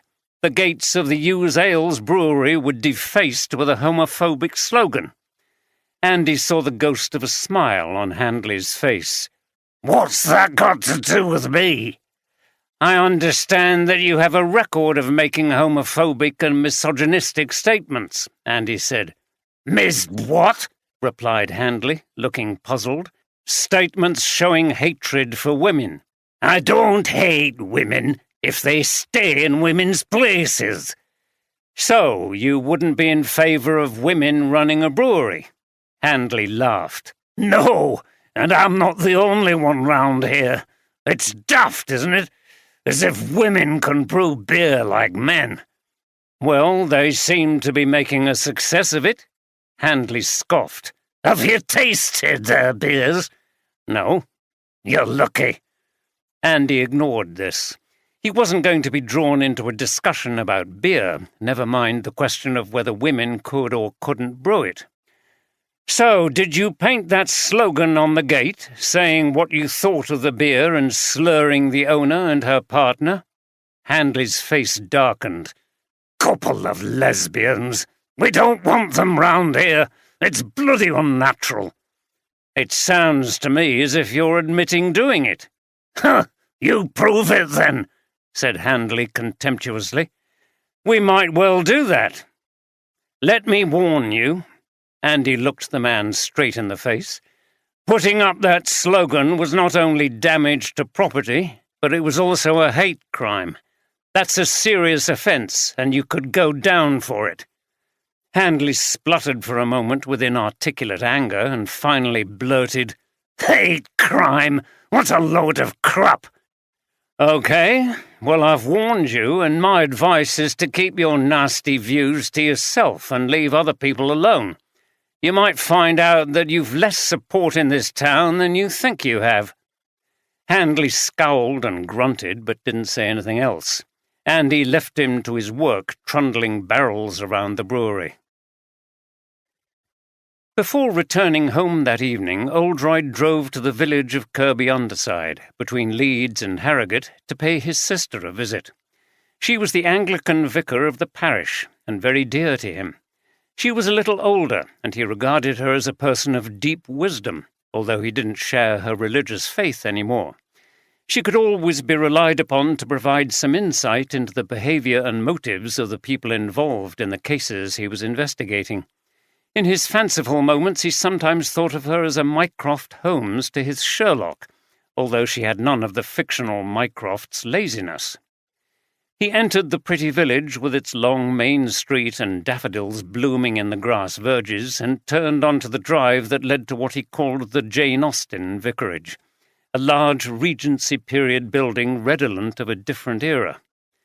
The large leggy rhododendrons in the rather overgrown and neglected garden were heavy with buds, and one or two early flowers poked through the undergrowth. The vicarage was absurdly too big for his sister, who lived alone after the death of her husband from cancer. She had always been a cheerful and optimistic character, but Oldroyd worried about her living by herself, especially after the traumatic experiences she had undergone a while ago when she had become unwillingly involved in one of his cases. He had gently suggested once or twice that she might consider retiring or moving to a parish with a smaller vicarage, but she seemed intent on staying at Kirkby-under-Side for the time being. She was there to meet him when his car drew up. Her hair was a little greyer these days, but she was still tall, upright, energetic, and smiling. "Jim, it's great to see you," she exclaimed as they hugged. "It's been too long. Come in." "I know," replied Oldroyd as he followed her into the echoing hallway of the house. "We've been so busy with one thing and another. We spent nearly a week down in London with Louise, and then I've been straight into this case up in Markham." They reached the large, homely kitchen with its Aga cooker, spacious pine table, and comfortable chairs. "Tell me about both," said Alison as she put the kettle on and produced a plate of homemade chocolate brownies. Oldroyd sank into a deep armchair with a contented sigh. He always found the vicarage and his sister's company very relaxing. "Louise is doing fine. She's practically running that women's refuge now, and she's getting noticed by people in the council and by the local MP. She was full of the problems they face, the lack of funding and so on, but you can tell she finds the work very fulfilling." "Good. You know, I could see Louise going into politics someday. She's got the feisty energy you need and causes that she believes in." "I know. She's got a new partner, too. Sean, an Irish lad. Seems very nice." That's good news after what happened over that Whitby business. She shuddered. Yes. They were both quiet for a moment as they reflected on the terrible experience that Louise had gone through with a man she had been about to enter into a relationship with. Oldroyd had been worried she might find it hard to trust anyone again, so he was glad to know she'd found someone she seemed to be comfortable with. "And the case?" asked Alison. She, like Deborah, was always interested in his work, especially the psychological and spiritual issues involved. "Well, it's interesting. Happened up at Markham. 2 murders, both with some similarities. One of the bodies was found in a tank of partially fermented beer." Alison shook her head. "Oh dear, I bet there's been a lot of joking about a nice way to go and so on, so I won't add to it." "You're right. Anyway, we've got some suspects and motives, but we can't pin it down yet. I must say it's a very pleasant working environment. It's absolutely beautiful in Markham at the moment." Alison nodded as she poured out the tea. "Yes, it is wonderful up there. I love those towns and villages in Lower Wensleydale. There's a lot of religious history, too, with Jervaux Abbey and the Knights Templar graves." "The case does have some curious features." He told her about the rivalry between the breweries and the lost beer recipe. Alison drank her tea as she listened carefully. "It's a shame that their relationship seems to have broken down over business rivalry. How often that seems to happen. I wonder if they were brought up to be competitive with each other." "I don't get that impression. I think it's more to do with lingering attitudes towards women. The brother and other men in the industry didn't take kindly to a woman being prominent in their world. There's been some nastiness towards the Hughes Ales brewery." He took a bite from a brownie and told her about the banner and the graffiti. "That's awful. But I bet it's only made the women more determined." "I'm sure it has." "And you say the first victim claimed to have a copy of this long-lost recipe?" "Yes." "That's very intriguing.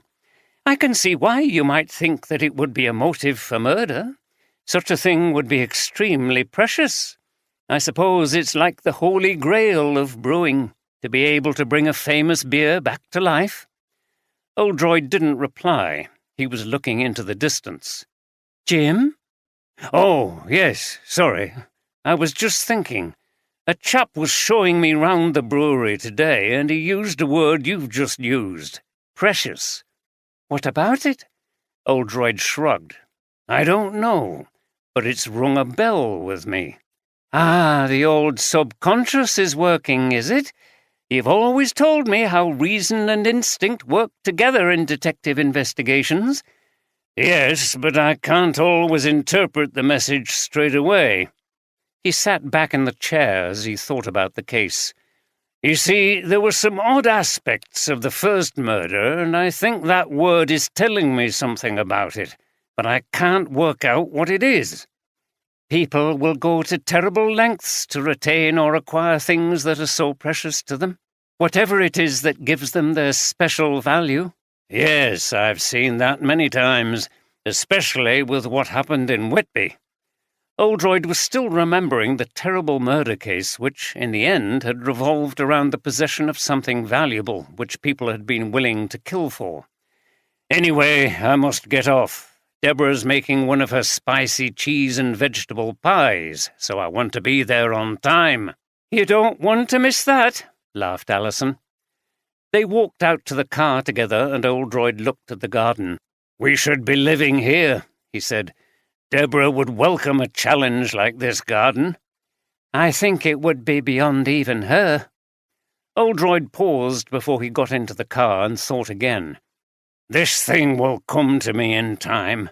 "Of course it will, Jim. It always does, doesn't it? And let me know how things work out. I hope it all comes to a reasonable conclusion and the breweries can get along together. It's always particularly sad when close relatives fall out with each other." "Yes," replied Oldroyd somewhat absent-mindedly. Alison had just said something that had sparked another theory in his mind. The spring evening was clear and rather chilly, with a nearly full moon appearing in the sky. The interior of the Wensley Arms was warm and bustling with people, and some were eating in the restaurant section. Philip Welbeck sat on a stool at the bar talking to Bill Lawrence. There were some members of the cricket teams sitting around, and others were playing darts. "No cricket practice tonight then, Phil?" asked the barman. "No, we didn't think it was right after what happened to Barry. Mark of respect, you know. He was part of the club for so long and a good player. He was brilliant behind those stumps, and to think I was mad with him for not turning up last night." He shook his head and took a drink of beer. "I feel terrible now." "You weren't to know what was going on," said Lawrence as he pulled a pint for a customer. "Are you going to cancel Saturday's match?" "We've thought about it, but I don't think it's what Barry would have wanted. He would rather we beat North Tanfield. They've been our closest rivals over the years. We're going to try our best to do it. We're going to have a practice tomorrow night." "Good. I think you're right. Barry would have hated to think that he was stopping cricket being played. He loved the game." "He did," said Welbeck with a sigh. "He'll be hard to replace." "What do you think about all this business at the women's brewery?" asked Lawrence. "I think it's disgusting," replied Welbeck, finishing his pint. "Another one, Bill, please." He handed his glass over. "That chief inspector was in the works today, and I told him what I think about it." "Have you got any idea who did it?" asked Bill. Welbeck glanced around before answering. "I think it was that bloke Handley. You know, big man, works in transport for us. It's round the works that people saw him there by the gates." "Yes, I wouldn't be surprised. He comes in here sometimes, throwing his weight about." "Exactly. He's a bit of an oddball. Comes out with some crap stuff, you know, racist nonsense and things about gay people. He's got some weird tattoos. I think the boss has put the police onto him, so it seems he's got to be a suspect given all that." "Right." Welbeck lowered his voice. "To be honest, I think it was a person like him behind these murders. You never know with someone like that. They think and do some weird stuff." "Did he know Scholes?" "Highly likely in this small town." There was a great roar at the far end of the room where the dartboard was located. "Sounds like that game's ended," continued Welbeck. "I'd better go over and see. I'm on soon. Cheers, Bill." He picked up his replenished glass and went to join the darts players, leaving Lawrence to think about their conversation. Suddenly the door was flung open, and Tony Handley strode into the bar. His face, normally reddish from beer drinking, was a darker tone than usual due to his anger. He caught sight of Welbeck and strode across to him. "Oi!" he called. Welbeck was talking to the darts players and turned to see Handley, who pointed at him and raised his voice. "Have you been saying stuff to coppers about me?" Welbeck looked at him impassively. Handley was strong but overweight, and Welbeck was powerful too and taller. He could handle him if necessary. "Calm down, Tony. No, I haven't." Handley was not pacified. "Somebody bloody has. I've had that young detective round. Sounded like a bloody cockney, he did. Talking about hate crime and being kind to bloody lesbians. He just about accused me of putting that stuff on their gates."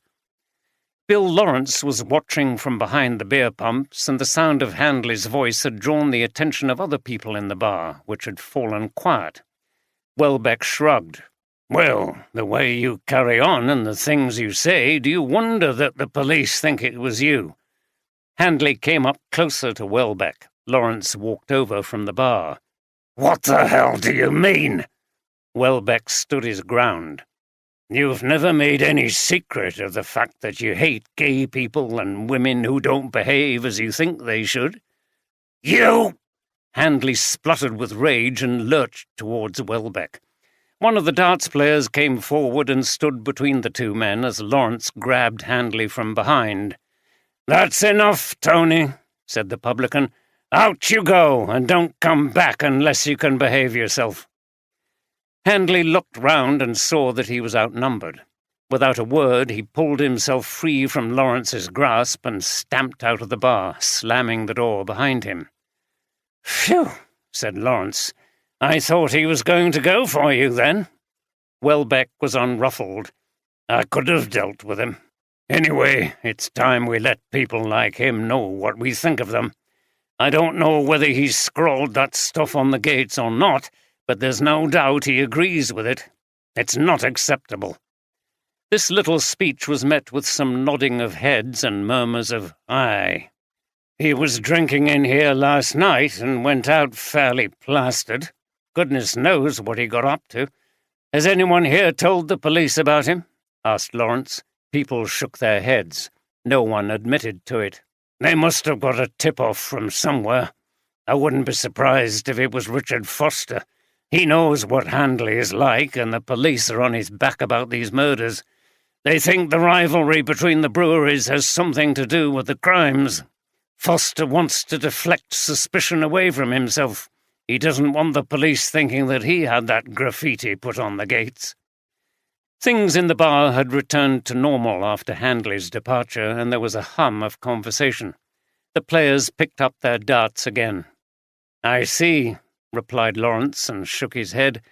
"Stuff like this going on? I never thought I'd see such things in this town. Murders, threatening messages, confrontations. It's like gangsters in America in the 1920s. Welbeck laughed. "Start worrying when they rake this bar with machine guns. I can't see it somehow. Anyway, it's my turn to play, I think." He handed his empty glass to Lawrence and went to join the darts game.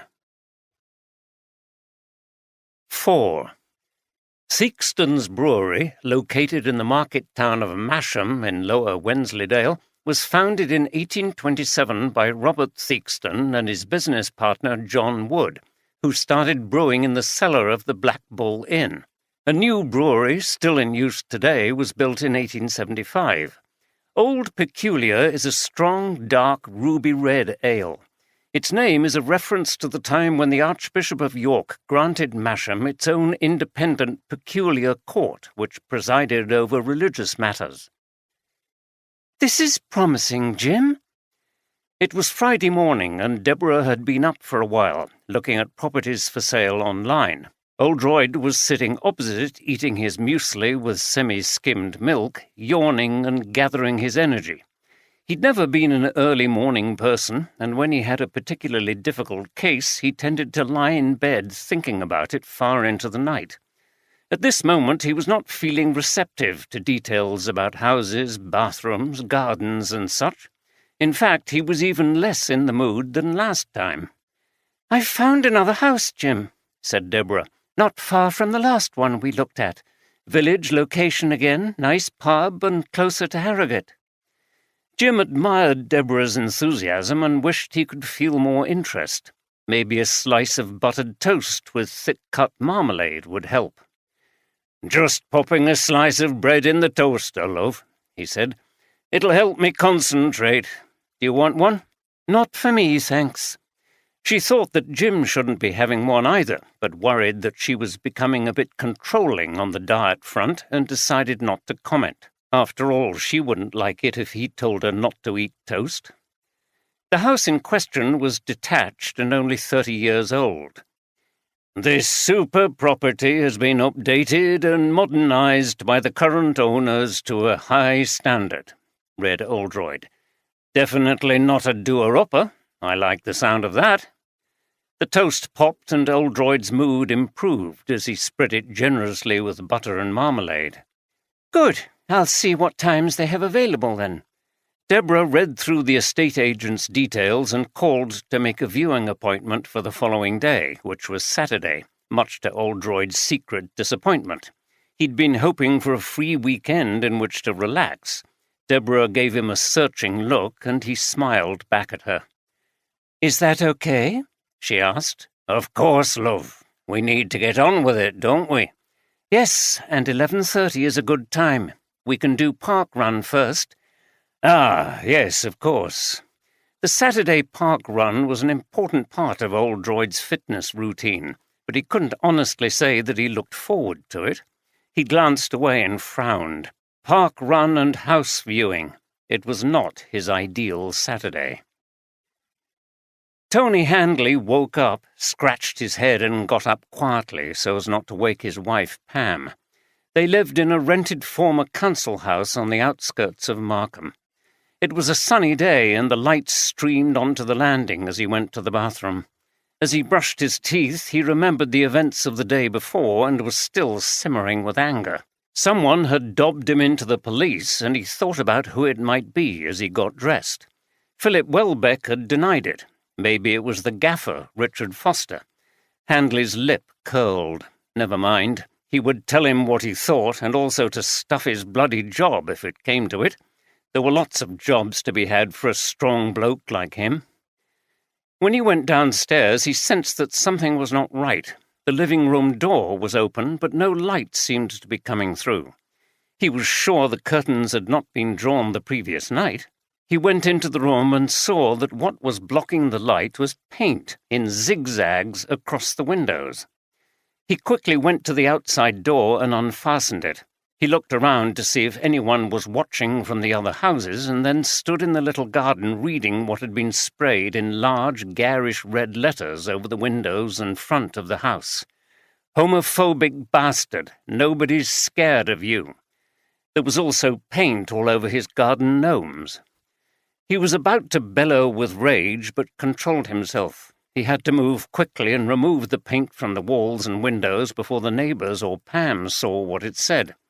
He couldn't get rid of it completely, but if he could blur the message, then he might be able to blame the graffiti on hooligans. He could make up a story about telling some kids off for climbing up the walls at the brewery.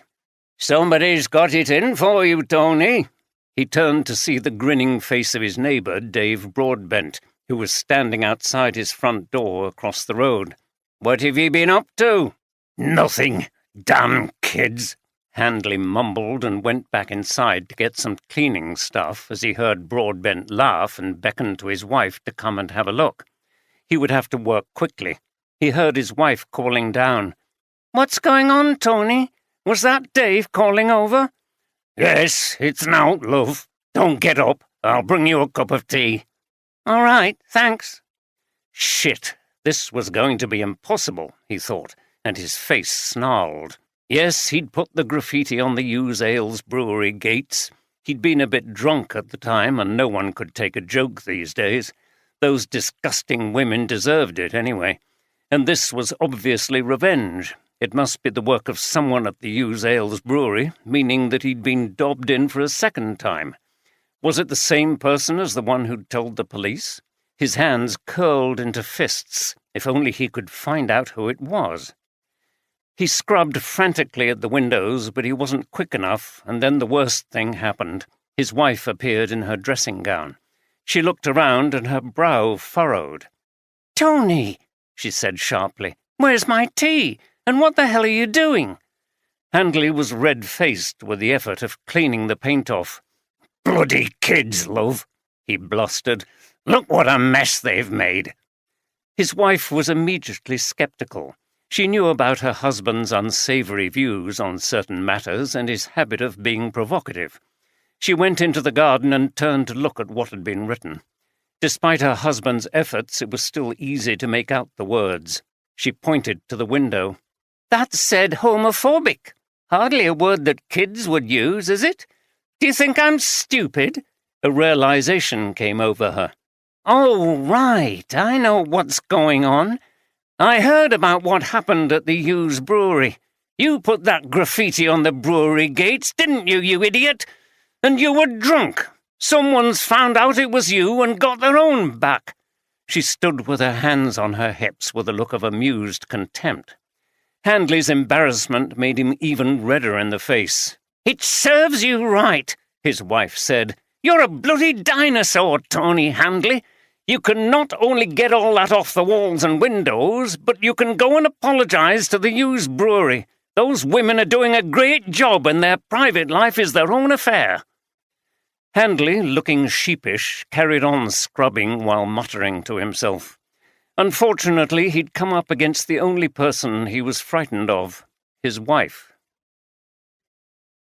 At Ripon Police Station, Jeffries brought Norman Smith out of the cells and questioned him for a final time. He was very suspicious of Smith's account of how he stumbled onto the murder scene with skulls in the fermentation tank, and would have liked to have charged him with the murder, but the evidence against him was inconclusive and DCI Oldroyd didn't want to proceed. Smith was eventually released, and Jeffries prepared to leave for Markham, where he and a number of other DCs continued to work on the now double murder case. He got into the police car with his colleagues, feeling disgruntled. It was exciting to be working for DCI Oldroyd again, but he felt like an opportunity was slipping away. He wanted to be able to shine in the admired detective's presence. Jeffries was ambitious, and he envied Carter his rank and his close working relationship with Oldroyd. He was weary of the mundane drudgery which was the lot of a detective constable, taking statements, checking alibis, tracking phone calls. As a detective sergeant, he would be more involved in the front line of the investigation. He felt that his talents were being wasted. He sat in the back of the car in silence, looking out at the gorgeous scenery. The case was not progressing well. If only he could uncover something important that would really catch DCI Oldroyd's attention. Jeffries closed his eyes and fantasized about being transferred to Harrogate Station, promoted to the rank of detective sergeant and working with the famous detective. He had to be nudged by one of his colleagues when the car arrived in Markham, as he was deeply engrossed in his daydream. Reality beckoned, more slog through paperwork and boring interviews. Steph arrived at Harrogate HQ. Now that there were 2 murders to investigate, Andy had been spared the disappointment of having to return to the office, so she was going to do some research by herself into the mystery of the elder Scholes brother. She settled into her workstation, making sure she had a cup of coffee. Although, like Andy, she preferred to be out in the field with the boss, she also enjoyed finding out information about people. In this case, she was looking for more on Frederick Scholes, the missing brother. She had a photograph of Scholes which Jeffries and his team had found at the house in Ripon. Once she was set up, she got to work using all the resources of the police data systems. It wasn't long before information started to emerge. The trail concerning Frederick's early years was not too difficult to follow. It made for a very interesting story. The elder Scholes brother had attended a high school in Ripon, but had been suspended at the age of 14 for 3 months for provoking and being involved in fights. He left at 16 and went to a nearby army apprentice training centre. After a year, he had been suspended for persistent troublemaking and insubordination, but he had returned and finished the course. He left the army, and that was where the trail went cold, as he didn't appear to have returned to Ripon. Steph had long ago discovered that all names were more common than was generally assumed. There were many people in the records named Frederick Scholes, although the name sounded unusual. Researching each one to find out if he was the one from Ripon could take a long time. At least she had some interesting information to pass on to Andy and her boss about Frederick Scholes' character, although she was not sure how relevant it was to the case. "Morning, Sarge. How's it going?" Steph looked up to see the smiling face of Sharon Warner, a young detective constable who Steph had been mentoring since she'd joined the force almost straight from school. "Very well, thank you, Sharon." She explained what she'd been doing to the young DC, who was always alert and keen to learn. She had worked with Steph on a number of cases, and was already proving to be very good at researching and hunting down information. Sharon looked at the photograph. "So, to get any further, you would have to go through the list of people called Frederick Scholes and eliminate them until you found the right one?" "Yes, but even then we might not track him down because people often use assumed names, especially if they're trying to escape their past." "It could be worth trying, Sarge. If you need me, I could help. I can quickly finish off what I'm doing at the moment." "Thank you, Sharon. That would be great. But I warn you, it will be a bit of a slog. Possibly with no solid outcome." Sharon smiled. "Never mind, Sarge. I like a challenge. You know what DCI Oldroyd says? We have to accept the hard grind of police work as well as the more exciting bits." Steph laughed. "Yes, he does say that," she said, and thought how well her own protégé was coming on. Oldroyd was on his way to Markham when he received a call on his car phone. It was Tom Walker. "Sorry about this, Jim. I know things are hotting up and you've got another murder on your hands, but I've had you-know-who on the blower again, jumping up and down as usual, but I've managed to get it out of him what's behind him getting worked up. Apparently he's well in with some bloody minor aristocrat who's Lord High Sheriff of the North Riding or something. You know, one of those ridiculous ceremonial things straight out of Gilbert and Sullivan. So this bloke, Lord Markham, lives at Swinfield Hall. It's a stately pile near Markham, and he's been on to Watkins asking what's going on, as it's damaging the reputation of the area and bad for tourism and so on. It's unbelievable, isn't it? Never mind that people have died. Oh, no, they don't give a bugger about that. It's the fact that it's creating a bad impression of their patch. Do you know I was the closest I've ever come to losing it with him? Anyway, the upshot is that this Lord Whatsit wants to speak to the officer in charge of the investigation. That's how Watkins put it, like the pompous fool he is. And of course that's you." Walker chuckled. "I think this bloke knows Watkins is a bloody lightweight who knows nothing, and he's saying he wants to talk to a real police officer. So can you give him a call and arrange to go over? I've got the number here." "Of course, Tom. Anyway, as I said, I know you're under pressure. How's it going? Are these two murders connected?" Oldroyd was pleased that Walker's rant had only lasted as long as it had.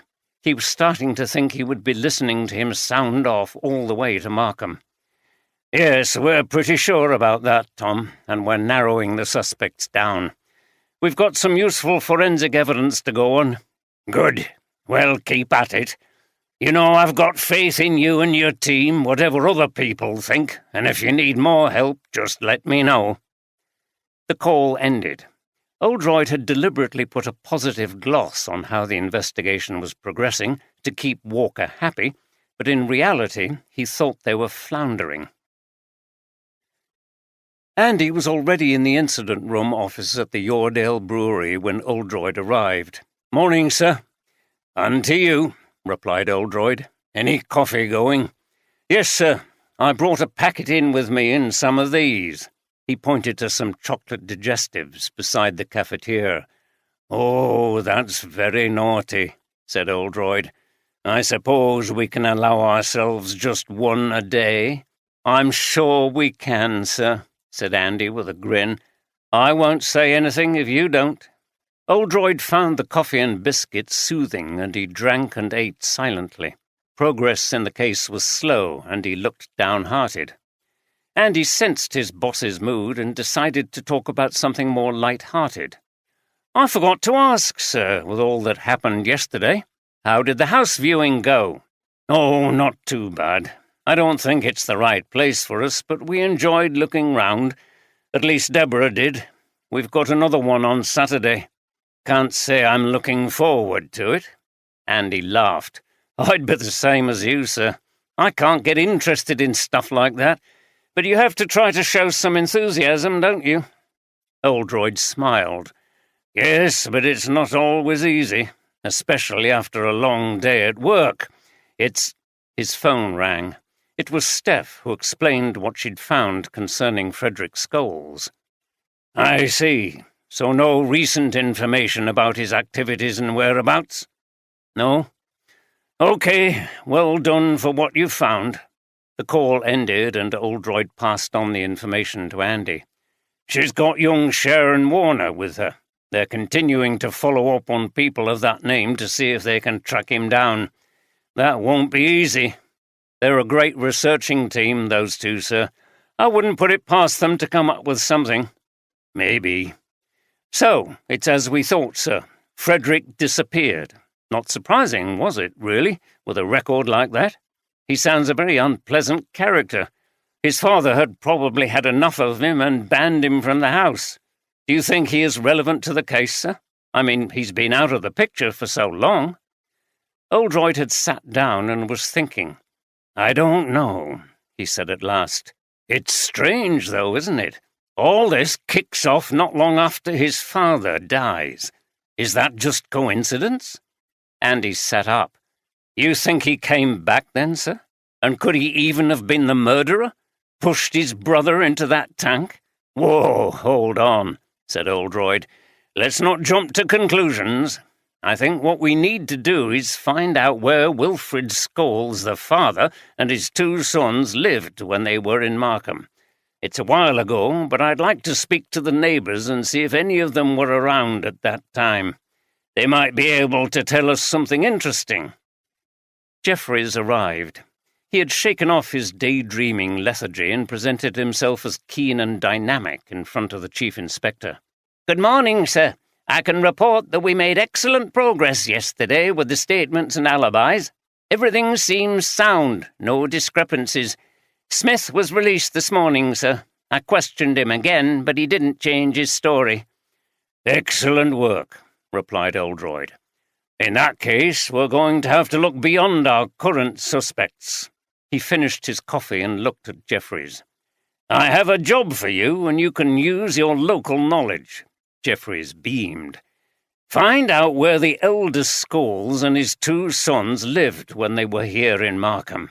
We need to find out more about the family." "Of course, sir. I can track them back from Ripon. The Scholes will have information, and other people I know from this area. I'll find out everything I can." "Good. Do you fancy a coffee before you go?" "No, thank you, sir. I'll be off and get cracking on it." "Fine." "Before I go, sir, we've had a tip-off that someone has graffitied the wall of Tony Handley's house. It looks like revenge to me." "I'm sure you're right, and it's exactly what he deserves. We're far too busy with important things to waste time investigating that." "Exactly, sir. But I think he would be too embarrassed to report it anyway. Sir? Sarge?" Jeffreys nodded, smiled at both of them, and left the office at a smart pace. Andy laughed. "I thought he was going to salute you then, sir. If you asked him to jump in the river and search for the murder weapon, he'd be straight in." "Well, I hope you would too," replied Oldroyd, smiling. "There's nothing wrong with a bit of youthful enthusiasm. You were like that when you first arrived from the Met. Now you're just old, cynical, and going through the motions like the rest of us." "Not at all, sir. We always get there in the end." "Well, we have so far," replied Oldroyd, whose mood had suddenly darkened again. "But there's always a first time." Although it wasn't yet 11 o'clock in the morning, Christine Foster was drinking gin. She drank it every day, and in increasing quantities, but had so far managed to conceal the fact that it was out of control. She had started several months ago with a mid-morning gin and tonic, then progressed to 2. Now she was drinking half a bottle of gin a day and neat. She always drank it quite early in the morning and alone. This gave her time to sober up and get rid of any smell before she went to work or saw anybody in the afternoon, and then her husband came home from work. She was very careful in how she disposed of the bottles, and she bought the gin at a supermarket in Ripon, so there was less chance that she would be recognised. She blamed Richard for what she accepted was now an addiction. His gambling had caused her so much stress that she had turned to drink to calm herself down. She was terrified that he would gamble all their money away, bankrupt the business, maybe lose the house, and they would be unable to afford the school fees. Their lives would be ruined. She had thought that he was avoiding the temptation, and she had begun to feel better. She had even started trying to cut down on the alcohol. Now the latest revelation had thrown her back into turmoil. She didn't know whether she would ever be able to believe what he said again. She sloshed some more gin into her glass, knocked it back, sat in the armchair and groaned. The double irony of her situation was not lost on her. Here she was with an addiction of her own after lambasting her husband about his, a husband who produced alcoholic drinks for a living.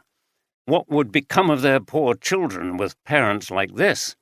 The thought upset her deeply, and she started to cry. A knock on the door made her jump. Damn, she'd forgotten it was the cleaner's day. That was another luxury that would have to be foregone if their finances collapsed. But her more immediate problem was how to conceal the drinking. She grabbed the gin bottle and went into the hall. "Come in, Julie. The door's open. I'm just going upstairs for a while." She ran up to their bedroom. Julie always began with the downstairs rooms, and hopefully the smell of polish and disinfectant would disguise any odour from the gin. She lay on the bed for a while, resisting the urge to drink more. She needed to appear sober in front of Julie at some point. After a few minutes of despair, wondering how she and Richard had ever got to this point, she ate some mince which she kept in her bedside cabinet to freshen her breath. Then she undressed and got into the shower with the water on cool. Hopefully this would sober her up. Afterwards she lay on the bed, trying desperately to recover so that she could go down to speak to Julie. She now realized that this couldn't go on any longer. She would have to tell her husband. Oldroyd and Andy walked through the streets of Markham again. It was a sunny day, and birds sang in the trees on which the leaf buds were bright green and ready to burst. The car park in the square was filling up with visitors to the picturesque town, some to embark on trips around the breweries. It wasn't an official market day, but there were stalls selling ice cream and postcards. Jeffries had been super quick in finding out where the Scholes family had lived in Markham. He'd had a stroke of luck because one of his team of junior detectives came from the town and knew the family slightly. It gave him great satisfaction to be able to give DCI Oldroyd the information he needed. It created such a good impression of efficiency. The Scholes family had lived in a cottage belonging to the Yorkshire Brewery, behind some bigger houses on the square. Oldroyd admired the neat row of dwellings, each with a tiny garden at the front. Jeffrey's informant believed it was the third house down the street. Andy knocked on the door, which looked newly painted. There were tubs of daffodils at either side. The door was opened by a woman in her 40s with ginger hair and freckles. "Can I help you?" Oldroyd explained why they were there. "Oh, yes," the woman said. "We moved in here after Mr. Scholes left. He retired from the brewery.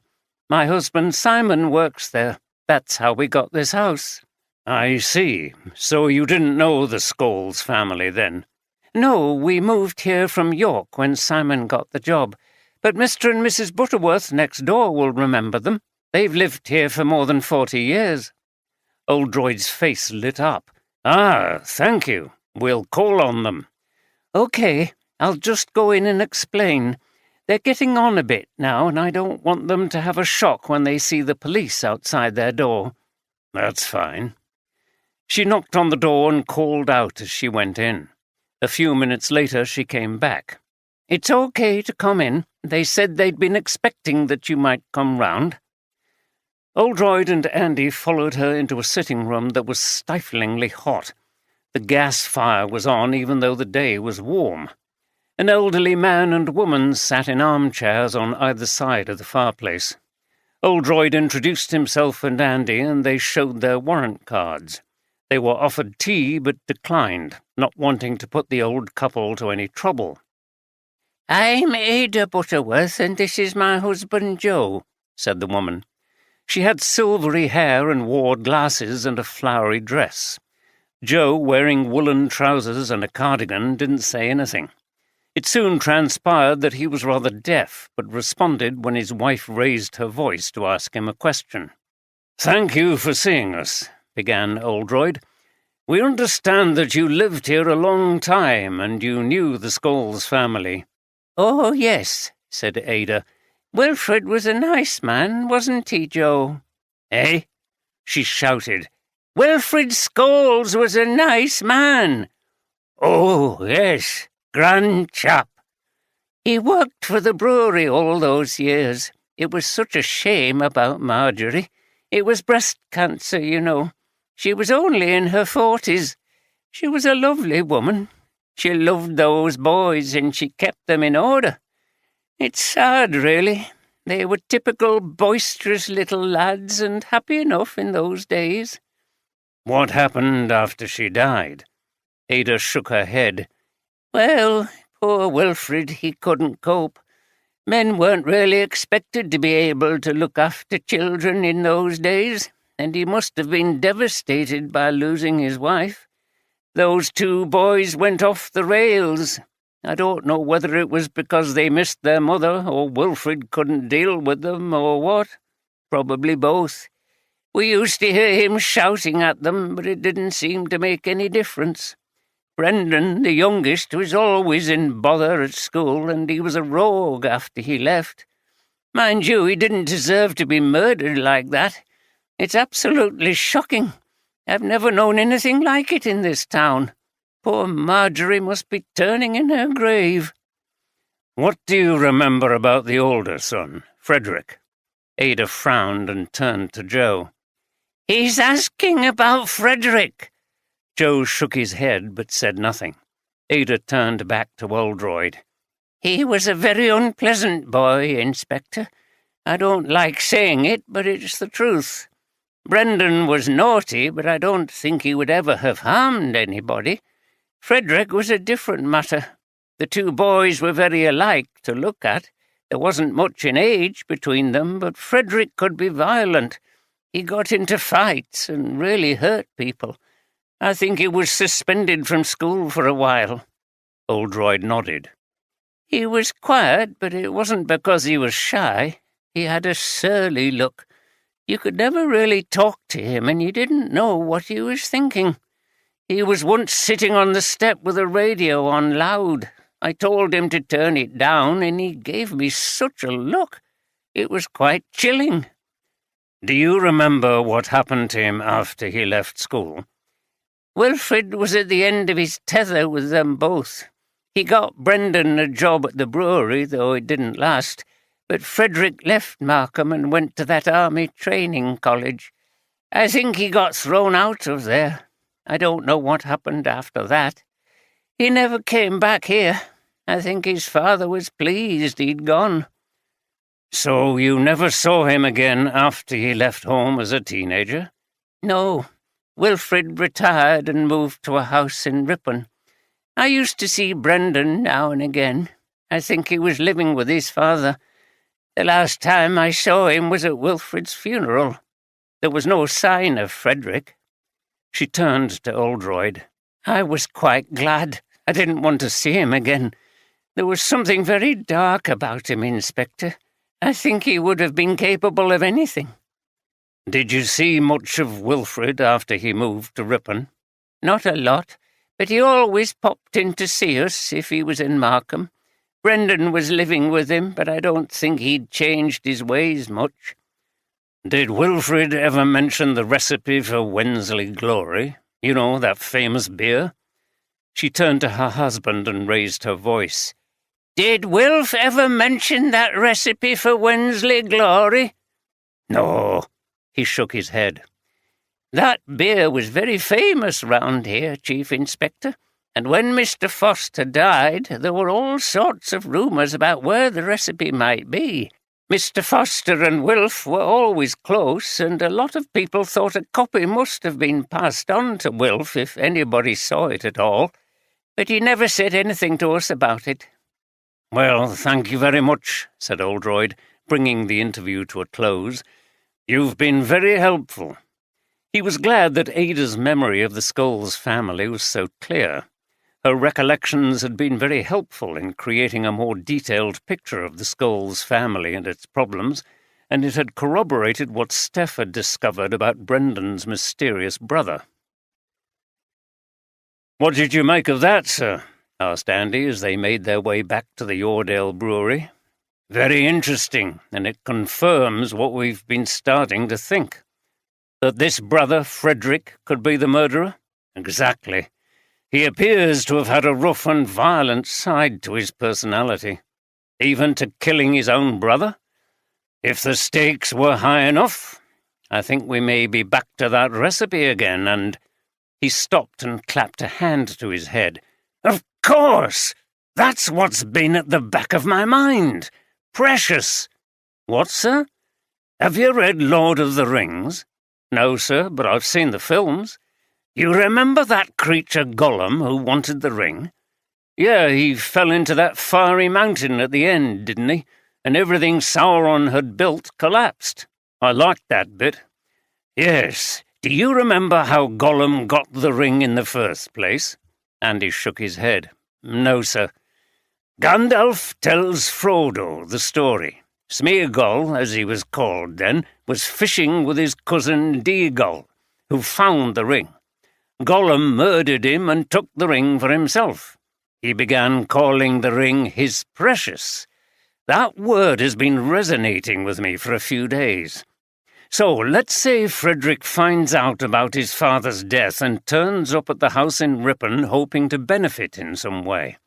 Brendan has got possession of the recipe, which is worth a great deal of money, and tells Frederick to get lost. Maybe Wilfred left nothing to Frederick and Brendan tries to palm him off with a bit of furniture. Frederick, overcome by anger, jealousy, and maybe his brother's taunts, decides to kill his brother and then take the recipe for himself. His precious, if you like. It's plausible, sir, but why would Frederick be in the house a few days later when Green broke in, still assuming it was the same killer? Brendan could have refused to tell him where the recipe was hidden, so he had to search for it under cover of darkness. And is he still in hiding somewhere around here, or did he find the recipe and clear off? Oldroyd shrugged. I don't know. It's all speculation. There's no actual evidence that Frederick has been anywhere near Ripon and Markham. But as I say, he sounds like the kind of person who could have committed those 2 brutal murders. They arrived back at the brewery and climbed the stairs up to the side entrance. There are some other things that puzzle me about that scenario, sir, said Andy as they reached the office. How did Frederick get his brother to meet him at the brewery on the night of the murder? And why go to all that trouble anyway? He could have bumped him off somewhere much less public and risky. There might have been some noise and a bit of a struggle in the brewery. Someone could have heard it and walked in on him. Oldroyd sat down. He was always pleased when one of his young detective sergeants questioned his theories. It showed that they were thinking about a case in the way he was training them to do. Maybe he was trying to deflect attention away from himself. Murder in the brewery might draw suspicion on people who worked there. Brendan had been employed there and left under a cloud. He could have made enemies. Anyway, get the coffee on, will you? He frowned. And we'd better stay off the biscuits. We've already had one this morning. Never mind, sir. They can't see us out here. In theory, but in practice, women always seem to know. I don't know whether there's anything in this female intuition thing. He chuckled. I'd be careful with that, sir. It's not a very progressive attitude, laughed Andy. It's probably just that we can't hide our guilt. Or we leave crumbs on our clothes. Anyway, we'll get off for a bit of lunch soon, so we don't want to spoil our appetites. He sat back in his chair. Now, get on to Steph to do a search of wills. It would be interesting to know the contents of Wilfred Scholl's will, if he left one. Okay, sir. I wonder if he left anything to Frederick. If not, that would have made things worse. It would, sir. Frederick would not have been at all pleased about it. Anyway, we'll have to see what Steph finds out. He tapped the table with his fingers. If only we could find out the truth about this blasted recipe. That house in Ripon has been searched without success, but if the murderer was Frederick Scholes, I'm starting to think that Jeffries could be right. He was looking for the recipe. Andy smiled. Tell Jeffries you agree with him, sir. It'll make his day. Yes, I'm sure it would. But we need to get back to that house and do another search. It might be very revealing. Later, as they got up to go, Andy reflected on how much he had enjoyed this analysis of the case. It was one of the things he most valued about working with Oldroyd. He regarded you as an equal in the task of solving the puzzles and mysteries of an investigation. It was stimulating to engage with him in an interchange of ideas and theories. He would miss it a great deal. The mention of Jeffries had reminded him that there was someone who stood ready to replace him. But was he ready himself to make the move? Tony Handley sloped into work a bit late that morning after removing the graffiti from his windows and walls, hoping no one would comment. But his arrival was noticed by Philip Welbeck, the foreman. To Handley's surprise, as he came through the main works entrance, where the workers clocked on and off, Welbeck was standing there almost as if he was waiting for him and smiling. "Not like you to be late, Tony. Had a few problems, did you?" said Welbeck, grinning. Handley noticed that other workers were looking towards him and also smiling. Then he spotted a certain person and knew what had happened. This man lived close to him. He must have seen the graffiti on the house and told everybody at the brewery. "Shit!" he exclaimed. "What did Pam think about it, then?" called one mocking voice. "I'll bet she gave you a bollocking and made you clean it off. Is that why you're late?" "You daft sod," said Welbeck. "We know it was you who graffitied those gates at the Yews. More than one person saw you drunk as a pig, daubing the paint on. They didn't waste any time getting their own back, did they? Why can't you live and let live like the rest of us?" "Oh, bugger off, the lot of you," growled Handley. "Was it one of you lot that dobbed me into the police? That was a nasty bloody trick." "No, was it, El? And what are you going to do about it anyway?" came the reply, half joking and half threatening. Handley slunk off into the back of the warehouse where it was darker, followed by derisive hoots of laughter. It was going to be a difficult day. Later on, he had to summon up the courage to go to the Yews Brewery and apologize for putting the graffiti on the gates. Otherwise, he knew he would get the sharp end of Pam's tongue again when he got home.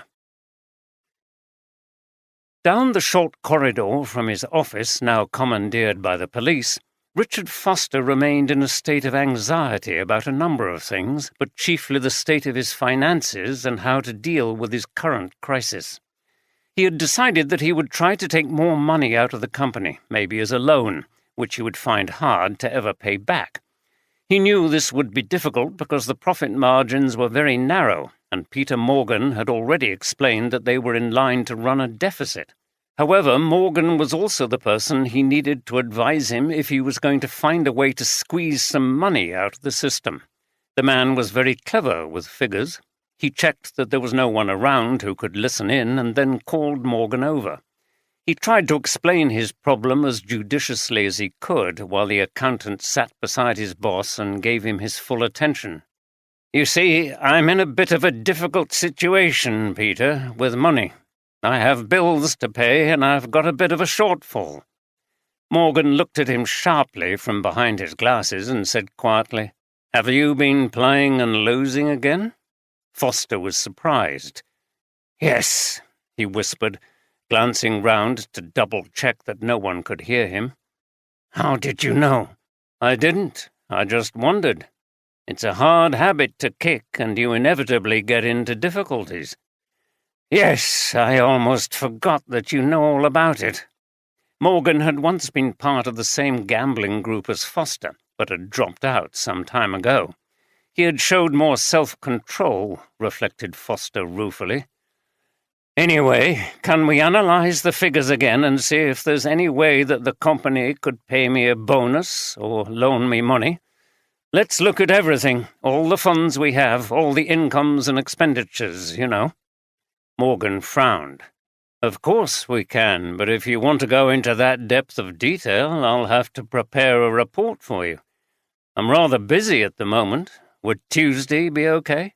"Oh, yes, it's not that urgent, but I really would appreciate it if you could help me."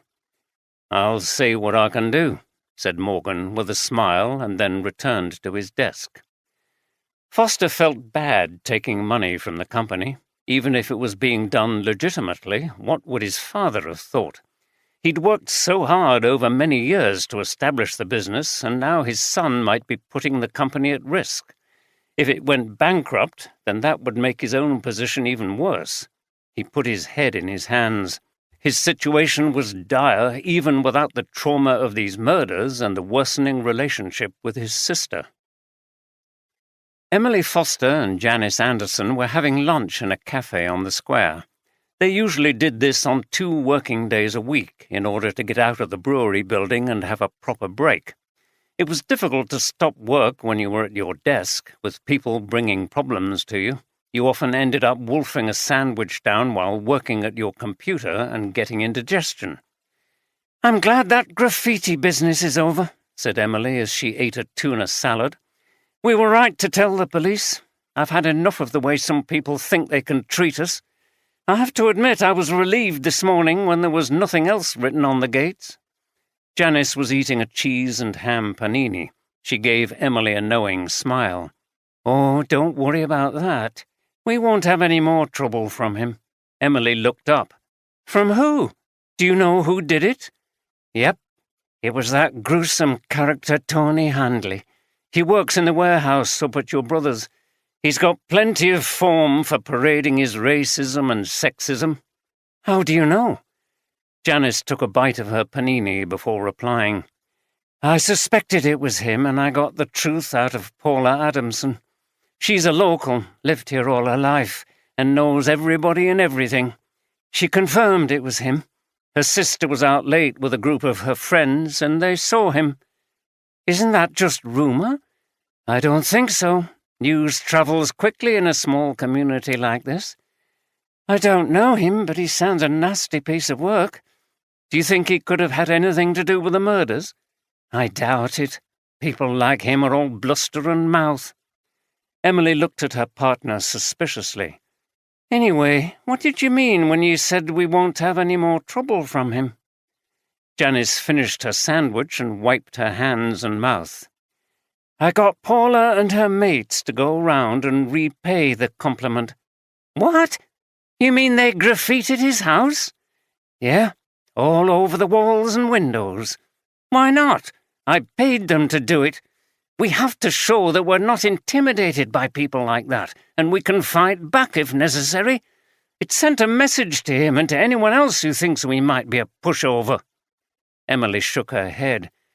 "Bloody hell, don't you think that's a bit reckless? We don't want the whole thing to escalate. And what if the police find out it was you?" "They won't. Paula won't blab. She's got too much to lose. I think Handley will be shocked and cowed by it. He didn't expect any retaliation, and he won't go to the police. They already suspect that it was him who graffitied our gates, and this would just confirm it." "Even so, it seems a bit extreme."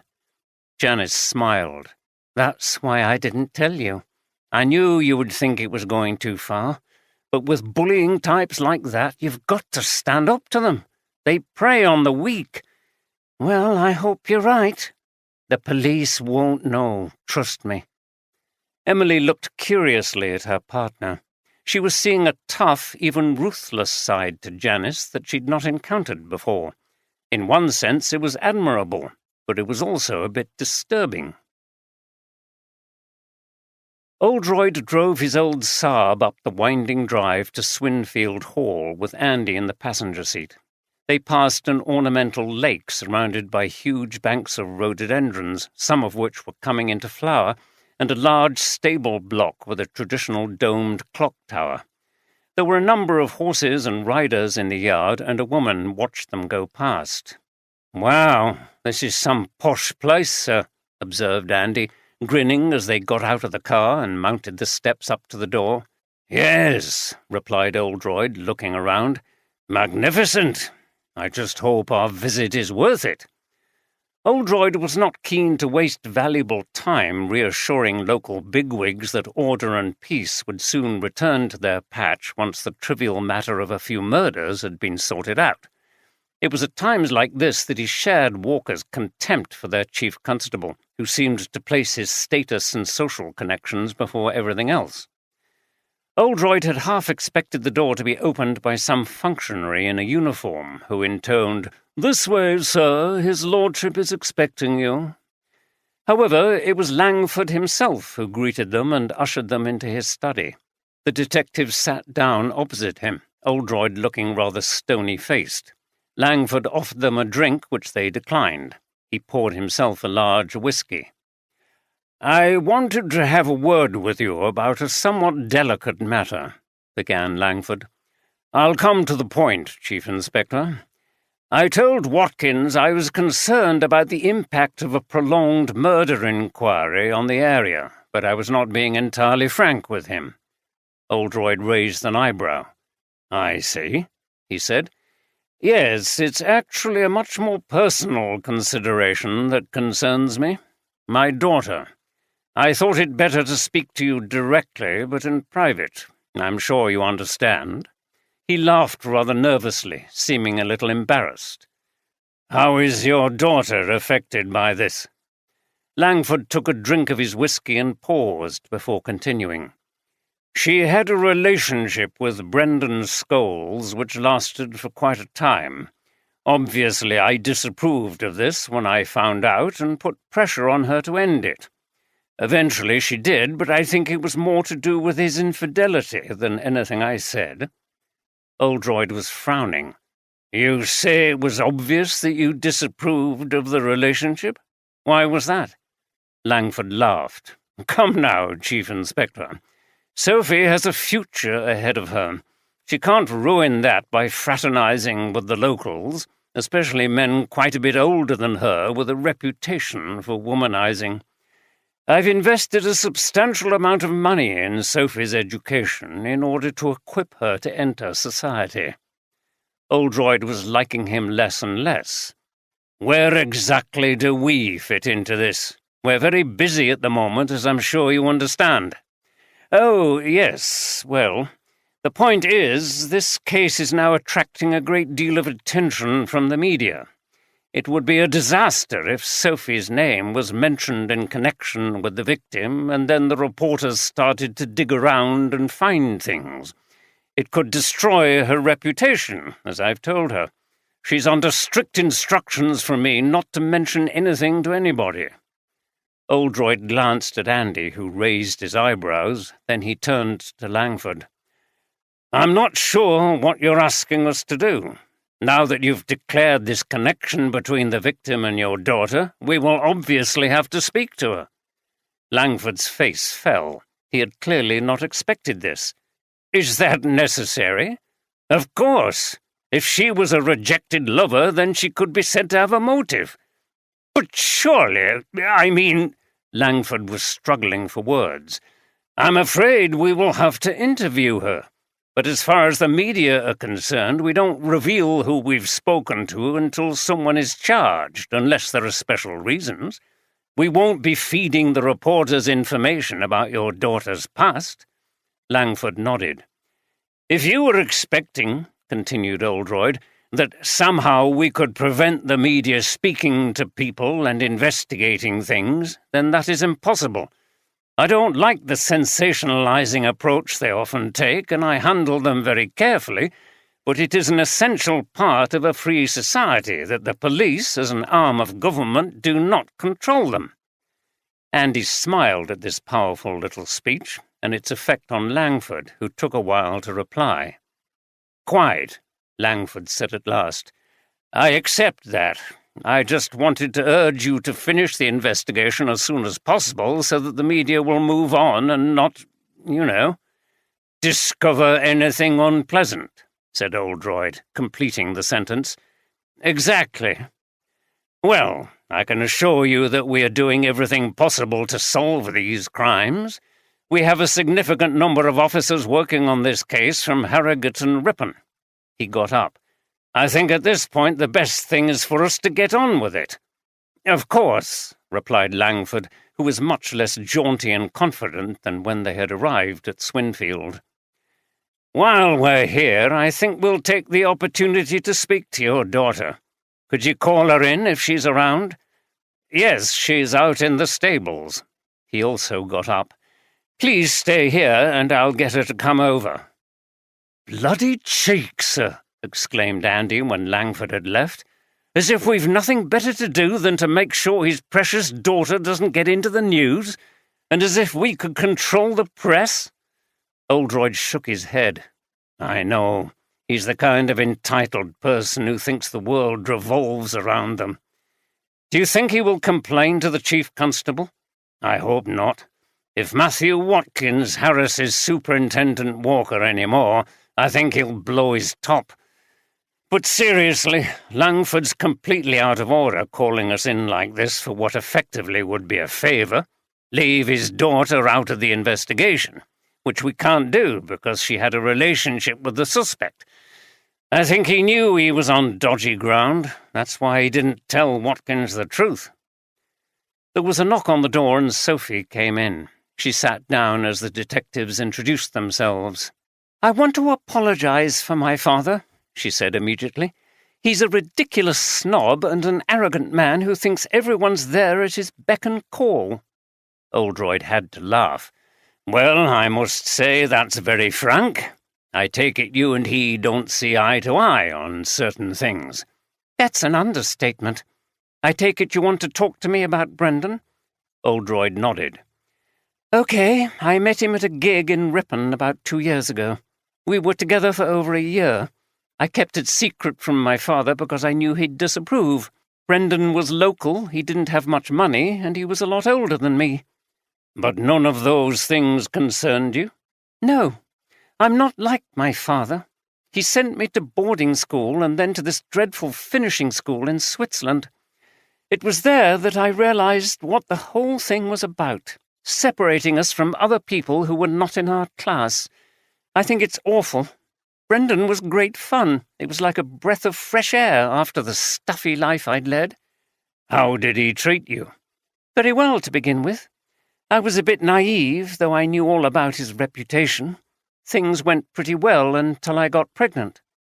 Oldroyd raised his eyebrows. "Your father didn't tell us that." "No, he wouldn't. In his opinion, it was too scandalous and would make me damaged goods for potential suitors. That's the way he thinks, Chief Inspector, and the language he uses. He's stuck in the 1950s, or maybe the 1850s. Brendan couldn't deal with it either. He was the kind of person who couldn't handle any responsibility. He started seeing other women." "And what did you do?" "I wanted a termination, but unfortunately I needed my father's help, so I told him. He paid for it." She took a deep breath. "It was a big mistake, looking back. It just gave him more power over me." Oldroyd thought for a moment. "From what you've told me, your father must have had a very hostile view of Scholes." "Yes." "Hostile enough to want to kill him, or have him killed?" Sophie's demeanour changed. She looked worried. "No, he wouldn't." "You don't sound very sure." She was struggling with something. "He wouldn't go that far. It's just that I'd been seeing Brendan again recently, and I wonder if he'd found out. He would have been very angry." She looked at Oldroyd with a pleading expression. "You don't think—" "I'm afraid I can't say. We'll need to talk to him again now that we have some new information. And what about you? Scholes didn't exactly treat you well, did he? Was he cheating on you again, and was that the last straw?" "No, Chief Inspector. I'd never hurt Brendan. I knew him for what he was, but I cared about him." She suddenly began to weep. "Okay," said Oldroyd gently. "When was the last time you saw him?" "A few weeks ago. His father died, and I didn't hear from him. I expect he was too upset or busy arranging things." "I just have to ask you where you were on Monday evening." She dried her eyes on a tissue. "I was here. I spent the day giving riding lessons, and I watched a film in the evening in my bedroom." "Can anyone support that?" "Daddy and I saw each other around the house during the evening. You're going to want to know where he was. He was here with a couple of friends. They were having drinks. So I suppose we can support each other's alibis." "It's a bit too convenient that they can vouch for each other's whereabouts on the night of the Scholes murder, sir," said Andy later when the detectives were driving away from the hall. They'd had another brief word with Langford, who'd said he didn't know that Sophie had been seeing skulls again, and of course denied any involvement in the murder, confirming his daughter's story that they both spent the evening at the hall. That's clearly a motive there, especially if he's lying about finding out that she was seeing skulls again. He would have most likely employed someone to do it. It is unbecoming for a gentleman to be involved with violence, at least to some people. They don't mind blasting their guns away at bird life. What did you think about her? Oldroyd frowned. Well, it seems unlikely. She seems to have genuinely cared about him. It's difficult to see that she could have carried out that brutal murder, and it would have been much harder for her to get help with it. But they remain on the suspect list? They do.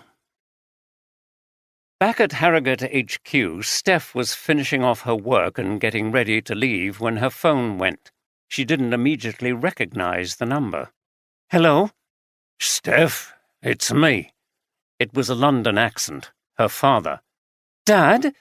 Hi. I didn't expect this. No, I'm going up to Edinburgh tomorrow to see a friend and stopping off in Leeds for the night. It's too far in one day on the coach. The economy ones stop all over the place. I'm staying in a bed and breakfast, and I thought maybe we could just meet up for a quick drink. Catch up a bit, you know. You never mentioned this before. I thought you were coming up in a couple of months. Well, yes, I am. This was a bit of a spur-of-the-moment thing, going up to see Alan. I wasn't going to ring you. I don't like, to impose. But then I thought, why not? Steph paused to think for a moment. OK, we could meet in a cafe in town, say about 8 o'clock. It'll just be me. It's too short notice for Lisa. Oh, that's okay. She won't mind on this occasion, will she? No, probably not. So, Cafe Nico, near to the station? Yes, I know it. See you there at 8 tomorrow. Bye then. Bye. Steph sat down and breathed deeply. She always felt unsettled when she spoke to her father, although from his hesitant manner he clearly found it even more difficult to speak to her. She'd been able to prepare for the meetings she and Lisa had had with him, but this seemed very abrupt. The previous meetings had been okay, without any animosity, but rather awkward. It had been difficult to talk about the past, which lay heavy and unspoken in the atmosphere. She wasn't certain that there was a future in them meeting regularly. Nevertheless, his conduct throughout the time he'd reconnected with them had been good, and she felt that she wanted to carry on the contact, or that she ought to. She wasn't entirely sure which, but she could not honestly say that she was looking forward to it. Richard Foster felt exhausted in the afternoon, so decided to go home early. When he arrived, he knew straight away that something was wrong. He came in through the side door into the kitchen, and there were dirty cups and plates on an unwiped table. This was completely out of character for house-proud Christine. There was no sign of any meal being prepared, no smell of anything cooking. Instead, there was an unusual odour of spirits. He called out, "Christine," and went into the lounge. She was lying on the couch in her dressing gown, asleep. Her hair was draped untidily over a cushion. There was an empty gin bottle on the floor. "Christine, what's going on? Have you drunk all this bottle?" He tried to rouse her gently. She woke and turned a bleary face towards him. "Oh, God, go away," she said, and put her head to the back of the sofa. "Christine, what's wrong? I don't understand." Her shoulders started to shake. She was crying. "Christine?" After a while she turned to him again. Her face was tear-stained. "I drink, Richard. I'm probably an alcoholic. I've kept it a secret, but after yesterday, I couldn't stop drinking this afternoon." She put her hands to her face and spoke through her fingers. "I didn't think you'd be back yet, but I don't care anymore. I know what a great irony it is. You work at a brewery and have an alcoholic wife. Oh, it's so humiliating," she sobbed. "Where are the kids?" asked Richard. "They've gone to their friends for tea. I managed to stay off drinking until Julie had gone, but then I couldn't resist any longer." Foster was near to tears himself. The shock of finding out and seeing her like this was terrible. He felt as if he was in an awful nightmare and that this wasn't really happening. "But why? Is it my fault?" She sat up, leaned back against a cushion and spoke slowly, as if it was a great effort. "It's got steadily worse since this gambling business started. I couldn't deal with the worry of not knowing if you were losing all our money." Foster hung his head. He didn't know what to say. All the time he'd been struggling with his addiction, she'd been developing hers. And he hadn't known. He'd been too bound up with his own problems to notice hers. "Then yesterday you admitted you'd gone back to gambling, and that was it." She turned her face away for a moment and then suddenly got up. "Oh, God, I'm going to be sick."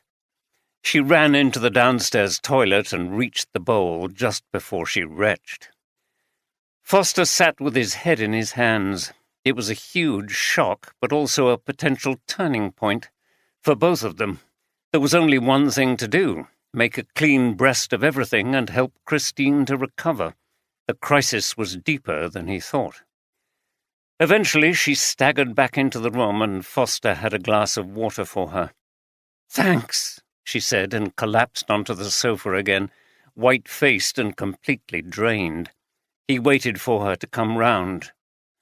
"Look," he began, "I absolutely promise you there's going to be no more lying and secrecy. I don't blame you for this, and I'm going to help you recover." He gritted his teeth. "I still haven't been completely honest with you about my losses." She gave him a bleak look, but didn't have the energy to say anything. "The truth is, we didn't only play on the usual sites. We went on this poker site, where the stakes are higher." "Richard!" Her voice was a wail. "But don't worry, we're only talking about another couple of thousand in losses, and I've spoken to Peter Morgan. I think the brewery will be able to loan me something to tide us over." She didn't respond. The fight had gone out of her. He put his arms around her shoulders. "This has really made me realize what damage I've caused. I'll work hard to make up those losses, and I'll never gamble again, I swear. If necessary, I'll get some help.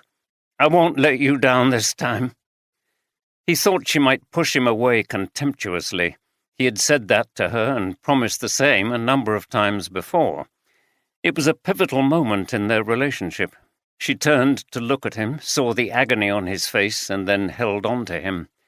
Maybe she sensed that this time he really was determined that things would be different. At least it was a start. Oldroyd enjoyed the drive from Markham to Ripon. It was late in the afternoon. They had decided to call it a day in Markham and stop at Ripon on the way back to Harrogate to conduct another search of the house. It was breezy and white clouds were moving quickly across the sky, interspersed with intervals of strong sunshine. Spring flowers of various colours were blooming in the pretty village of West Tanfield as they drove through and turned right over the bridge across the River Ure. As he did so, Oldroyd glanced at the famous scene that appeared on so many calendars, the cottages with their gardens leading down to the river, the 15th-century Marmion Tower, and the church surrounded by trees. Just across the bridge he pulled over and Andy stopped behind him. Oldroyd went over to speak to his puzzled sergeant. "Sir?" "Just get out and come look at this." Andy obliged and followed his boss onto the bridge where they stood and gazed at the beautiful view. Some ducks flew overhead and settled on the river further down. "That's beautiful, sir." "Yes, you know, this reminds me of your first day here. We stood on the bridge over the wharf at Burnthwaite and then skimmed stones across the water. Or at least you tried to." He laughed at the memory. "I remember, sir," said Andy. It seems a while ago, but I've never regretted coming up here for a moment. I think I fell in love with Yorkshire that very first day." "Well, I'm glad to hear it," replied Oldroyd. "Who wouldn't when you can see views like that?" He continued to gaze at the scene for a while. "Come on, then. We can't look at views all afternoon. We'd better move on and get to that house. We've got work to do. We're not on top of this case yet." "We will be soon, sir, or I should say you will be, judging by how I've seen you solve mysteries like this since I came up here to join you." "Well, you have a touching faith in my abilities," replied Oldroyd as they walked back to their cars. "It's based on experience, sir," replied Andy, who decided this would be a good time to mention his interest in a possible move. He explained about the inspector jobs coming up. "I'm going to talk to Steph about it, sir, and then see what I think." He laughed. "One thing's for sure, you've got someone desperate to come and work for you." "Young Jeffries, yes. Well, don't let him push you out if you're not ready, but I think you should consider it seriously, as I said before. You're definitely capable of it." "Thanks, sir." Oldroyd was very thoughtful as he drove on to Ripon. To be honest, he wasn't keen on the idea of losing Andy. They had developed such a good relationship, but he would never stand in the way of someone who deserved promotion. However, there was nothing like the beauty of the Yorkshire countryside to make you feel better, and also contemplating the often painted and photographed scene from the bridge at West Tanfield had given him another idea. When they arrived at the terraced house, it was locked up, with incident tape hanging around the door. Andy opened the door with a key that had been provided by the ever-efficient Jeffries. The electricity was turned off, but there was still plenty of light in the house. Down the stairs, the gruesome evidence of Barry Green's murder was visible in the form of a large blood stain on the carpet, and the items he was about to steal were still strewn around where his body had been. "So," began Oldroyd, "Jeffries and his team subjected this house to a search before Green was killed, but found nothing of significance. I don't think there's any point in going through drawers and cupboards again.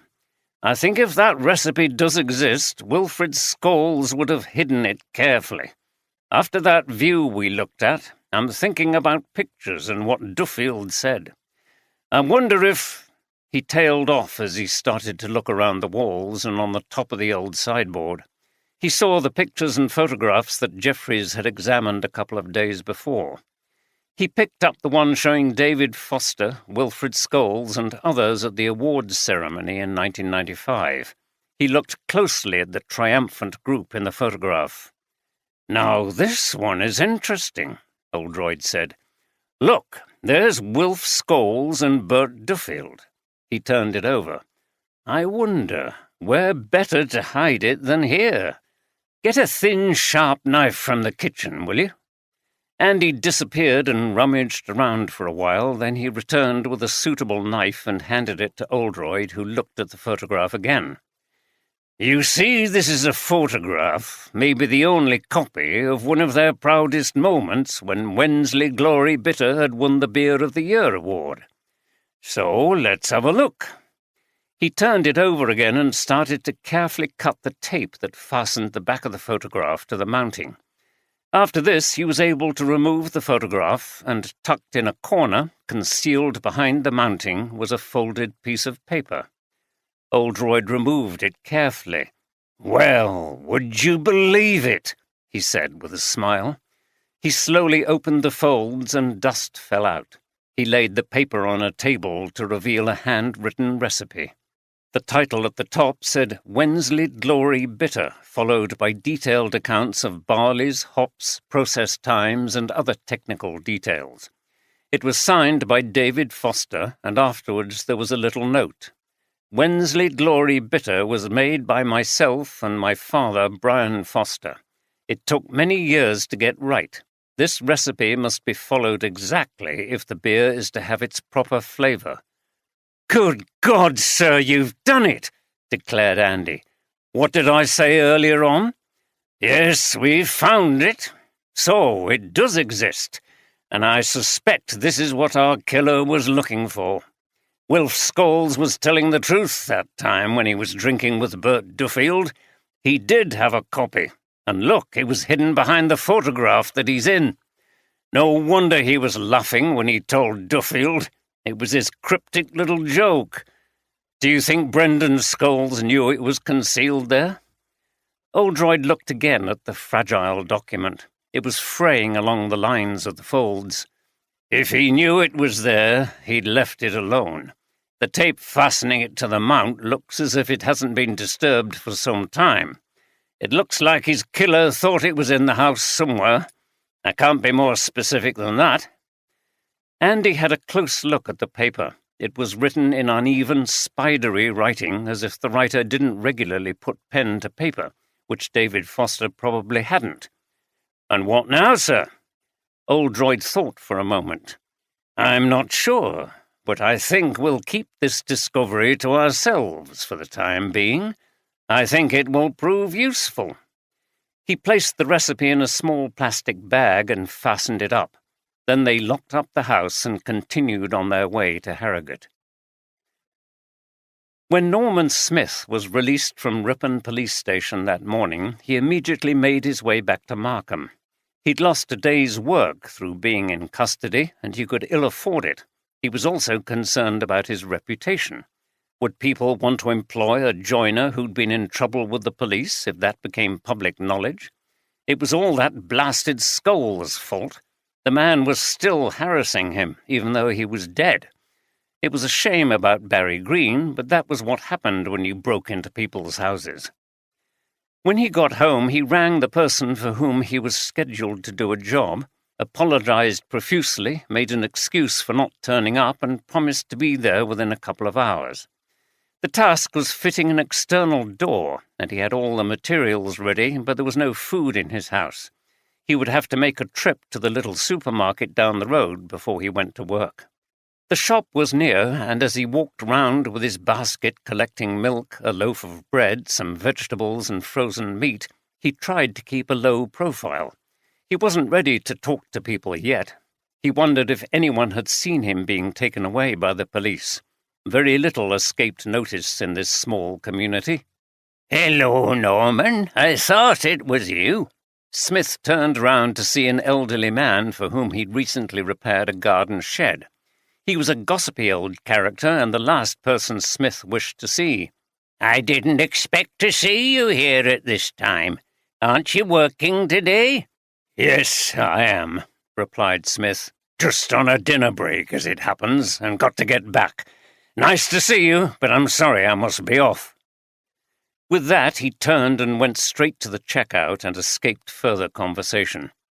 As he hurried home, he reflected again upon his situation. Did the police believe his story about discovering Scholes' body at the brewery? He knew they were sceptical, and if that was the case, it was likely that he would remain a suspect and they would come for him again soon. There really did seem to be no escape from the curse of Brendan Scholes. Late in the day, when the work was about to finish, an unexpected person appeared at the Hughes Ales brewery. Tony Handley walked slowly through the gates that he had recently defaced and stood sheepishly by the big door of the works entrance. He tried to summon up the courage to knock, but before he could do it, he was spotted by some of the female workers in the yard. "What the hell are you doing here?" said one. "Have you got your paint with you to splatter some more disgusting slogans on the walls?" This was Paula, whom Janice had called into the office. "No, I've come to say sorry." The women regarded him curiously. "Are you serious?" said one. "Yes, I am.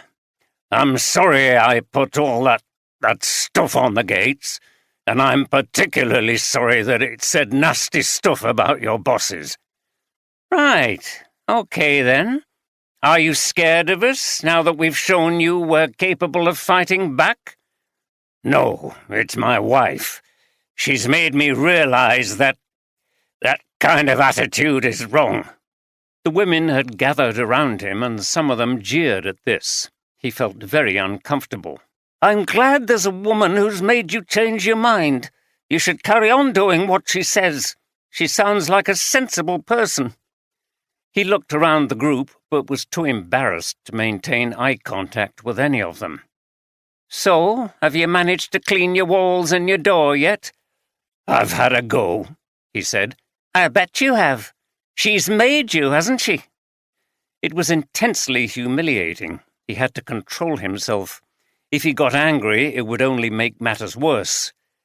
"Yeah, well, I'll be off then." He started to walk away in the direction of the gate. "That's it, there he goes with his tail between his legs," called a mocking voice. "Back to report to his wife. Tell her you've been a good boy and done as she said." Raucous laughter broke out at this, and Handley's cheeks reddened as he exited the gate with some relief. It turned out that women were not the soft target he'd thought they were. "If you do anything like that again, we'll rip your balls off," one woman called out to more laughter from her workmates. Janice Anderson had been watching this encounter from her office window, which looked on to the yard. She decided not to intervene and to let the others deal with it. It appeared that Handley had come to make peace. He wasn't being aggressive. On the contrary, his body language was cowed and defensive. She smiled as she heard the women laughing and saw him beat a hasty retreat. As she'd said to Emily, it was important that the message went out that they were strong and not intimidated by any acts of hostility towards them. That evening, Andy and Steph sat out on their terrace overlooking the River Aire. It was the first time in the year they'd been able to do this, but a warm April evening had enticed them out.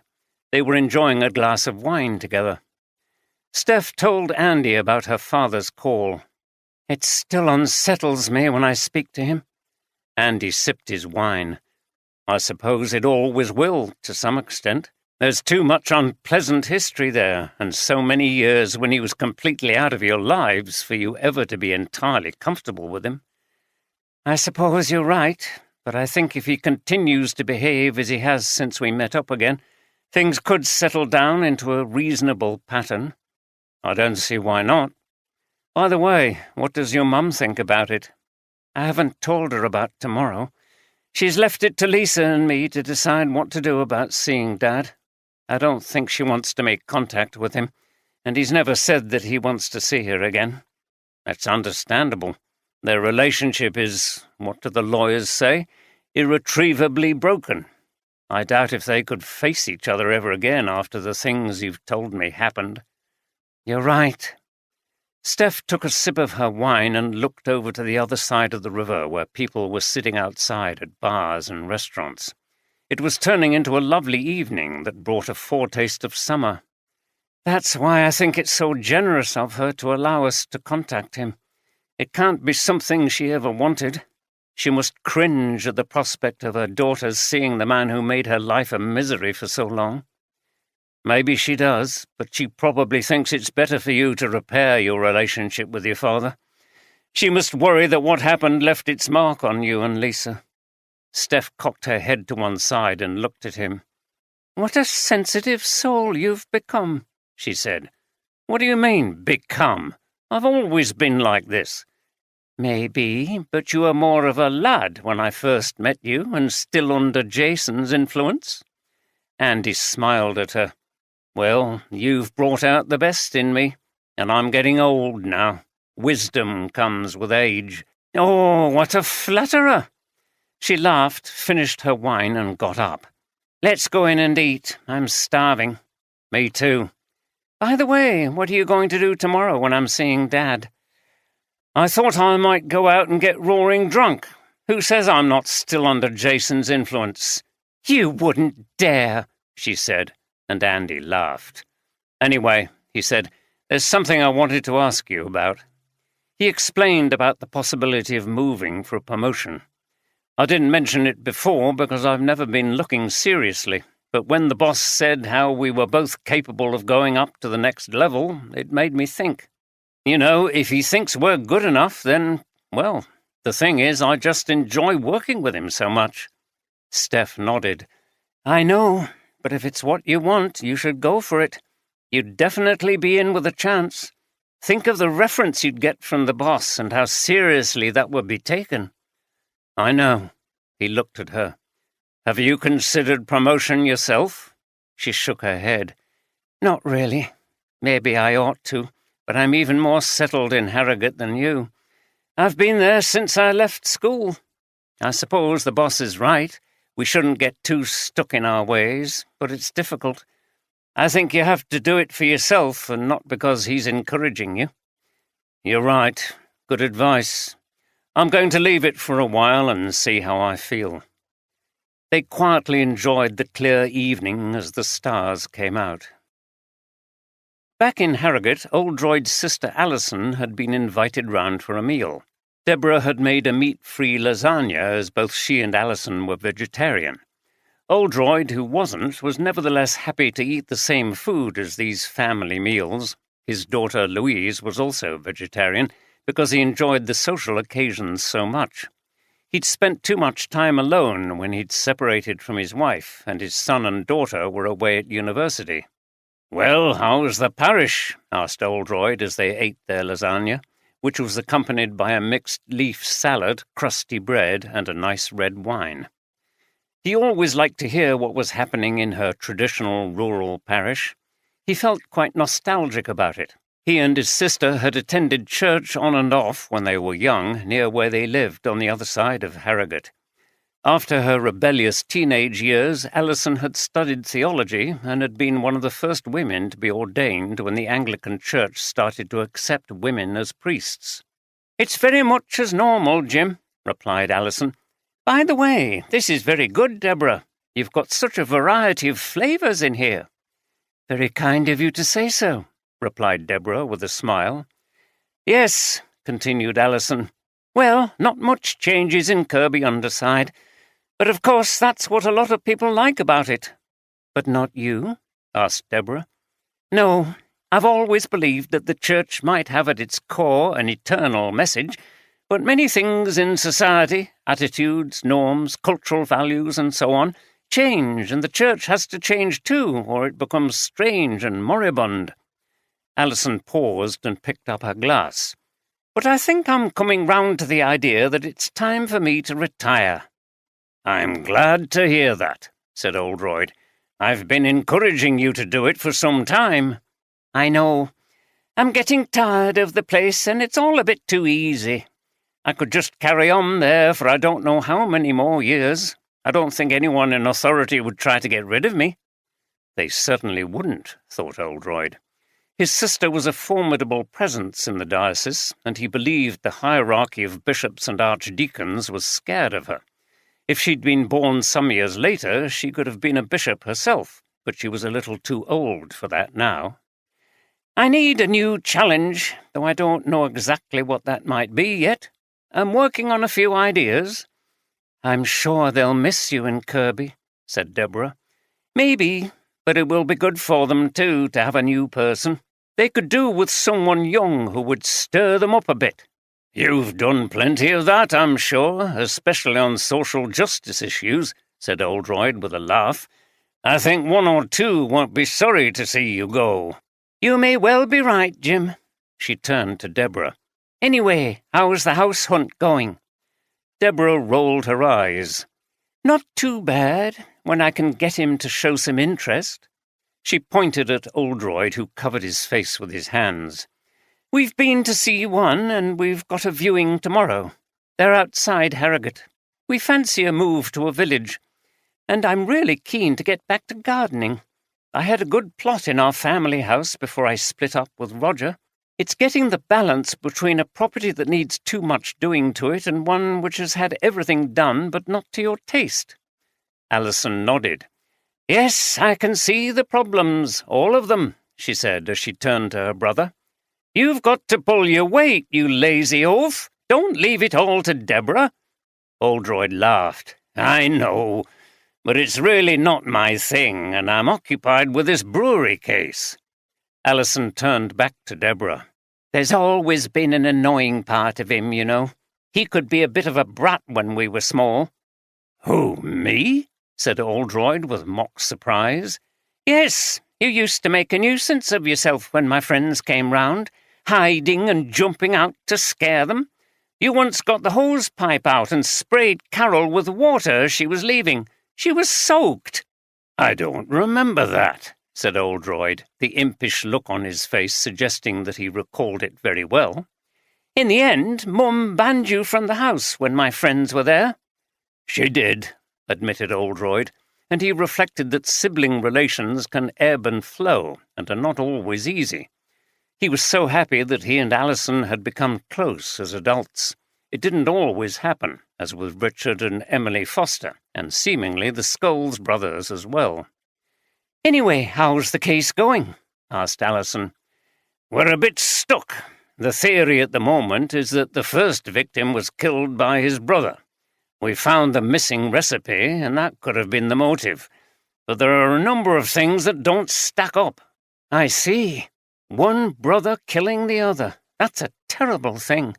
And you say it could have been over this recipe for beer?" "Yes." "I wonder if they'd been close at one time. Was there a big difference in age?" "No, not much more than a year between them, and they—" "I ask because sometimes there's a history of bullying between siblings which can have bad repercussions in later life and—" "Jim, are you listening?" "Whoops," said Deborah. "The cogs are moving in the old brain, I think. He's oblivious of everything when this happens." "I know." Oldroyd shook his head. "Sorry, it's just that something made me think then. It's a bit of a wild idea, but I'll have to look into it when I get back to work." "That's not tomorrow or Sunday, remember, unless there's an emergency. You promised to take time off so we can visit this house tomorrow after the park run and then do some walking on Sunday." "Yes, that's fine. I'm looking forward to it." "Good." "The walk, I mean." "Jim!" exclaimed Deborah, and Alison laughed. 5. The York Brewery is a relative newcomer to the brewing scene, but its beers are widely distributed around Yorkshire and Lancashire, and the brewery owns pubs in York. One of its most popular beers is Minster Ale, a fruity and hoppy bitter. The name suggests a link between brewing and the church in the ancient city. The Coopers, who made the wooden beer barrels, took part in the city's medieval mystery plays alongside other craft guilds. Traditionally, they played a scene called the Fall of Man, something which was probably regularly acted out in a non-religious context in the city's taverns.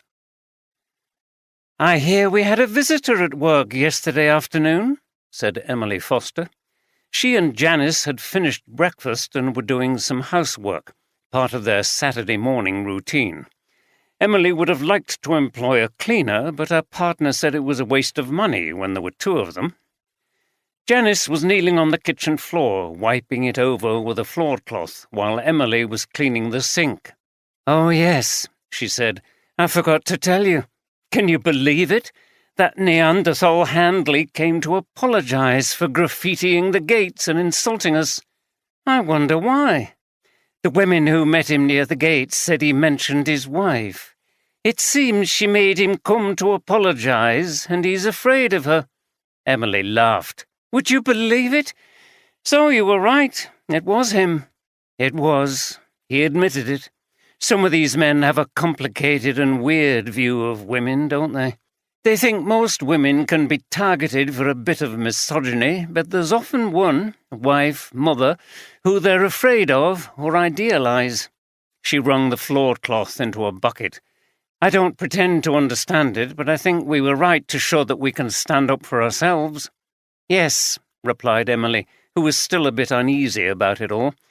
"Anyway, what's the plan for today?" "I've got to pop down to Ripon to collect my new sunglasses. After that, why don't we go and watch the cricket? It's their first match of the season against North Tanfield. They've lost Barry Green, and that must have been a terrible shock. I think they need all the support they can get. Also, it doesn't do our profile any harm as a local business supporting community activities." "That's a good idea." Emily swilled the sink and then polished the taps. "Well, I'm going to go round to see my brother when we've finished here." "Really?" "Yes. Now that I think we've put this banners and graffiti business behind us, it's time to make peace and see if the two businesses can get on together amicably.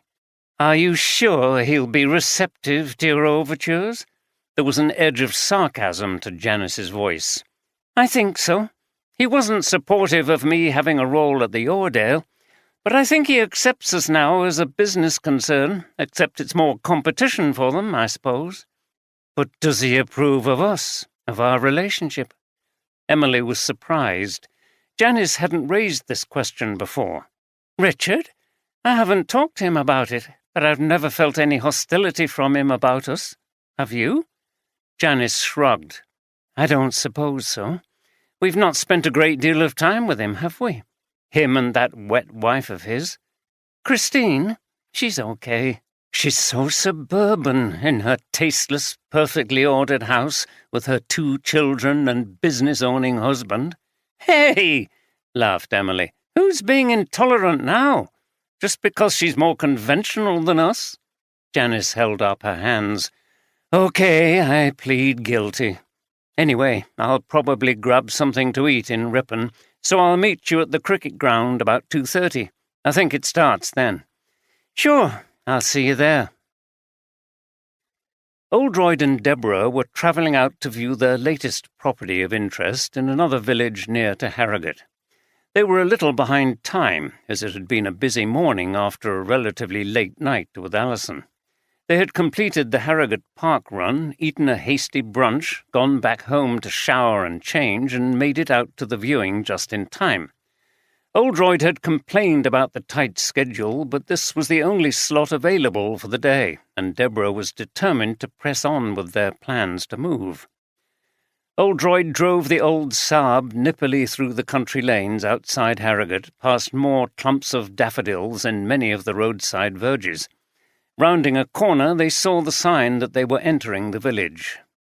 "Well, it hasn't been a long drive from Harrogate, has it, Jim? You wouldn't have a long commute from here?" She looked at the map on her phone. "No," replied Oldroyd. "Is that it there? There's a man who looks like an estate agent standing outside." "Yes, it must be. You can just park on the roadside here." She pointed to a parking space. The agent, looking nearly identical to the one at the last property in his smart suit, greeted them and almost immediately launched into his sale description of the property. "As you can see, the house occupies a particularly generous level plot with no steep steps up to the door and with the advantage of a double garage and electric doors. My parents have doors like these. They find them very convenient, especially since my dad started getting arthritis in his shoulders." He gave them a big smile and pointed a remote at the doors. Deborah and Jim exchanged a meaningful glance, and Deborah suppressed a giggle.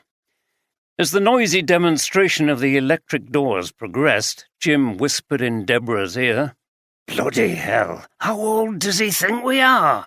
He'll be suggesting we look at a bungalow next or order a stair lift." "Okay, let's move into the house now," continued the agent. "The hall is very spacious, and on your left is a stunning open-plan kitchen."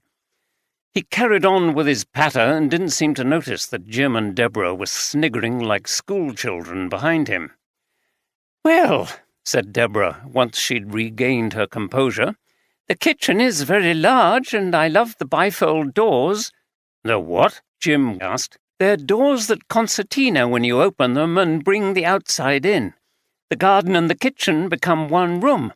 Great for entertaining, and the kitchen is flooded with light." She winked at Oldroyd, and the estate agent looked impressed. "The kitchen units are German," said the estate agent, "and flat-panelled, as you can see. Very minimalist, with integrated smart appliances. All Miele.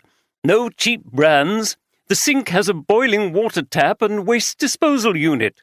"Very sleek," said Deborah, "and no handles to interrupt the streamlined flow. What do you think, Jim?"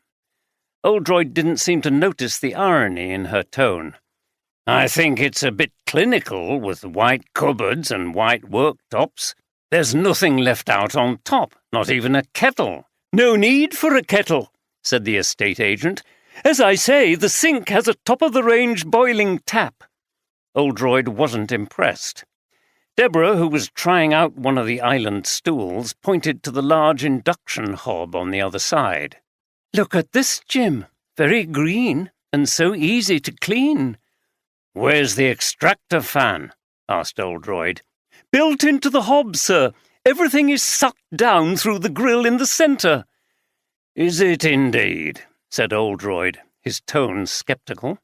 They moved on to view the office snug, utility room and downstairs toilet, and then into a very large living room with white walls, more floor-to-ceiling bifold doors, grey shelving with cleverly arranged objets d'art. For a moment, Oldroyd thought he saw a real fire in some kind of stove. The agent saw him looking.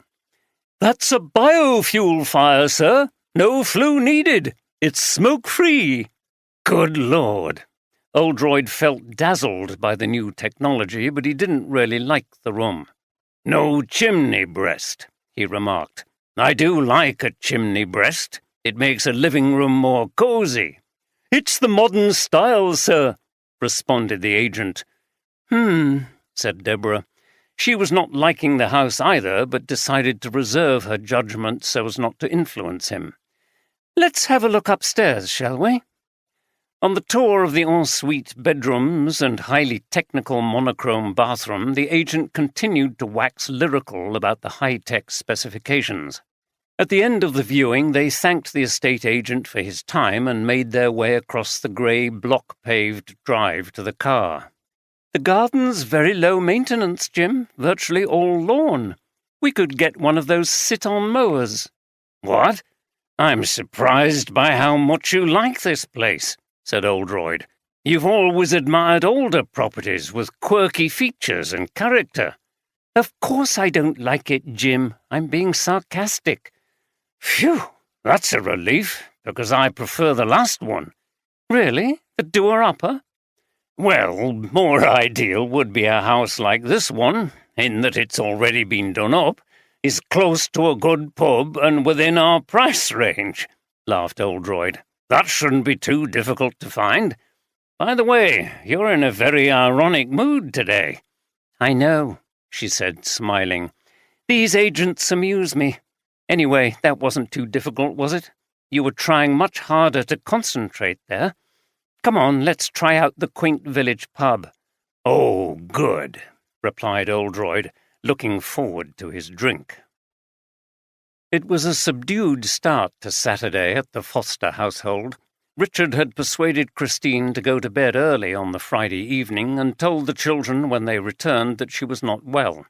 She was now having a lie-in, as were Phoebe and Tim, it being Saturday and not a school day.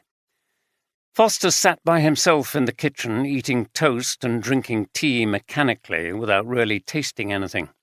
He was looking out of the window at the pleasant weather, but it hardly registered. He was reflecting on the traumatic revelations of the evening before. The consequences of his gambling had had such a damaging effect on Christine, and she'd kept it secret for months. It made him feel guilty and added to the wave of terrible things that had recently happened. He was worn out and didn't know how much more he could take. He was leaning over the table with his head in his hands when Phoebe, who was 15, came into the kitchen in her dressing gown. "Dad, are you okay?" Foster sat up. "Yes, a bit tired. Didn't sleep well last night." She got a bowl from the cupboard and poured some cereal into it. "How's Mum?" "Still asleep. I'm going to take her some tea in a minute. She'll be okay. Just a bit of a cold, I think." Phoebe poured milk onto her cereal. "Joe and Phil are coming round later. We're going to do some gaming." Joe and Phil were a brother and sister around the same age as Phoebe and Tim. Normally, Foster might have tut-tutted a bit about them staying in the house on a nice day, but today it was very convenient that they were occupied. "That's good. If Tim gets up in time." "He will. I'm going to drag him out of bed when I've eaten this. They're coming at 10:30. "Okay, I'm going out and Mum will be resting. You can make sandwiches for your lunch, can't you?" "Yeah, no problem." Foster made a cup of tea and took it upstairs. Christine was still under the covers, but she was awake. He put the tea on her bedside table. She sat up, looking bleary-eyed. "Thanks. Was that Phoebe you were talking to?" "Yes," he explained about the children's plans. "Look, it's a nice day and the first cricket match of the season down at the ground. Why don't we go over this afternoon and watch it? It'll get us out of the house and the kids'll be all right here." They both enjoyed watching cricket and were regular spectators at the Markham Club. "Oh, that's a good idea. I'd forgotten about it. I haven't been able to think about anything except, you know." "Right. Well, this will take your mind off things." Christine seemed to be somewhat energized by this prospect, and she got out of bed. "I said I'd go round to see Mary this morning. She's a gambling widow, too." It was her first attempt at humour, and Foster smiled with relief. "Good. Only coffee to drink, though," he said good-humouredly. "I know. And no betting on the cricket match." "Touché." He took her in his arms. "Don't worry. I'll help you through this, and we'll both get the support we need. I'm going to pop down to the works to see if everything is okay. We've got a firm in doing some repairs to the boiler while we're not brewing. Why don't you call into that deli in the marketplace, pick up some food, and we'll have a little picnic down at the ground?" She smiled at him. "Okay, I will." Philip Welbeck arrived at the Markham Cricket Club at 10 o'clock. It was a fine day and reasonably warm, the ideal weather for the first match of the season. It was his job as captain to unlock the clubhouse, make sure all the kit was ready, and check that the pitch was in good condition for the game. He looked out over the green expanse of the turf to the river on the left and the old houses on the right above the water. The prospect of the game in such a lovely setting excited him. He'd been missing it all winter. An elderly man in a flat cap, corduroy trousers, and Wellington boots appeared. This was Alf, who acted as an unofficial groundsman for the club. "Morning, Philip. It's a good day for it." "Aye, it is, Alf. Can you get the roller on the wicket? I'm going to go round the boundary with the whitener, and then I'll leave you to do the crease when you've finished rolling." "Right you are," said Alf, and went to start up the small sit-on roller that the club owned. Welbeck opened a tin of whitener, took a paintbrush, and spent a pleasant hour etching in the boundary where the white marks had faded. After this, he returned to the clubhouse and went through the equipment: bats, pads, wickets, balls. Players were expected to bring their own shirts and shoes. Everything was very clean and fresh for the new season. At 12:30, he and Alf sat down in the small stand and ate the sandwiches they had brought with them. Shortly after this, John and Miriam Evans arrived and unloaded boxes from their car. John and Miriam were a couple who volunteered to work in the kitchen on match days, preparing the sandwiches, pork pies, cakes, teas and coffees which were eaten by both teams in the interval between innings. Welbeck welcomed them with a smile. Everything was going well. His last job was to check that everything was working with the scoreboard and that the scorer was in position. At 1:30, players from both teams started to arrive, and there was much good-humoured banter between the sides. Spectators began to fill up the benches around the boundary. When the umpires got to the ground, Welbeck went with the North Tanfield captain to the coin toss, which he won. He then went into the home changing room to rally the team. "Right, lads, we've won the toss, so we're batting. Terry and Pete, get padded up. Ian, you're in at number 3, so get your pads on too." "OK, skipper." The team were all smiles and jokes. It was clear that they were looking forward to the new season too. Morale was very high, and if they could beat North Tanfield today, they would be off to a great start. Welbeck was glad to see that recent events didn't seem to be affecting the players' mood, while outside the spectators seemed animated and excited at the prospect of the first match of the season.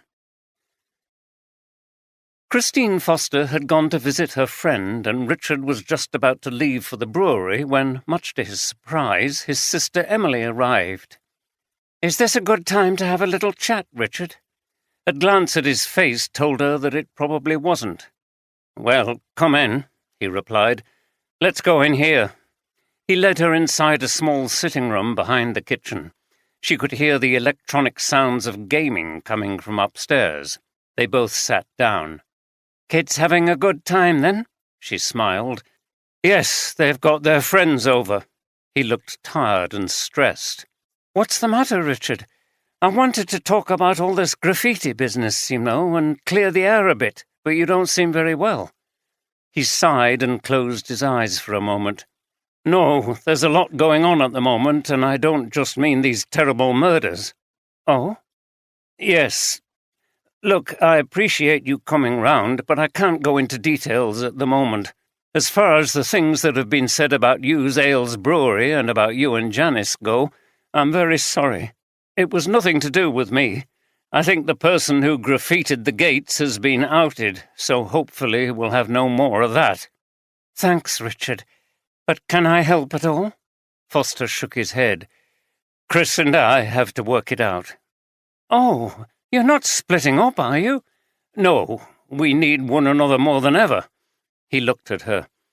"Don't say anything to anybody, and the kids don't know what's going on, but basically, I've got a gambling problem, and mainly because of the anxiety that caused her, Chris has turned to drink, and it's serious."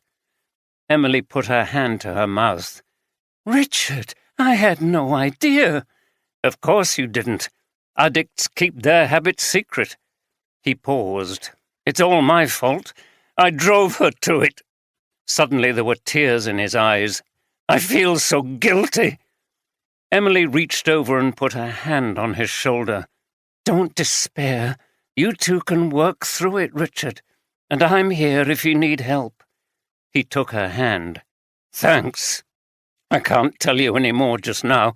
I haven't got the energy and there isn't time. I've got to make a quick trip to the brewery." "No, that's fine.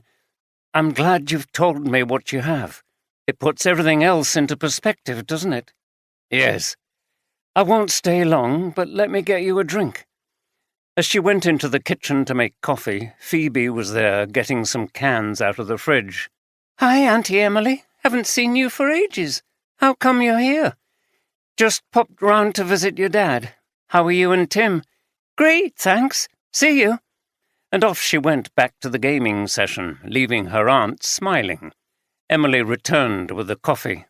"Janice and I are going to watch the cricket this afternoon. You could come with us." "Thanks. Actually, Chris and I have already decided to go, so we'll see you down there," said Richard, sipping his coffee. "Good. And don't worry, I won't say a thing to anybody, not even Janice." He gave her a warm smile. "Thanks for coming round." At 2:30 prompt, the umpires in their long white jackets and black trousers walked out slowly onto the pitch, followed by the North Tanfield team who were fielding. Shortly after this, the Markham opening batsman left the clubhouse and headed for the crease, to the applause of the home supporters. The rest of the Markham side looked on from the benches outside the clubhouse. The weather had remained fine, and now the benches were nearly full with a really good crowd to watch the opening match. Some people had brought picnic chairs, which they placed just outside the boundary, while others lounged on rugs and opened plastic boxes of food and thermos flasks of tea for refreshment. Welbeck was doing a final walk around the ground to check that everything was okay before the match started. But Duffield, who played for Markham when he was younger and was now a regular supporter, came over to him. "Well, you lads give 'em some stick, then. Philip, we're right behind thee. If there's one team we always like to beat, it's North Tanfield, always been our bitter rivals. I suppose it's because they're so close. Anyway, best o' luck." "Thanks, Bert," said Welbeck, smiling, and he continued his circuit of the ground. Emily Foster had finished off the housework when she got back from her brother's house, eaten a sandwich for lunch, and then set straight off to the cricket ground. She arrived just as play began and managed to find one of the few remaining bench seats. She looked around but couldn't see Janice or her brother and his wife. The first few overs passed with little drama. The openers were playing themselves in and opting for mostly defensive shots, although one of them struck a handsome cover drive for 4. Richard Foster had been detained longer than he had expected at the brewery. One of the plumbers had explained in great detail about a problem they were having and what they intended to do about it. The technical details were unintelligible to Foster, and he found himself saying yes repeatedly as the man droned on. All Foster wanted was for the problem to be fixed. He then had to walk quickly down to see the match, hoping he hadn't missed the start. By the market square there was a narrow ginnel with steps down to the river and the cricket ground. He could hear the famous sound of the smack of willow on leather and realized that the game had begun. He quickened his pace and reached the bottom of the steps. He was very near the ground, but couldn't yet see it beyond the trees and bushes when a figure came up behind him and swiftly placed a ligature round his neck. As he was dragged down, he managed to produce a strangulated cry, loud enough to be heard by the nearest spectators. At this point, the attacker pulled off the ligature and ran up the steps back towards Markham before anyone appeared to help. 2 people quickly arrived to find Foster gasping for breath. Putting his arms around their shoulders, they helped him to the clubhouse, where they were met by Philip Welbeck. "Richard, what's happened?" "Someone just attacked me. They tried to strangle me." Foster sat down in the kitchen and was given a glass of water. He coughed, then felt at his neck and shivered with the shock. Welbeck sat to the side of him. "Are you okay? Where was this?" "Just coming down from the square. I managed to cry out, and then I think they went back up the steps. I heard their footsteps on the stone. They must have been worried that someone had heard me." "Bloody hell!" exclaimed Welbeck. "I'm going to call the police. Do you want us to stop the game? What about an ambulance?" "No, I'm all right." "They hardly got the thing round my neck before they ran off. And don't stop the game. I don't want to spoil things. I'm okay." Welbeck saw that he was still shaking. "Okay, we'll carry on playing, but I'm calling an ambulance as a precaution. You've had a terrible shock and you need to be checked out." "Okay," said Foster. "Look, my wife, my sister, and her partner will be here in the grounds somewhere. We were going to meet up. I'll text Christine." "Can you manage that?" "Yes," replied Foster, whose hand nevertheless trembled as he tried to use his phone. "Right," continued Welbeck. "I'll go and see if they're here after I've made the calls." A number of the players were coming to the kitchen door, puzzled at what was going on. Welbeck assured them that it was nothing serious and encouraged them to go back to watching the cricket. He didn't want the news to spread. If it did, everyone would be distracted from the game and they might as well abandon it. He called the police and ambulance, then went back outside. He scanned the ground, but at first could see no one from Foster's family present. Then he saw Emily walk behind some seated spectators and sit down on a bench. Had she just arrived? At that moment, one of Markham's openers was clean bowled after a good innings and walked back to the clubhouse to be greeted with applause.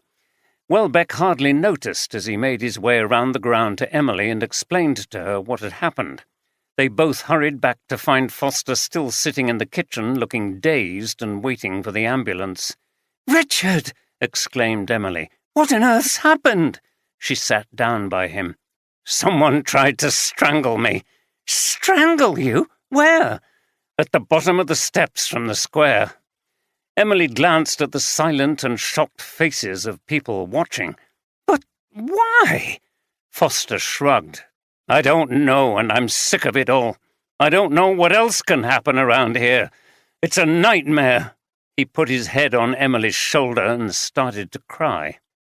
At that moment, Christine rushed into the room. "Richard, what's going on? I've only just got your message. I was driving." "He's been attacked," said Welbeck. "He's okay, but I've called an ambulance as a precaution." "Oh, my God!"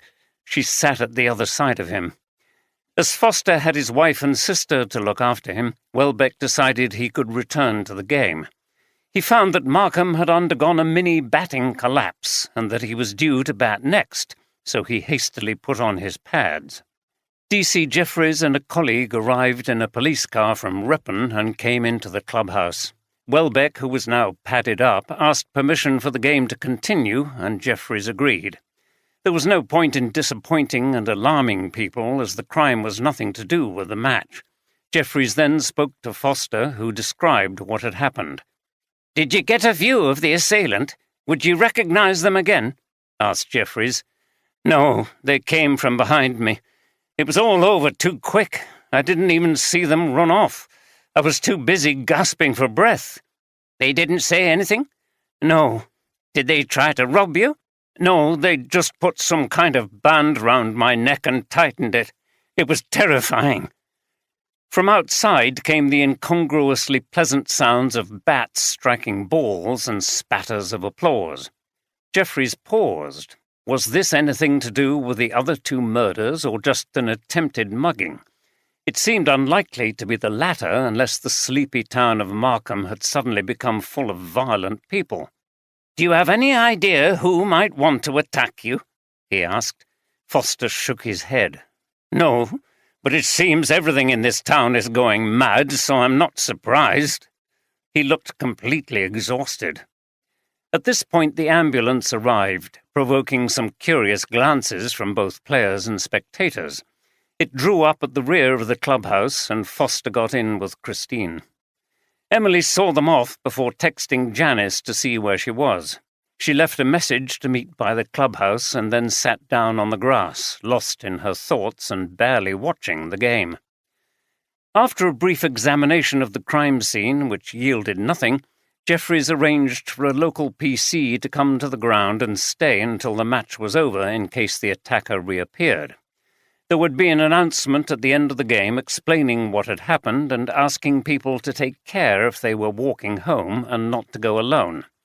Jeffries wondered whether he should immediately inform DCI Oldroyd about the day's events. In the end, he decided that, as no one had been seriously injured, he would investigate the attack himself and not disturb the DCI when he was off duty at the weekend.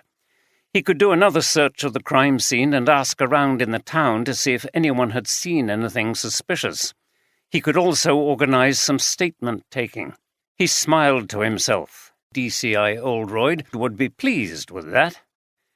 Back at the cricket ground, Emily was still waiting for Janice to arrive from Ripon. The Markham innings were nearly over when she finally saw her partner's car turn into the car park. Janice came running to the clubhouse. "I've only just seen your message," she said. "I was driving. What's happened?" "Richard's been attacked. Someone tried to strangle him, over there in the bushes at the bottom of the steps." She pointed to the spot. "What? You're not serious." "I am. He's gone with Christine in the ambulance to the hospital." Emily looked at Janice questioningly. "What took you so long?" Janice shook her head. "Oh, I got delayed in traffic. But that's awful. Poor Richard." "Yes, well, I'm sure he'll be okay. Let's get a seat. It's nearly the interval between innings. Are you sure you want to stay after what's happened? I don't mind if you want to go home." "No, I'd like to see the rest. I think we'll get a good score and hopefully we can bowl them out for less. I can tell Richard about it later. I feel so sorry for him. He must wonder what's going to happen next." "Don't we all?" added Janice. They watched the rest of the match, which Markham narrowly won by 8 runs. It was a thrilling finish, culminating in cheers and applause for the Markham side as they walked off the pitch smiling and laughing, followed by the disappointed batsman.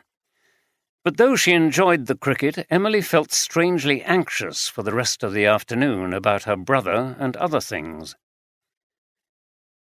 Saturday was also Pam Handley's day for cleaning. She worked full-time as a carer and usually ended up doing all the housework as well. She frowned as she vacuumed the living room. As usual, she got very little help from that stupid husband of hers.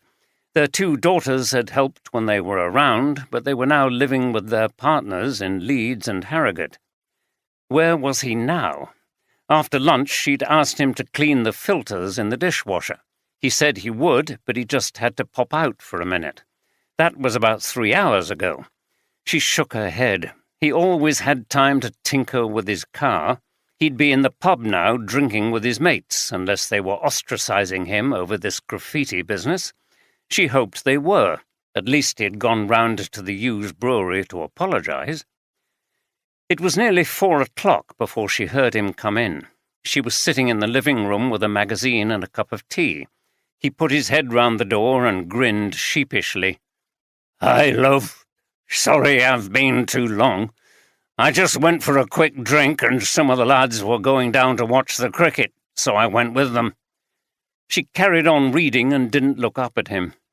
"Very nice. Didn't you have your phone with you? You know, send me a message, tell me where you are." He put his hand to his head rather too dramatically. "Oh, no, I forgot it." Now she looked at him sharply. "More likely you daren't send me a message, you big useless oaf. I don't know how I put up with you." Handley chuckled nervously. "I'll just get those filters out then, love." "Yes, and not before time. After that you can clean the toilet and bathroom, and make sure you do it properly." She rustled her magazine and returned to reading it. Foster's visit to the hospital was brief. He had no serious injuries and was told to rest at home to recover from the shock. A friend came to collect him and Christine and dropped them back in Markham. Christine had arranged for Phoebe and Tim to go to their friend's house for a while. Foster collapsed onto the sofa while his wife made cups of tea. "Have you any idea who it could have been?" she asked when she returned and sat next to him. Foster sipped his tea. At least his hand had stopped shaking. "The police asked me the same question, but I couldn't think of anyone at the time. Now, however, I just wonder about that idiot Tony Handley." "Why?" "Over this graffiti business. I told the police I thought it was Handley, and they interviewed him. Maybe he found out somehow that I'd told them, and he was out to get revenge on me." "But how? And would he have tried to kill you?" Foster shrugged. "I don't know. I doubt it, really. But we've had 2 shocking murders, and it makes you wonder what's going to happen next. I wouldn't be surprised by anything now." "I know, and that's without our own problems." She put her hand on his leg. "Look, you'll have to stay off work for a couple of days to recover from this. You were under a lot of stress even before it happened. Call the police and talk it through with them." "Okay." "I'll be here, and as you said, we can begin to support each other with our problems. I feel much more positive about things now." He nodded. "It sounds good." He looked at her and decided he should tell her about his sister's visit. "By the way, Emily called round this morning. She really wants us to get on together. I told her a bit about our difficulties. I think it's good if someone else knows and can help us. She won't tell anyone, not even Janice." Christine nodded. "That's okay. I've always liked Emily. It would be nice if we were all able to be together as a family again. I felt for a while that you didn't want to have much to do with it because of this brewery thing." "You're right, but I'm determined to change that too. I want some good to come out of all this." At 8 o'clock that evening, Steph walked into the Café Nico at the centre of Leeds. It was a large, spacious café with lots of alcoves and side rooms. She looked around to see if her father had arrived. She always felt rather nervous when she was meeting him. She soon found him sitting alone at a table near to the door. His clothes were shabby, and he looked tired. "Hi," she said, and he smiled as he got up to greet her. There was no physical contact. Things still seemed too awkward for that. "Lovely to see you," he said. "Sit down. What can I get you to drink?" "I'll have an Americano with warm milk, please." He went to the counter, leaving Steph wondering what they might talk about. In the 2 meetings she and Lisa had had with him, the distant past, when they were young girls, had not been mentioned. He was chiefly interested in how they were doing now in their jobs and relationships. She was not sure she could talk about those days before he left. He returned with her drink and sat down. He was drinking a black espresso. He began and then stopped. His hands were shaking and he couldn't look at her.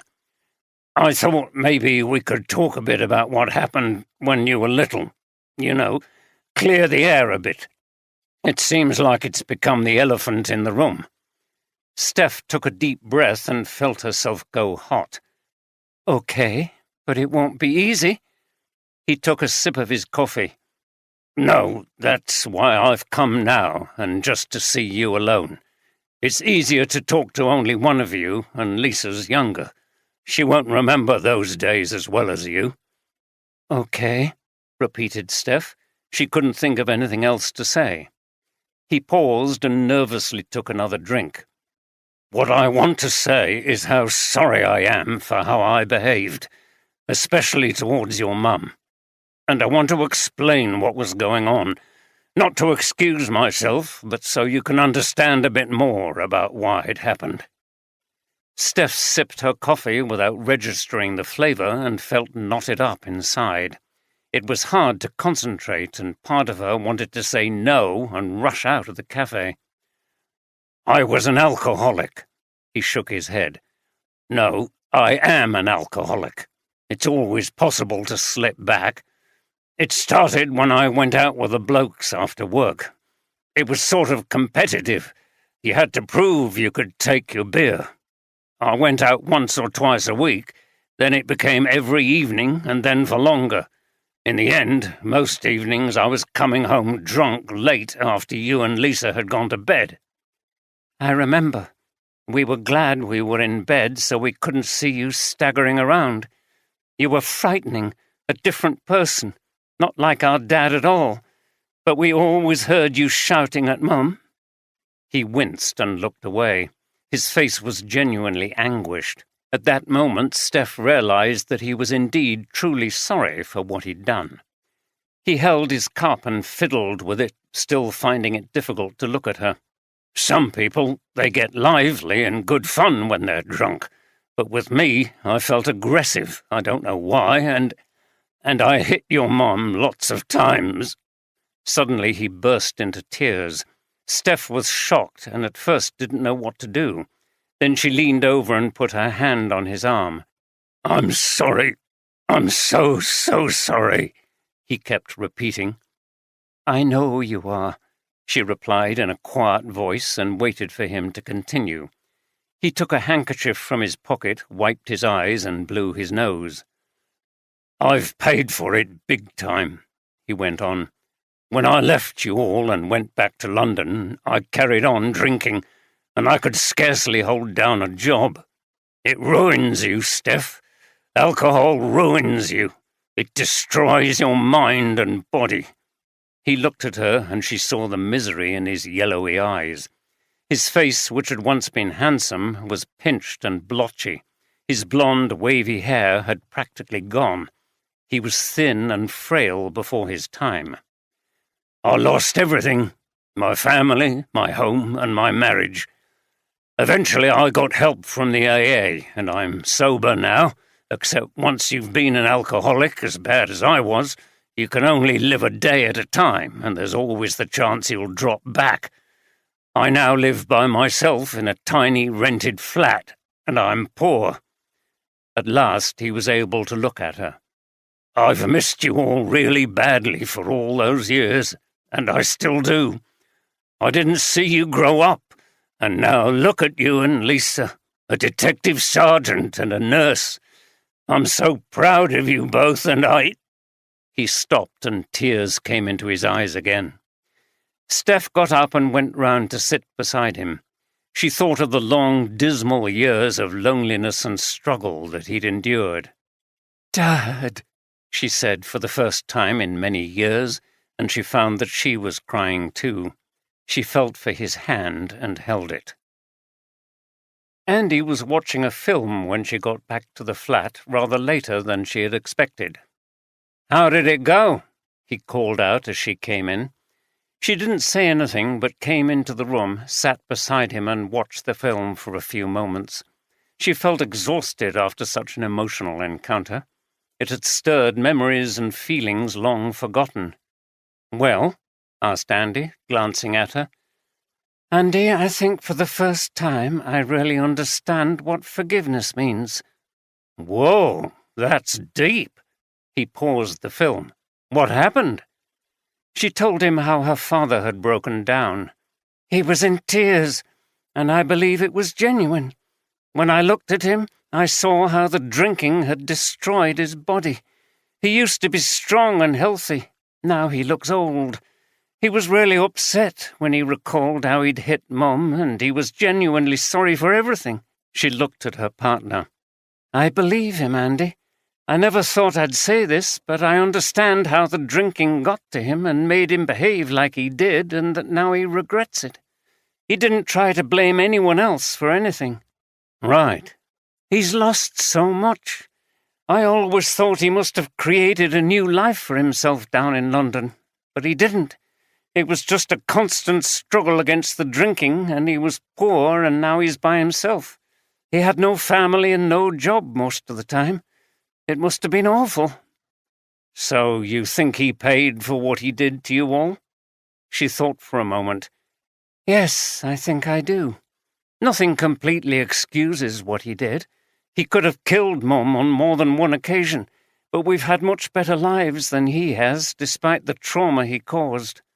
She looked down. The thing that really got to me was when he said how he'd missed seeing Lisa and me grow up, and that he was so proud of us now. She started to cry again. How could I not feel something when he said that? Andy put his arms around her.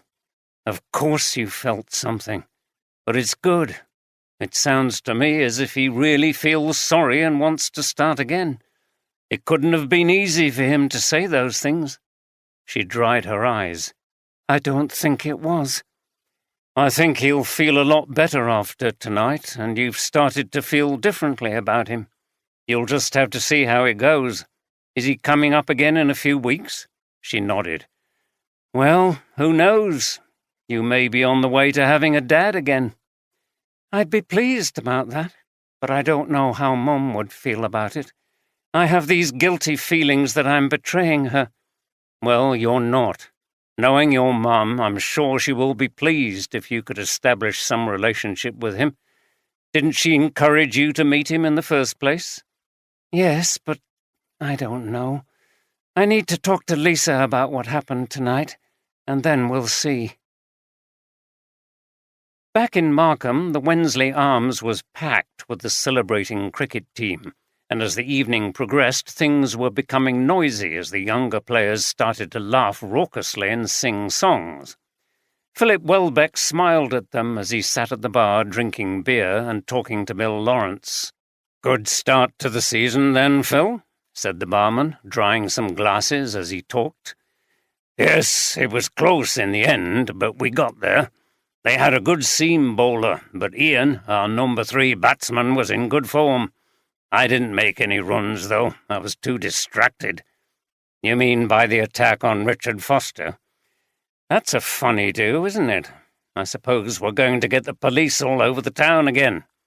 "Probably. At least he got away with minor injuries." "Aye. Who the hell do you think it was?" "I've no idea." Lawrence shook his head. "It makes you wonder what the world's coming to. Muggings in a place like this. At least we managed to finish the game. The police were very good about it. I think it was important for the town. After what's been going on recently, we needed a morale boost." On the other side of the bar, things were getting a bit out of hand, and somebody ended up with beer poured over their head, followed by howls of laughter. It was all good-humoured, but Bill Lawrence went over to calm it down.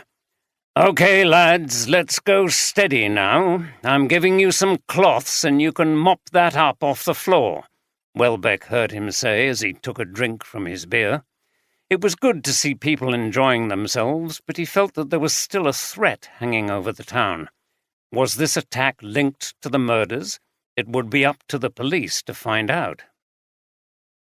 On Monday morning, the detectives in their incident room at the brewery were discussing the very issue that Welbeck had been considering. Oldroyd and Andy had received a full report from Jeffries, who had been very busy over the weekend. You searched the crime scene but didn't find anything?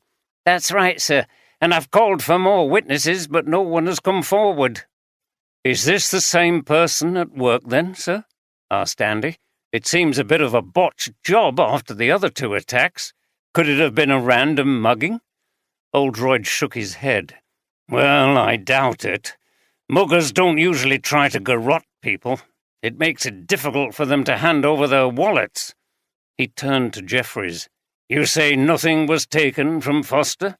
No, sir, but then the assailant ran off quickly when Foster cried out. We've spoken to the 2 people who came to Foster's rescue, and they confirmed his story as much as they could. Neither of them saw the attacker. Right. If it was our murderer, then what intrigues me is that this attack was carried out in much more pressurized and risky circumstances than the previous ones. Outdoors, with people nearby. It was always possible that it could go wrong. It suggests an urgency, a need to get rid of Richard Foster quickly. But why? When I took Mr. Foster's statement, sir, and asked him if he knew of anyone who might want to attack him, he said the only person he suspected was Tony Handley, said Jeffries, consulting his notes. Handley the graffiti man. I assume that's because he wondered if Handley had found out that Foster had suggested his name to us about that incident. That's right, sir. It seems a bit drastic, said Andy. He didn't seem like a murderer to me, just a bloke with weird ideas. He doesn't have any history of violence against people.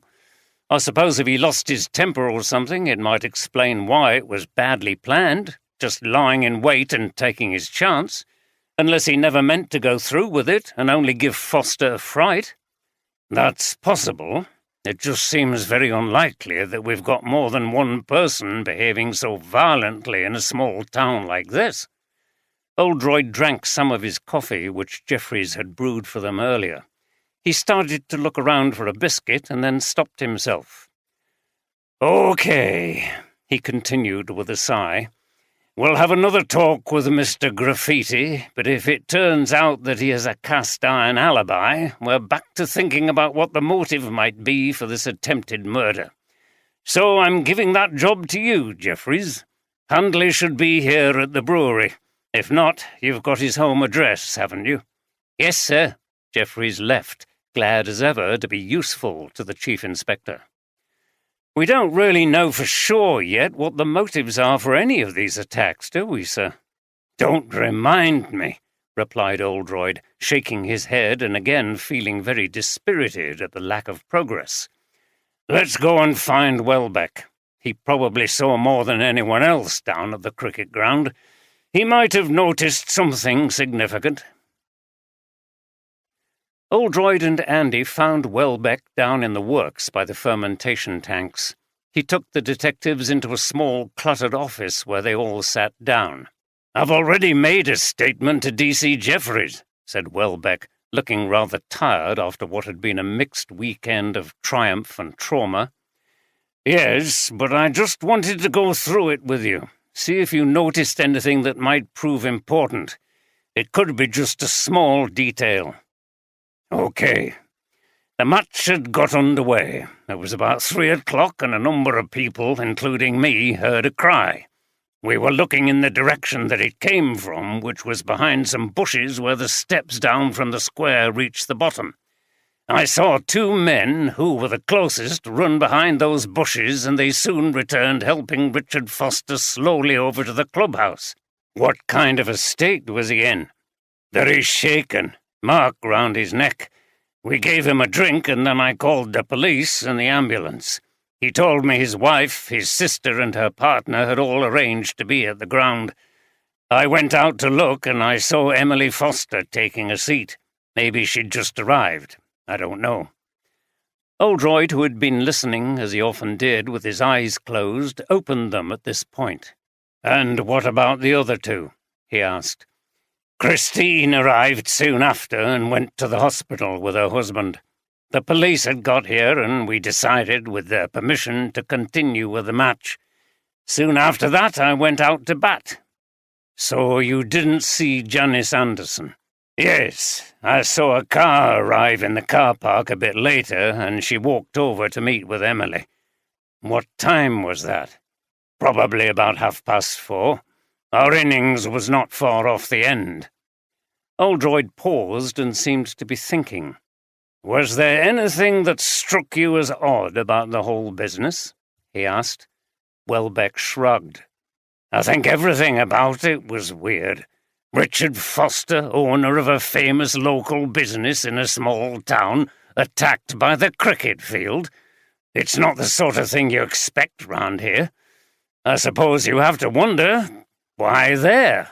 And why do it at all? Indeed, said Oldroyd, who would have loved to have been able to answer those questions. He had his own suspicions, but he needed proof. What did you make of that then, sir? Asked Andy when the detectives returned to the office. What's intriguing me is the question of who knew Foster was going to be at the cricket ground. Yes, and the arrival of all those women at the ground after the attack. They all knew he was going to be there, but did they all know he was going to the brewery first and was likely to walk to the ground via those steps? Let's go steady, replied Oldroyd. The person who was most likely to know that was his wife, but we've no idea of any strong motive on her part. His sister, not on good terms with him, hardly had time to attack her brother and get to the ground before Welbeck saw her, which leaves Janice Anderson, who arrived much later, which did give her ample time to get away and then return in her car. What might be her motive, sir? And how did she know that Foster was going to be coming down those steps? I don't know, but I think we need to talk to those two couples. If we're lucky, we might uncover the answer to this whole affair. Markham was quiet on this Monday morning. It felt as if the recent shocking incidents had cast an invisible pall over the little town. Residents were venturing out of their homes with some trepidation, shaking their heads at each other as they passed in the street and gathering in small groups to talk about what had happened in hushed voices. At lunchtime, the Wensley Arms was almost deserted. Norman Smith didn't usually drink in the middle of the day, but these were such stressful times that he took a break from his job erecting a greenhouse in the garden of a house on the outskirts of the village and walked over to the pub. He had a look at the sandwich menu and ordered a ham and cheese toastie. Bill Lawrence pulled him a pint of bitter. What the hell was going on at the cricket ground on Saturday, then?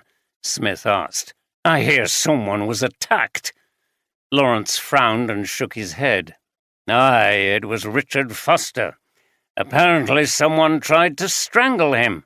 What? Aye, can you believe it? Smith was speechless for a few moments. This town will never be the same again after all this, he said eventually. People won't trust each other. It's a shame. Oh, I don't know, replied Lawrence, trying to strike an optimistic note. We've got enough resilience in this community to come back from it all. Why not? Well, I hope you're right. I'm going to miss old Barry. He was a character, what with his bikes and everything, wasn't he? He was. I went on some biking trips with him. I didn't know you were a biker. Oh, I used to be, years ago. I remember we once went across Pateley Bridge over to Grassington, then up Wharfdale and off the road down the old track to Semmer Water. It was rocky going down that fell side, but great fun. It was a hot day and we stripped off and swam in the lake. He took a drink of his beer as he enjoyed the memories. Good times. Then his face darkened. It's all about that damn Scholes, somehow. He caused so much trouble in this town. Why the hell did he come back? He got what he deserved, in my opinion. He was certainly a nuisance, but who finished him off and killed poor Barry? That's what's on everybody's mind. It means there's some killer here in the town, and that makes people very uneasy. The same person probably attacked Foster. Smith shook his head but didn't reply, not wanting to get on to the subject of suspects. His sandwich arrived and he took it over to an empty table as Lawrence went to serve another customer. He ate the sandwich, finished his beer, and went back to work. It was better if he kept a low profile for the time being. So I left the brewery, walked across the square and down the steps quite quickly as I could hear the match had started. When I got to the bottom, someone came up behind me and put some kind of cord round my neck and pulled it tight. Luckily, I managed to cry out quite loudly. Then suddenly the cord was released and I heard the person run off up the steps. It all happened in a flash. Oldroyd and Andy were at the Fosters' house. Richard Foster, who was still resting after his ordeal, was describing what had happened. He sat on the sofa next to Christine, looking tired, with a bruise visible on his neck. Oldroyd and Andy sat opposite. "Did you catch sight of the attacker?" asked Andy. "No, none, as I said in my statement. They came up behind me and ran off before I had a chance to see them. I couldn't even say if it was a man or a woman." "They didn't say anything?" "No. And you have no idea who it could have been, apart from Tony Handley?" "No. Who on earth would want to kill me?" "One of our officers has established that Handley has an alibi," said Oldroyd. "He was in the Wensley Arms at the time you were attacked." He paused and looked at Foster. "I understand that it was arranged that you and your wife would meet with your sister and her partner at the cricket ground?" "Yes, we didn't arrange it before Saturday, but Emily came round here in the morning that day. We were all going to see the match, so we said we would meet up." "How would you describe your relationship with your sister at the moment? We know that there have been hostilities between you concerning your rival businesses." Foster looked pained. "Yes, that's true, but we're working through it. When she came on Saturday, we discussed a private matter, and I felt she was very supportive. The idea that my sister would attack me is ridiculous, Chief Inspector." Oldroyd had heard such declarations, which later turned out to be false, too many times to be deterred from pursuing the point. "What did you talk about? I'm afraid it's relevant to this murder inquiry, however personal it is." Foster looked at his wife, who nodded. He explained about the problems they'd had with alcohol and gambling. Oldroyd looked from one to the other. "So your husband's gambling has caused you a great deal of distress?" "It did," replied Christine. "And you must have resented him a lot, putting your family's financial security in danger." "That's why I turned to drink. But I never wished Richard any harm, if that's what you're getting at. I think we're just beginning to deal with the issues, and it will be good to have Emily's help if we need it." Oldroyd looked at them again. "Okay. How about your sister's partner, Janice?" "What about her?" replied Foster. "Did you get on with her? And how do you feel about your sister's sexuality?" Andy smiled. He was still sometimes faintly shocked at how direct his boss could be. He had many techniques of questioning that disarmed the person he was interviewing. He always seemed to get what he wanted. Foster stumbled a little. It doesn't worry me, Chief Inspector. It's entirely her business. Janice is, well," he turned to Christine. "We've never spent much time with her," said Christine. "She's not been over-friendly with us. I think she believes that Richard and I don't accept her and their relationship, but it's not true." "Has she ever expressed any direct hostility towards either of you?" asked Andy. "No," said Foster, "and I really think it's very far-fetched to think she would try to strangle me by the cricket ground." "Maybe," said Oldroyd. In fact, he had seen far more unlikely hypotheses turn out to be true. "As far as your gambling goes," he continued, "I take it this unfortunate habit has placed you in financial difficulties?" "Yes, but I'm dealing with it." "But a quick fix would be very helpful, wouldn't it?" Foster looked exasperated. "If you're referring to that recipe again, I've told you before. There's no evidence that it even exists, never mind that I could get hold of it to pay my gambling debts." He slumped further into the sofa. "Is that all, Chief Inspector? I'm not feeling well, as you can imagine." Oldroyd got up. He wasn't going to reveal that the recipe had been found. He wanted the killer to think there was still a chance of finding it, if this did turn out to be the motive. "Okay, I'm sorry we've had to press you hard on these matters in the circumstances, but I'm sure you realize that we really need to get on and solve this case before there is any more violence. We have to follow every possibility." The Fosters nodded without saying anything. They both looked exhausted. "It was interesting to hear about their family reconciliation, sir. Something like that is happening with Steph," said Andy, as he and Oldroyd walked across the empty market square towards the Use Ales brewery. He explained about her meeting with her father, from whom she'd been long estranged. Oldroyd listened with interest. He was very fond of his young detective sergeant. He'd mentored her since she joined the force from school. "I'm pleased about that. I know she hasn't had much contact with him since she was very small. And wasn't he a drinker?" "That's right, sir." "Well, there's another parallel. It's always nice to hear about people conquering their addictions." "Do you really think Foster could have bumped off skulls to get that recipe, sir? That was your original theory, wasn't it, when we interviewed him on the first day?" "Yes, and now it seems more likely because of his debts and the fact that we know the recipe does exist. Foster may have believed that Scholes had it, but he couldn't afford to pay him anything due to his gambling debts. The problem is, who attacked him if he's the murderer? There could have been more than one of them involved, and they fell out. And also, how do we know that it really happened? No one saw the assailant. It's very easy to mark your own neck with a cord." "True, sir. I never thought of that." "It's always important not to easily accept what you're told, or sometimes what appears to be before your eyes. Magicians misdirect you into thinking something is real when it isn't. Anyway, do you fancy a bite to eat? We haven't had any lunch. This looks like a nice place." "Okay, sir." Andy smiled to himself. His boss never went very long without eating something or drinking a pint of beer. They sat down at a table outside a cafe.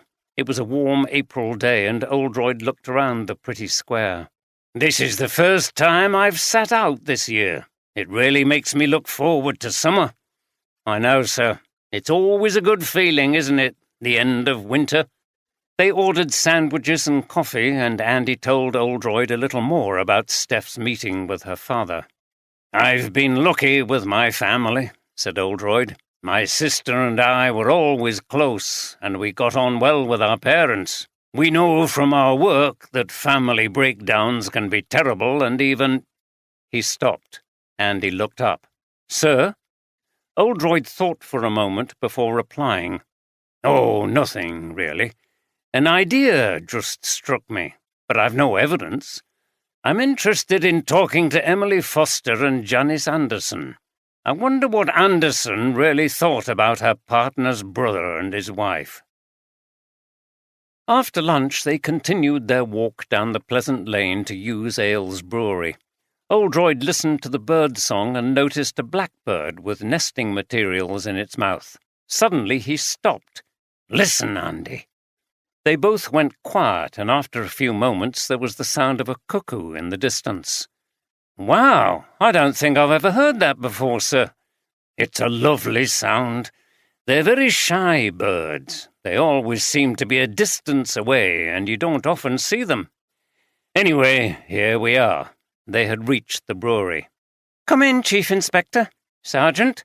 Emily Foster welcomed the two detectives into her office. "Thank you. We'd like to speak to your partner, too, after we've spoken to you. I presume she's at work today?" Emily looked a little flustered. "Yes, she is. I'll call her and tell her to wait in the room next door. What's this about?" I know you've already made a statement, but can you tell me about Saturday and the attack on Richard Foster? Emily sat down. Janice and I had arranged to meet at the ground when she got back from Ripon. I got there just as the game began, and not long afterwards I saw there was something going on at the clubhouse, but I couldn't see who was involved. What do you mean by something going on? Somebody was being helped by 2 other people into the clubhouse. I was too far off to see that it was Richard. Then Philip Welbeck came over to tell me that Richard had been attacked. I ran over and found him sitting in the kitchen looking dazed. I spoke to him for a few minutes, then Christine came in. We were all going to meet at the ground, you see. Yes, carry on. The ambulance arrived and Christine and Richard went off together. What did he say to you about the attack? Not much. He said he had no idea who could have done it, and he was very upset. He cried on my shoulder. He said he was fed up of all the awful things that had happened, the murders and that business with the graffiti. And now he'd been attacked himself. It was just too much. There were other things, weren't there? Did you know about their personal problems? Yes, she said reluctantly. She clearly felt very uncomfortable talking about it. Earlier that morning, I'd called in to talk to him because I was tired of all this animosity between our breweries. He looked very stressed, and he told me briefly about what they were going through. You didn't know previously that he had any money worries? No. Or that Christine had a drinking problem? No. Okay. How do you feel about your brother and his wife now? I feel much more positive about our relationship. The fact that he confided in me about their problems shows that deep down there's still a bond between us. I've always got on well with Christine, although I've not seen that much of her since Richard and I started to become estranged over the business. Do you think your brother accepts your relationship with your partner? Emily was a little taken aback by Oldroyd's directness. I've never felt any hostility from him or Christine about that. Richard's not homophobic, even if some of his workers are. His problem, as I told you when you first spoke to me, was that he couldn't accept women in the world of brewing. But actually, I sense he's changing his mind. Thank you, said Oldroyd. Can you call Janice in, please? Janice was wearing overalls, and she brought in with her an odour of yeast and hops. She sat down looking rather sullen and resentful. Oldroyd began as abruptly as ever. Do you have any problems with Emily's brother, Richard? By that I mean, do you think he accepts you as a lesbian couple? Janice's eyes narrowed as she looked at Oldroyd. You don't mess around, do you, Chief Inspector? Frankly, I did find him and his wife difficult. I don't mind admitting it. I've got nothing to hide. I've spoken to Emily about it. I don't think she notices, but I always feel that they're cold towards me. I think they're very conventional people, this little town is full of them, who find our relationship difficult. And how do you feel about the rift between the breweries? It's misogynistic. Richard and others like him can't accept that women are capable of running a brewery. Her expression changed and her eyes glinted. You have to fight those attitudes just as we fought against the graffiti. It seems that you may have replied in kind to the graffiti on your brewery gates. She shrugged her shoulders but said nothing. Are you prepared to do things that are against the law and even violent when fighting those attitudes, as you put it? Again she said nothing. I understand that Emily and yourself had arranged to meet at the cricket ground when you returned from Ripon. That's right. What was the purpose of your visit to Ripon? I went to collect my new sunglasses. But it seems you were delayed on this visit. You didn't arrive back in Markham until nearly 4 o'clock. Yes, I made the mistake of going to get a bite to eat first, as I thought I wouldn't be long at the optician's. It turned out there was quite a queue of people in front of me. Then they couldn't find my sunglasses for a while, and then I had to have them fitted. It was after 3 o'clock before I got out. and on the way back I was held up by an accident which had blocked the road." Oldroyd considered all this information before continuing. "I'm wondering about your late arrival. I think you knew that Richard was going to the cricket ground and that he would walk over from the brewery. Maybe you had seen him go to the brewery earlier on. Did you lie in wait for him at the bottom of those steps and then try to strangle him? You had ample time to drive off from wherever you had concealed your car and then return later. You could even have gone into Ripon for a brief visit as an alibi." He looked directly at her, but she remained steady and controlled. "And why would I do that?" "Because you disliked him and his attitude to you and your partner, and because his brewery was a threat to your business, and it would be easier with him out of the way." She laughed scornfully. "You'll have to do better than that, Chief Inspector. Of course I didn't hurt Richard. You can check at the cafe I went to and the opticians. I'm sure your colleagues in traffic will tell you about the road accident." "We will check it all, so please leave us the details and stay in town for now." "So I am a suspect. Is that for the murders too?" "Not necessarily, but it's possible," said Oldroyd. "Did you know Brendan Scholes?" "Yes, when I was a teenager, I used to belong to a group of friends that he was part of. I hadn't seen him for years until he turned up in the beer tent on the day of the festival. He looked the same, although his voice was a bit deeper. Age, I suppose. I don't think he remembered me. He didn't want to talk to me." "Do you have any reason to feel hostile towards him?" "No, why should I? We had some good times together in that group, going to gigs and stuff." Oldroyd thought for a moment. "Okay, that's all for now, thank you." She got up and left the room looking rather angry. Andy was intrigued. "It sounds a bit far-fetched, sir, if you'll forgive me." Oldroyd laughed. "Sometimes, if you put a half-baked theory in front of someone, they can react in a way that tells you if you're on the right lines, even if the details aren't quite correct. Did you feel that with her?" "To be honest, no. I think we'll find that the alibi stands up. She's a tough cookie, though I wouldn't eliminate her completely. Funny how she's the only person who has said anything positive about Scholes." He thought again for a moment, slapped his legs, got up and sighed.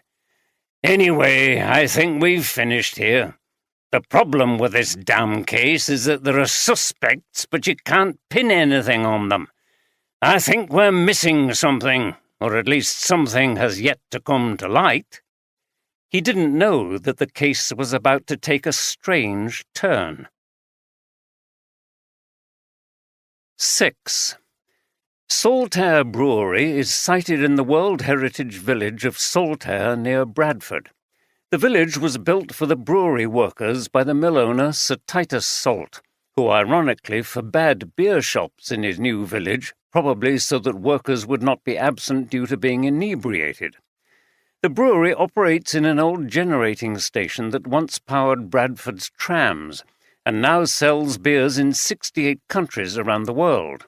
Two of the most famous are Saltaire Blonde, a malty and hoppy beer, and Titus, a traditional bitter named after the famous philanthropist.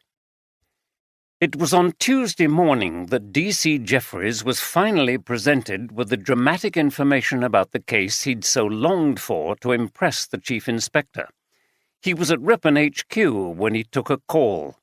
"D.C. Jeffries?" "Yes, hello." He listened for a while with growing astonishment as the caller spoke. "What? That's impossible. I mean, are you absolutely sure?" "Right, okay, thanks." He ended the call and immediately rang DCI Oldroyd. "Sir, it's Jeffries. I've got some very strange news. Do you remember there was a badly decomposed body found in a drainage tunnel before these murders in Markham and Ripon? Mr. Groves and I attended the scene." "Yes, well, I've just had a call from a dentist in Ripon who finally tracked down the dental records of the victim. It was Brendan Scholes. Yes, sir, they said there was no doubt, and they remembered him coming to their surgery. I remember you wondered whether there was a connection between that murder and the case we're investigating, and you were right, sir, there was. I know, sir, we'll have to re-evaluate everything. Brendan Scholes was not the brewery victim. That body in the fermentation tank wasn't him. He'd already been dead at least 2 weeks. Christine Foster was feeling much better and was already benefiting from Richard's support in resisting alcohol. She was sitting on the sofa in the lounge, holding hands with Richard. He was still somewhat shaken by his ordeal, but every bit as determined that crucial things in his life and in that of the Foster family as a whole were going to change. He had already spoken to his gambling friends to say he was not going to attend any more meetings and they were not to contact him about it. I've decided that some radical action is necessary to repair my relationship with Emily, he said. What do you think of the idea of merging the breweries? Gosh, that is radical. Do you think she would agree? Yes, because I would stand back and let her take charge. Christine looked at him. Richard, are you sure? I thought it meant a lot to you to have succeeded your father in running the brewery. Richard sighed. Well, it did, but I've realized now that other things are much more important. The family, for one thing.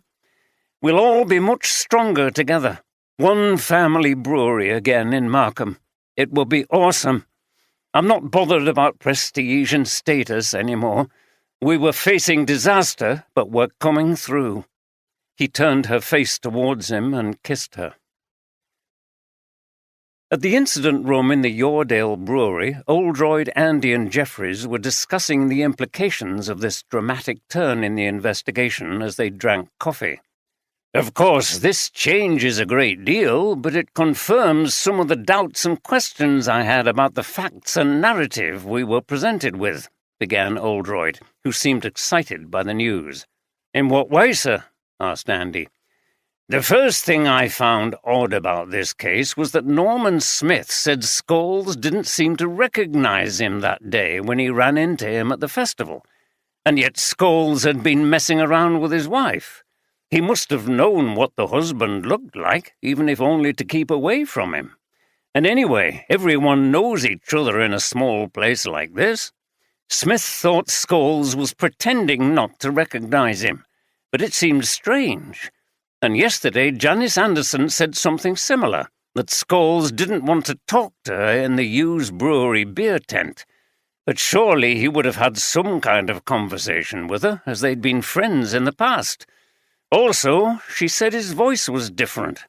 Now that could be due to him being older and having a deeper voice, but I thought there was something not quite right about it.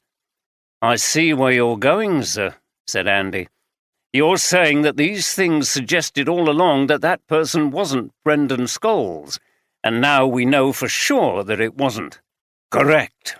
Another thing that bothered me was why he agreed to meet the person who turned out to be his killer at the deserted brewery after dark. That person must have had a reason to kill Brendan Scholes, so why would Scholes meet them in such a place, which was a gift to a killer? Because it wasn't Brendan Scholes and he didn't know that the person he'd arranged to meet had a reason to kill Brendan? Suggested Jeffries. Exactly, said Oldroyd, and Jeffries beamed. But if the first victim wasn't Brendan Scholes, sir, who was it? I think there's only one person it could have been, and that's his brother, Frederick. We know they were close in age and in appearance. So, after he'd killed his brother, Frederick grew a big beard and dressed in his brother's clothes. That was one of the reasons why there was a gap between Brendan's death and Frederick appearing in public pretending to be his brother. He had to grow the beard. Other than that, it wasn't too difficult for him to impersonate Brendan. I began to wonder vaguely about something like this when my sister asked me if there was a big age gap between the brothers. We didn't know that Frederick was around then, but it came to me that if someone had been impersonating Brendan, that would explain certain things. So what was going on, sir?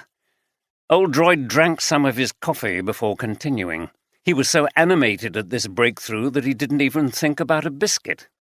"We'll never know for sure.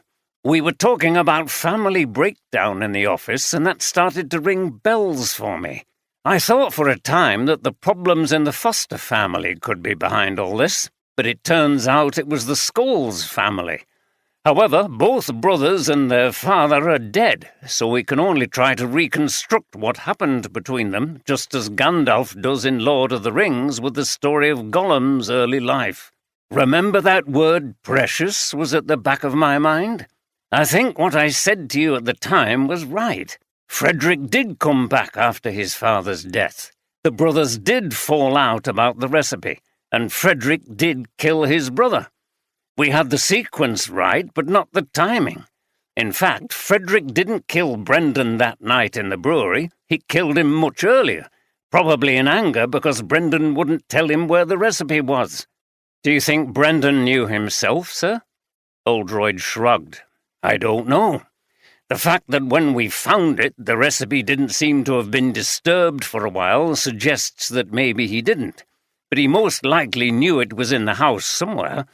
I think his father must have told him that it did exist, but not where it was. Sadly, he didn't trust his sons, and with good reason. So, after his brother was dead and he'd concealed the body, Frederick had an idea. He could impersonate his brother and try to sell the recipe to likely buyers like the Fosters. He looked like him, and Brendan didn't have a regular job at that time. He must have been sure that no one had seen him arrive at the house in Ripon. He was relying on the fact that he would find the recipe. I thought the interloper who killed Barry Green in the house in Ripon was Frederick searching for it, but clearly it wasn't. Frederick was dead by then, so it must have been the person who murdered him. Anyway, this scheme prevented people from wondering where Brendan was. And once he'd sold the recipe, you can be sure Frederick would have disappeared back to wherever he'd come from. As we couldn't trace him, we can assume that wherever that was is a long way away and under an assumed name. If the body of his brother hadn't been found, Brendan's disappearance would have remained a mystery, but not out of character for that family. And if the body was found at some point, what was there to link the killing with Frederick? But the flaw, sir, continued Andy, was that he had been away for a long time and he didn't know about Brendan's activities and his enemies. So without realizing it, he gave his killer the opportunity to murder the person he thought was Brendan Scholes.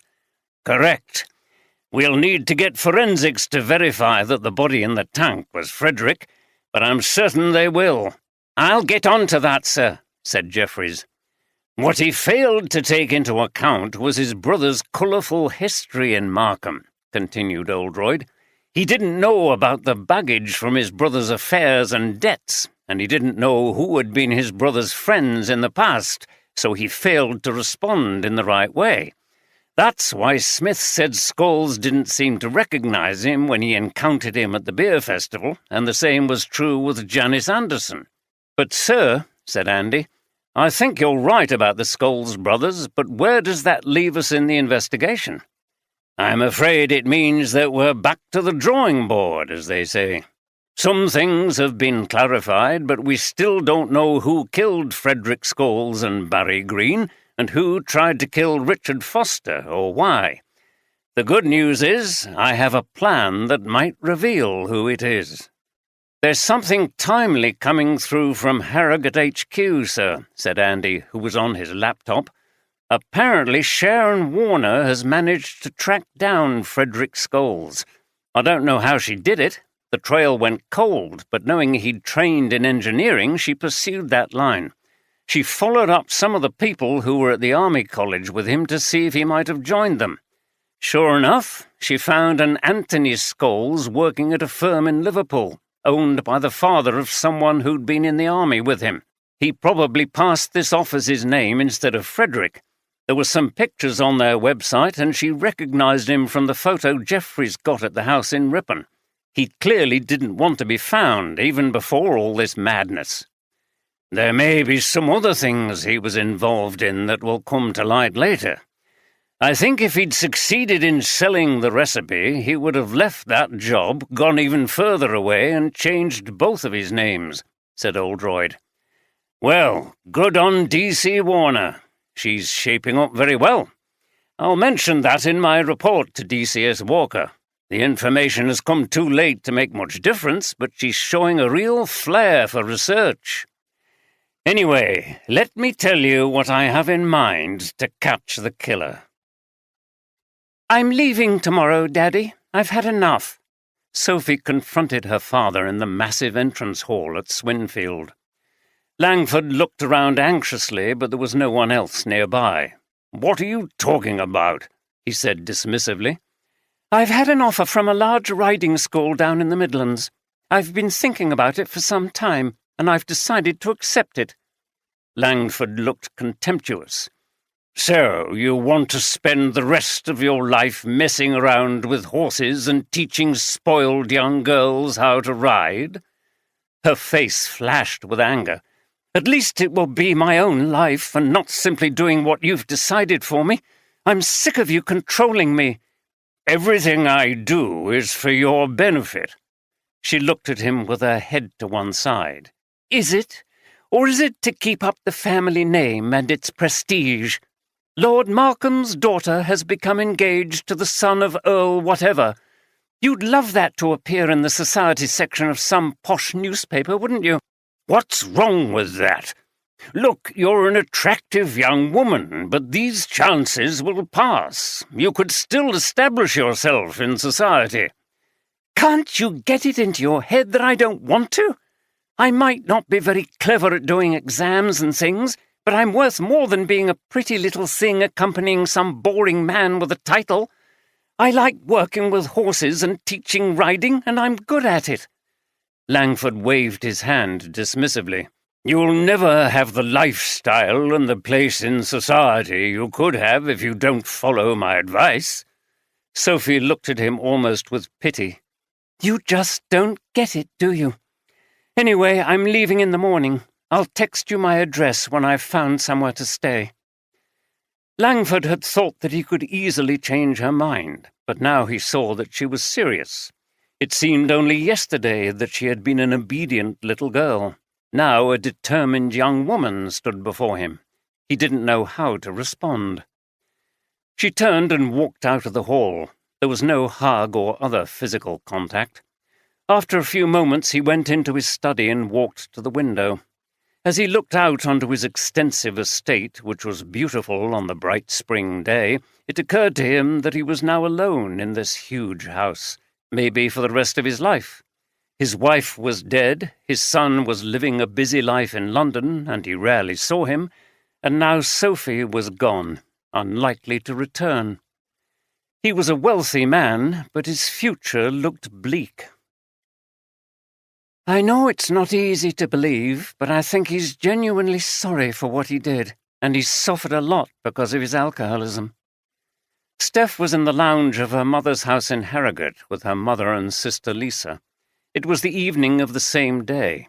Lisa had driven up from Sheffield for tea and to stay for a while in the evening. Steph was describing what had happened when she met her father in Leeds. Lisa rolled her eyes. "That may be true, but he's caused other people to suffer, mainly Mum." "I know," replied Steph, "but you should have heard what he was saying.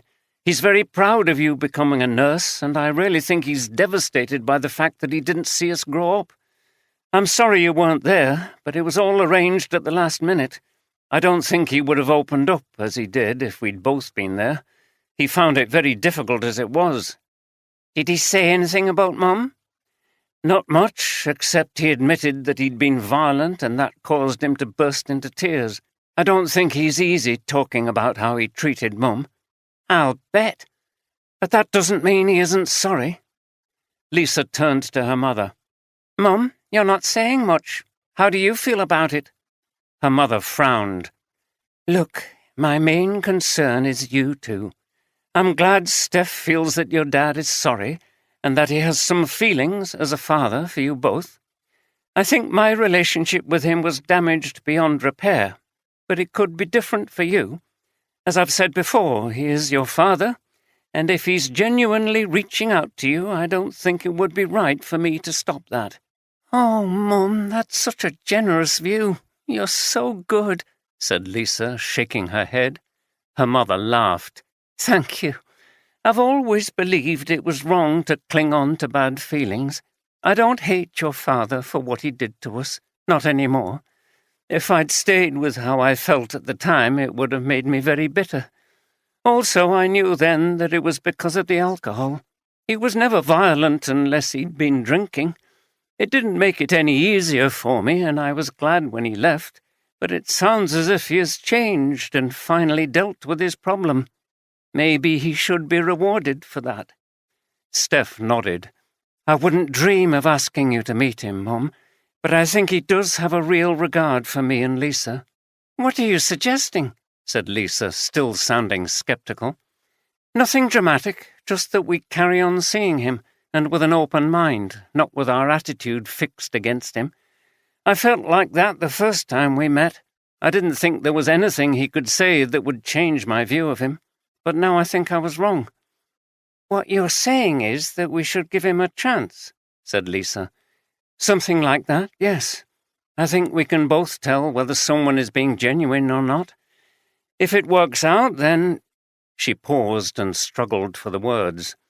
"I suppose we become his daughters again. I think that would mean a great deal to him, but I know it would be difficult for all of us." Lisa took a deep breath. "I'm just not sure I can do it. Could I ever trust him? Could I ever get near to him after what he did?" "I know, love," said their mum, "but I think you were right in what you said. He deserves a chance.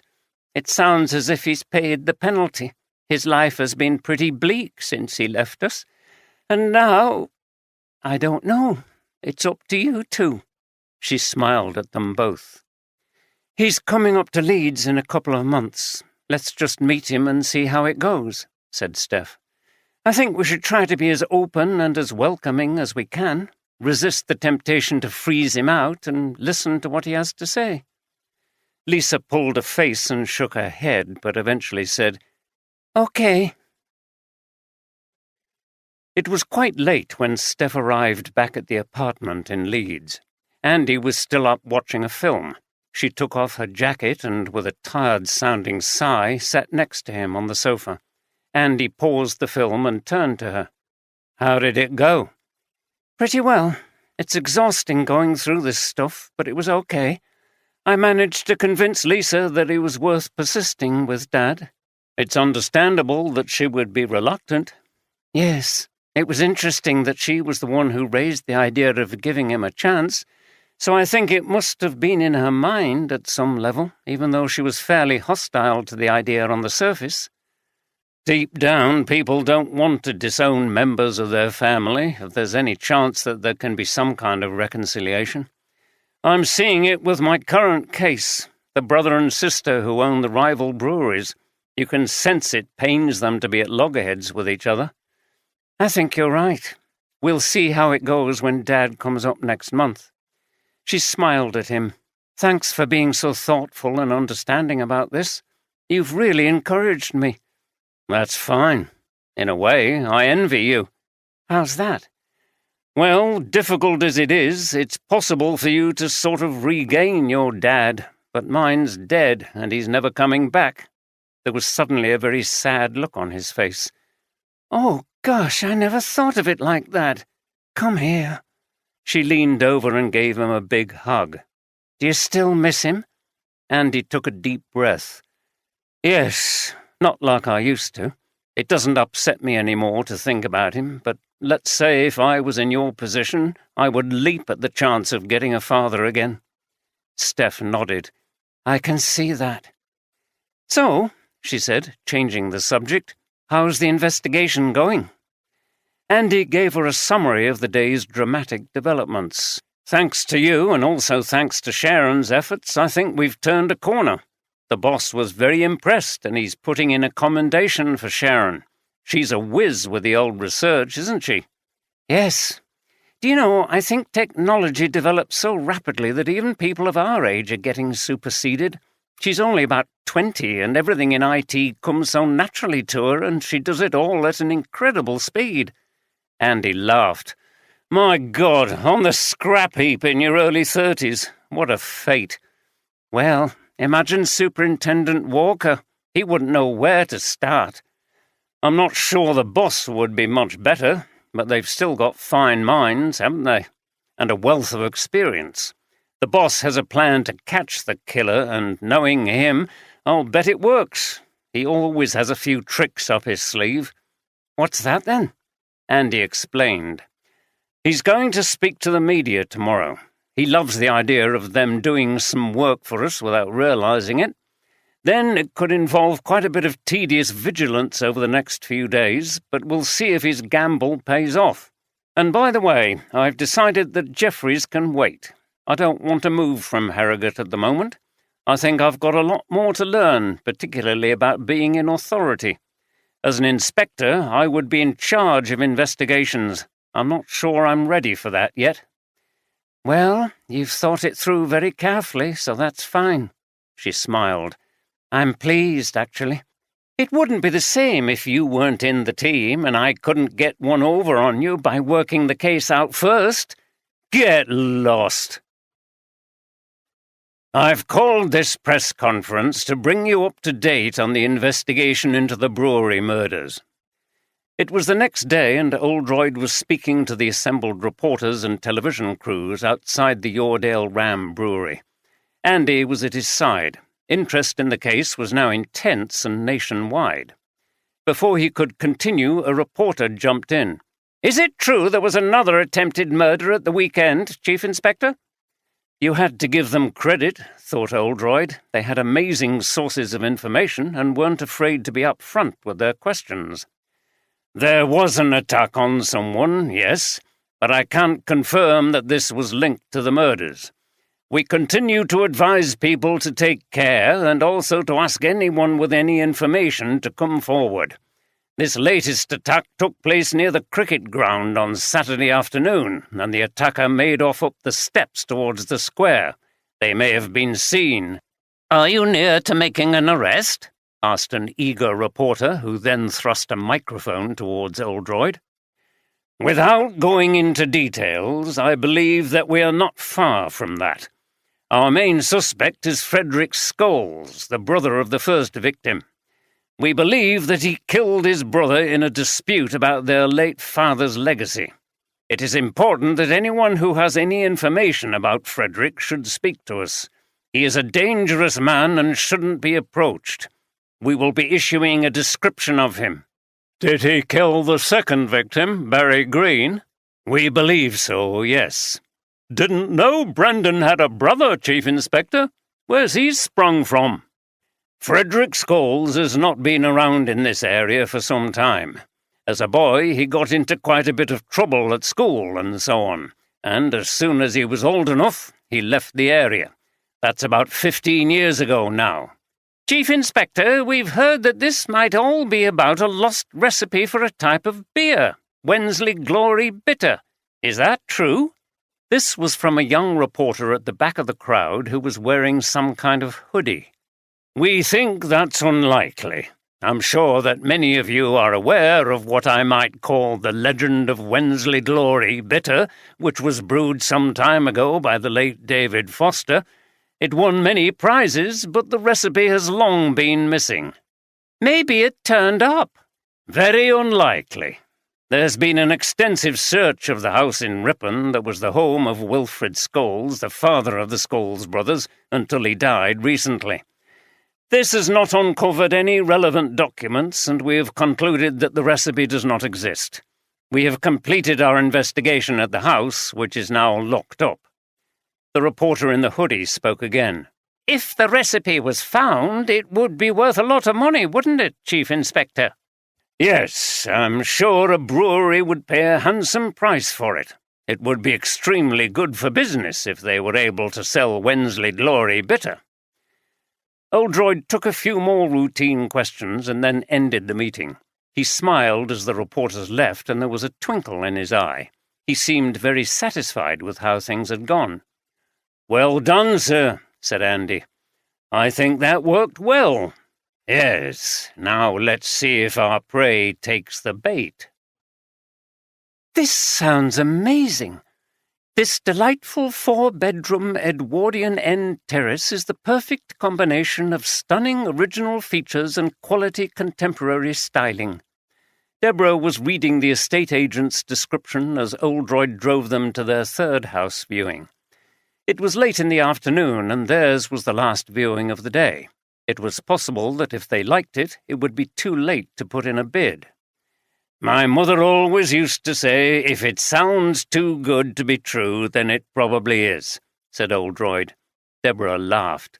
She'd heard many stories about Oldroyd's mum, who was known for her directness and no-nonsense, down-to-earth manner. "Well, let's try to keep an open mind, shall we?" The car turned off the main road, over the railway and into New Bridge, a village just 2 miles from Harrogate. Deborah pulled a sheet of A4 paper and a pen out of her handbag. "Tick," she said, glancing sideways towards Oldroyd and smiling. "What's this?" he asked. "A spreadsheet." She held it up. "It's got all our requirements listed." Oldroyd looked perplexed. "First 2 boxes ticked," said Deborah. "Public transport and pub." "Such efficiency," replied Oldroyd.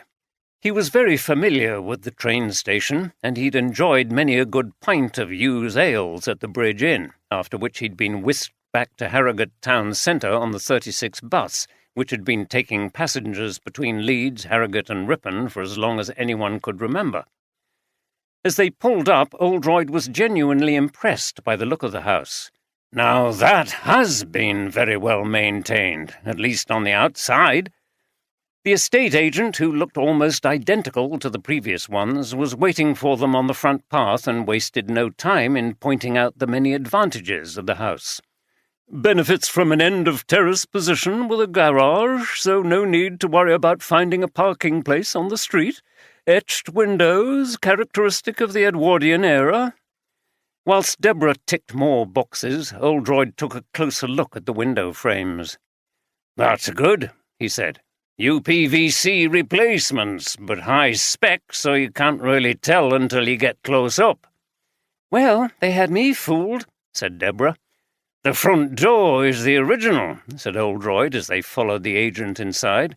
"Great quality hardwood. It'll last forever. You don't get doors like this anymore." He was making a big effort to be engaged in the viewing.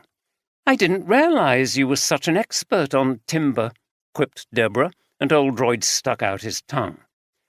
The estate agent ushered them around the different rooms, and Oldroyd could not find any major faults with this house. The owners had obviously put a lot of money into it. The solid wooden floors alone must have cost a fortune. Deborah was keen to see the kitchen, which was large, bright, and big enough for a table and a small sofa. French doors opened out onto the garden. Oldroyd was impressed. "I like this. Plenty of space and not clinical like the kitchen in the last house we looked at. I'd be up for giving these pine cupboards a lick of farrow and ball drizzle." "Mizzle, not drizzle," said Deborah, smiling. "Or maybe dead trout." "Dead—" Deborah was laughing so hard she couldn't get her words out. "It's dead salmon. Who on earth thinks of these names?" "I don't know, but—" Deborah broke off. Her eye had been caught by the cat flap in one of the doors. She pointed it out to Oldroyd. "Don't worry, love," he said. "I could easily block that up." "There'll be no need for that," said Deborah as she held up her spreadsheet. "Cat flap, tick. It's on my desirable list." She smiled at Oldroyd as they were led into the living room and invited to admire the original tiled fireplace, picture rail, and cornice. It was all very tasteful. They would not be paying for any horrible modern fixtures and fittings that neither of them liked, and they could easily live in this property without doing anything. The final part was the garden. They went through the French doors and walked around. It was the perfect size and in good condition, with some nice herbaceous borders. There was also scope for Deborah to make some changes and improvements, notably by installing a pond and a rockery. They went back inside to have a word in private. Cat flap, said Oldroyd teasingly. So, you'd like a cat, would you? You know I like cats, Jim. This house would be ideal. Lovely garden for it to roam around in. I see. Well, the good news is I really like this one. I think we've found what we were looking for. Deborah was delighted, as she felt the same way. They decided to put an offer in straight away. They both hoped that they were not too late. At the Wensley Arms, it was a quiet evening. Bill Lawrence wondered whether people were still reluctant to leave their homes at night, given the terrible recent events. Some of the regulars were gathered at the bar, Philip Welbeck, Bert Duffield, and Norman Smith, but nobody was playing darts and most of the tables were empty. Not many people in tonight, Bill, said Welbeck, echoing Lawrence's thoughts. Aye, replied Lawrence. It won't get back to normal until the police solve these murders and clear off. People are unsettled by it. They don't want to be attacked. They're staying at home. What's wrong with folk? Said Bert. I'd like to see anybody having a go at me in street. They'd know about it, I can tell thee. As long as you weren't so drunk that your savage blows missed their target, joked Welbeck with a laugh. Get away with ye, replied Duffield, and squared up to Welbeck, who cowered down in mock fear. I don't know what's taking the police so long, said Smith. Surely there are only so many people it could be. Does that mean you're off the suspect list, then? Asked Lawrence cheekily. Smith was sanguine about it. Well, they haven't been back to me again. I've nothing to hide anyway. He finished his beer. So, who do you think did it then? Asked Welbeck. Smith frowned. Who knows? Scholes had so many enemies, but I still wonder about that beer, you know. Wensley Glory. I wish we had it on tap here. It was in a class of its own, apparently. Aye, it were, said Bert. The best beer I've ever tasted. And Scholes was going round telling people he had a copy of the recipe. It would have been worth a lot of money to bump him off for, continued Smith. And then you've got these breweries at each other's throats. I think it was someone connected with one of them. Well, I think it was Bert, said Welbeck mischievously. He wanted to get the recipe so that he could brew that beer for himself. Didn't you know he has a little brewery in his shed at the bottom of his garden? Get away with thee, said Bert, laughing with the others. But I'll tell thee this. He raised his finger. I could still brew ale as well as any man living. Or woman, said Welbeck. Aye, well, I don't know about all that. No, continued Welbeck, grinning, but I know another thing. You can also drink ale as well as any man or woman. They collapsed into laughter again. It was after midnight a few days later, and the town of Ripon was quiet. There were very few people around on the streets. In the lane behind the terraced house, a hooded figure climbed over the wall into the small yard of the former Scholes residence. They moved silently but quickly, as if they were familiar with the place. Breaking in was not necessary, as they brought out a key, opened the back door, which they then shut softly behind them, and switched on a small torch. They headed stealthily through the kitchen towards the stairs, where they stopped and began to look at the pictures on the wall. Suddenly there was a click. They turned round and were blinded by a bright light, which shone straight into their face. So, said Oldroyd, who had emerged from where he was hiding in the living room, I think our plan has finally worked. Who have we got here? An officer came up behind the figure and tore off the hood. A shocked face blinked in the strong torchlight. Well, if I'm not mistaken, it's Peter Morgan, the finance director at the Yoredale Brewery, continued Oldroyd. Good evening. I think we once met in Richard Foster's office. I wasn't expecting to see you here. Morgan could not respond to Oldroyd's wit. His face looked like that of a bewildered animal startled by a car's headlights. He turned, and it seemed as if he was going to try to run for it, but he was quickly surrounded by officers. Andy moved in and put on the handcuffs. "Peter Morgan," intoned Oldroyd, "I am arresting you for the murders of Frederick Scholes and Barry Green and for the attempted murder of Richard Foster. You do not have to say anything, but it may harm your defence if you do not mention, when questioned, something which you later rely on in court. Take him out." Without saying a word, Morgan was marched briskly outside to where a police car had drawn up. Oldroyd and Andy came to the door as the cars sped off into the night. "Congratulations, sir," said Andy with a smile.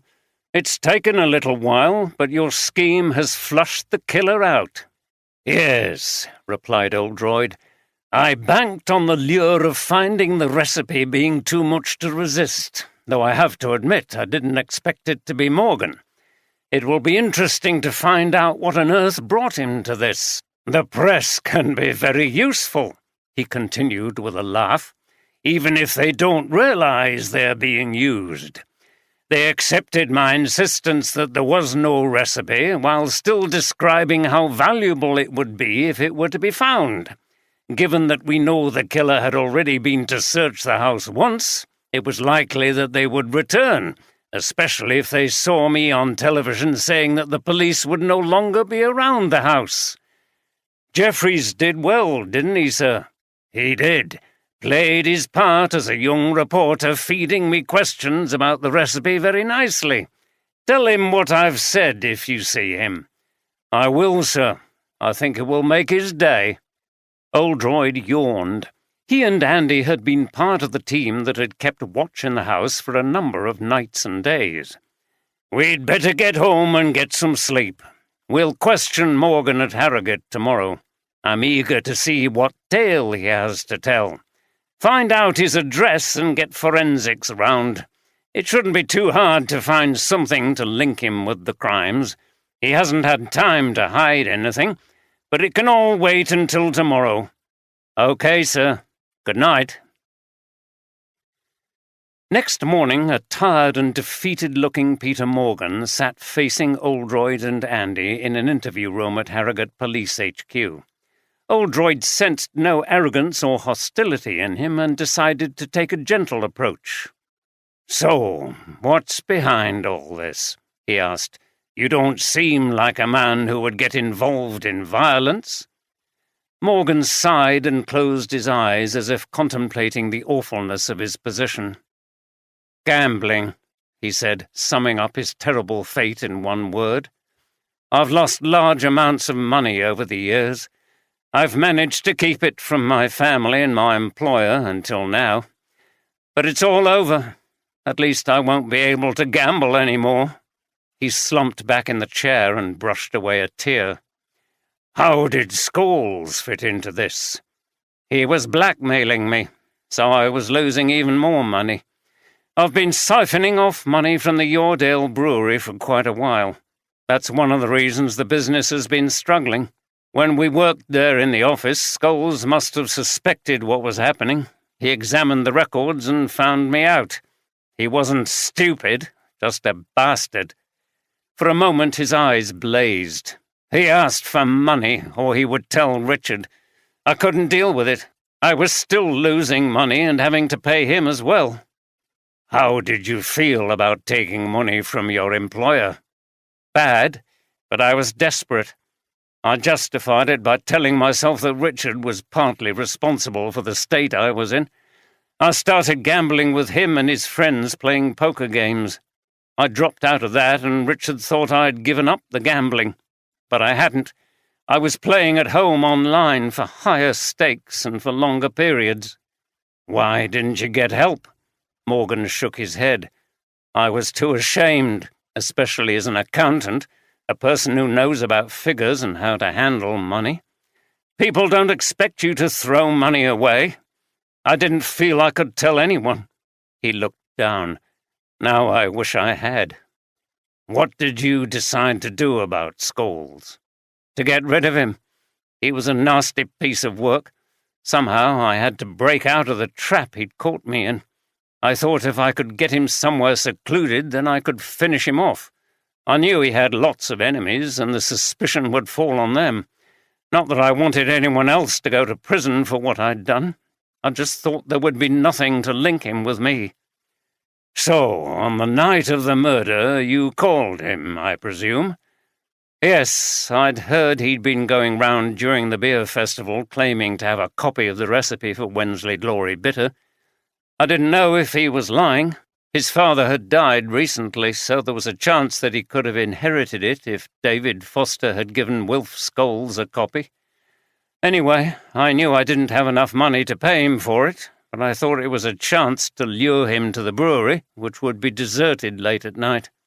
I thought he might be reluctant to meet me there, and I was ready to spin him a story saying I was interested in the recipe but didn't want to be seen with him in public, or it might get back to my wife. It was a bit flimsy, but the strange thing was he agreed straight away. It was almost as if he'd forgotten me or that there was this blackmailing between us. I thought he would be more suspicious. Anyway, I took the chance. I have a set of keys for the brewery, and I was able to set the trap up. I lay in wait for him to come in. I'm afraid your instinct was right. You see, it wasn't Brendan Scholes who met you there and who you murdered. Morgan looked up. What? His brother Frederick had already killed Brendan. He was then impersonating him and trying to get money for the recipe. Bloody hell, that explains a few things. Of course he wouldn't know that Brendan was blackmailing me. When I encountered him briefly before I smashed him over the head, I thought he looked the same, but his voice had been a bit different on the phone. Morgan laughed sardonically. Well, he got his just deserts then.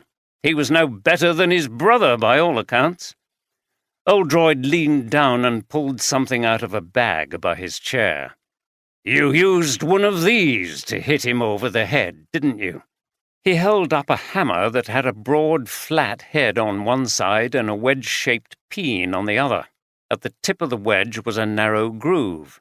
Morgan looked at it. Yes. How did you know? The forensic pathologist saw a peculiar pattern on the head wound. It confused us.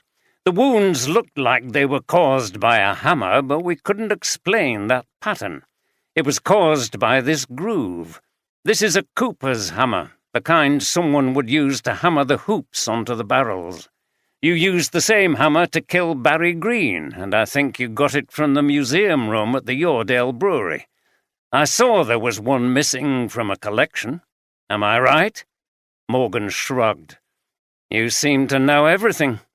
I stole that hammer before Scholes arrived at the brewery that night, and then I hung on to it and took it with me to Ripon. Were you looking for the recipe when Barry Green broke into the house in Ripon? That and any documents Scholes had relating to my fiddling of the books at the brewery. I had the set of keys I took from Scholes, Frederick, you're telling me, before I heaved his body into the tank. So you believed that the recipe existed? I thought there was a chance, and it would be in the house somewhere. He looked at Oldroyd. When you're desperate for cash to pay for an addiction, you'll grasp at anything and fall into traps, like I did, twice. And Barry Green recognized you? Morgan put his hands to his face and broke down, weeping. He seemed genuinely remorseful about the murder of Green. After a few moments, he managed to continue. I didn't want to kill him or anybody else. I crept downstairs with the hammer thinking I could frighten off whoever it was, but I wasn't wearing my hoodie. He must have heard something. He turned round quickly and recognized me. I panicked and hit him over the head. I should have just hidden until he left the house. Weren't you worried that he would find the recipe? Morgan shook his head. Maybe, but Scholes owed Green money, didn't he? I imagine the poor bloke was just looking for cash or valuable things to pinch because he thought he'd never get his money back. If only he hadn't seen me. I'm really sorry about it. Why did you attack Richard Foster? Morgan gave another grim laugh. That was so ironic. Richard's got a problem with his gambling too, and he asked me to look at ways he could take some money out of the firm in a legitimate way. He didn't know I'd been stealing it for a while. He wanted really detailed accounts, and I was afraid that he would notice all the minor irregularities I'd managed to cover up. On the day of the cricket match, he came into the brewery to check on the work that was being done, and I was there. I'd come in to see if there were any other ways I could conceal the fact I was skimming off the top. He didn't see me, but I overheard him say to one of the workmen that he was going to the cricket later, and so I took the opportunity. Morgan stopped, and his face looked anguished. I didn't want to harm him either, but I was desperate. I waited at the bottom of those steps and came up behind him. I got the cord round his neck, but he managed to cry out. I panicked again and ran off.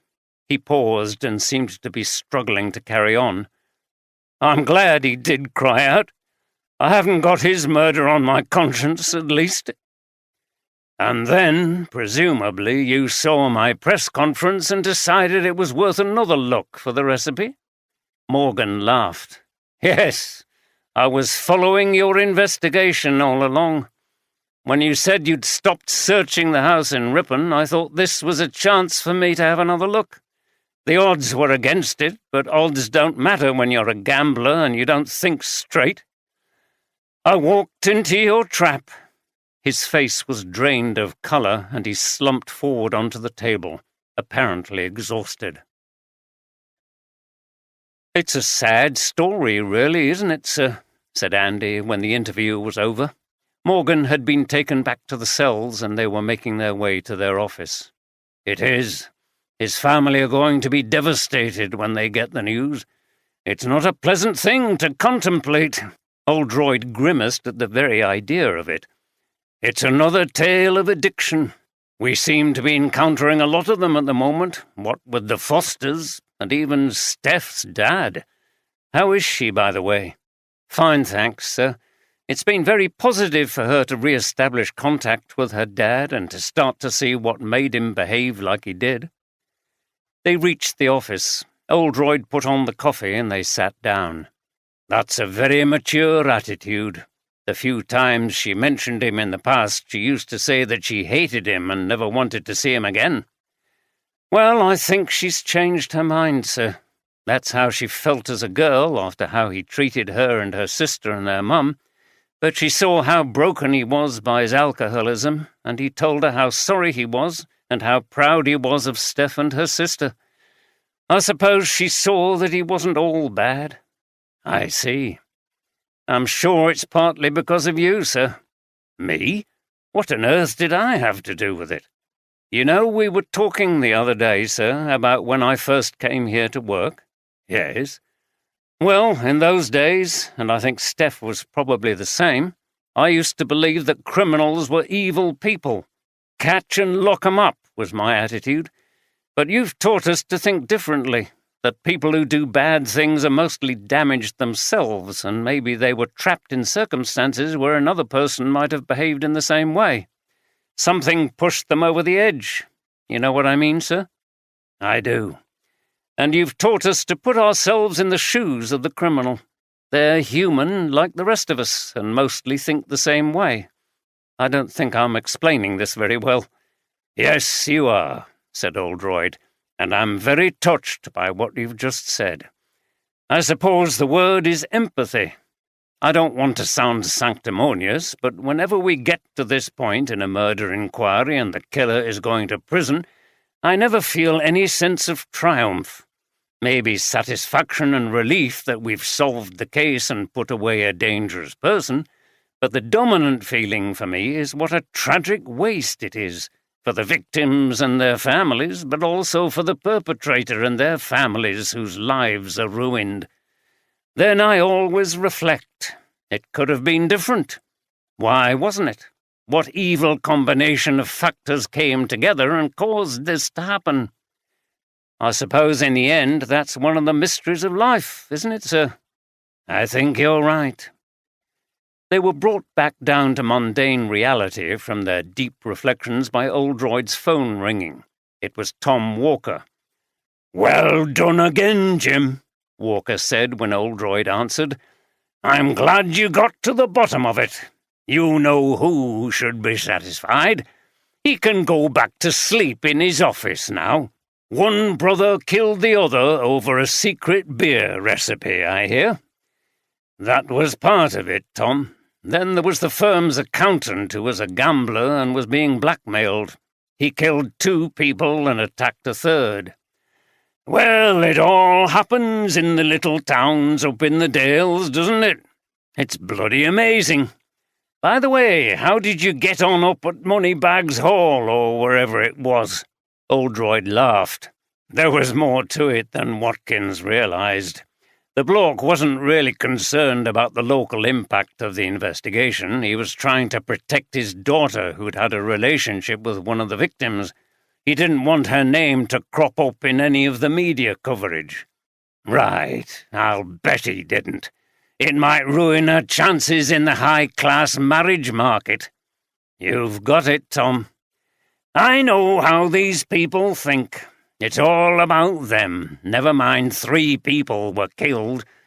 Anyway, are you on for a drink this week sometime? It's been a while since we had a chat. Oldroyd met Walker occasionally in a local pub for a drink, and they agreed a date. Fundamentally, he liked the old boy, who was a good boss to have. They shared the same views about policing, and Walker always allowed Oldroyd a great deal of freedom in investigations. The evening was usually reasonably pleasant if the chat didn't consist of Walker going off on his rants about Watkins, modern policing, or any other of his pet hates. The next day, everyone was hard at work at the Hughes Ales Brewery when the news came through about the dramatic events of Wednesday night. Janice came running up to Emily's office in a state of high excitement. "We've just had the local radio on. Peter Morgan's been arrested. You know, Richard's accountant. There was a statement from the police saying the arrest was in connection with the 2 murders and the recent attack in Markham." Emily sat back in her chair. "What?" "Yes, he must be the killer. They also said that the first victim, the one at the Yoredale, had been wrongly identified. It was Frederick Scholes, not Brendan." "Frederick? But—" "Yes. Apparently Brendan's been dead for several weeks, and they think Frederick killed him. His body was found a while ago in a drainage tunnel." She sat down after blurting out this news. "I knew there was something odd about him, and his voice was definitely different. Well, it wasn't him after all." "Wow." Emily was stunned and finding it difficult to take in. Privately, she was very relieved. She could never tell Janice, but her partner's hostility to her brother and her late arrival at the cricket ground had prompted some very dark thoughts. "So it's all over?" "Yes, I think so, thank God. It's been a terrible pall over the town. Hopefully we can all think positive and move forward together." "Yes," said Emily, smiling, and as if on cue there was a knock and her brother came in.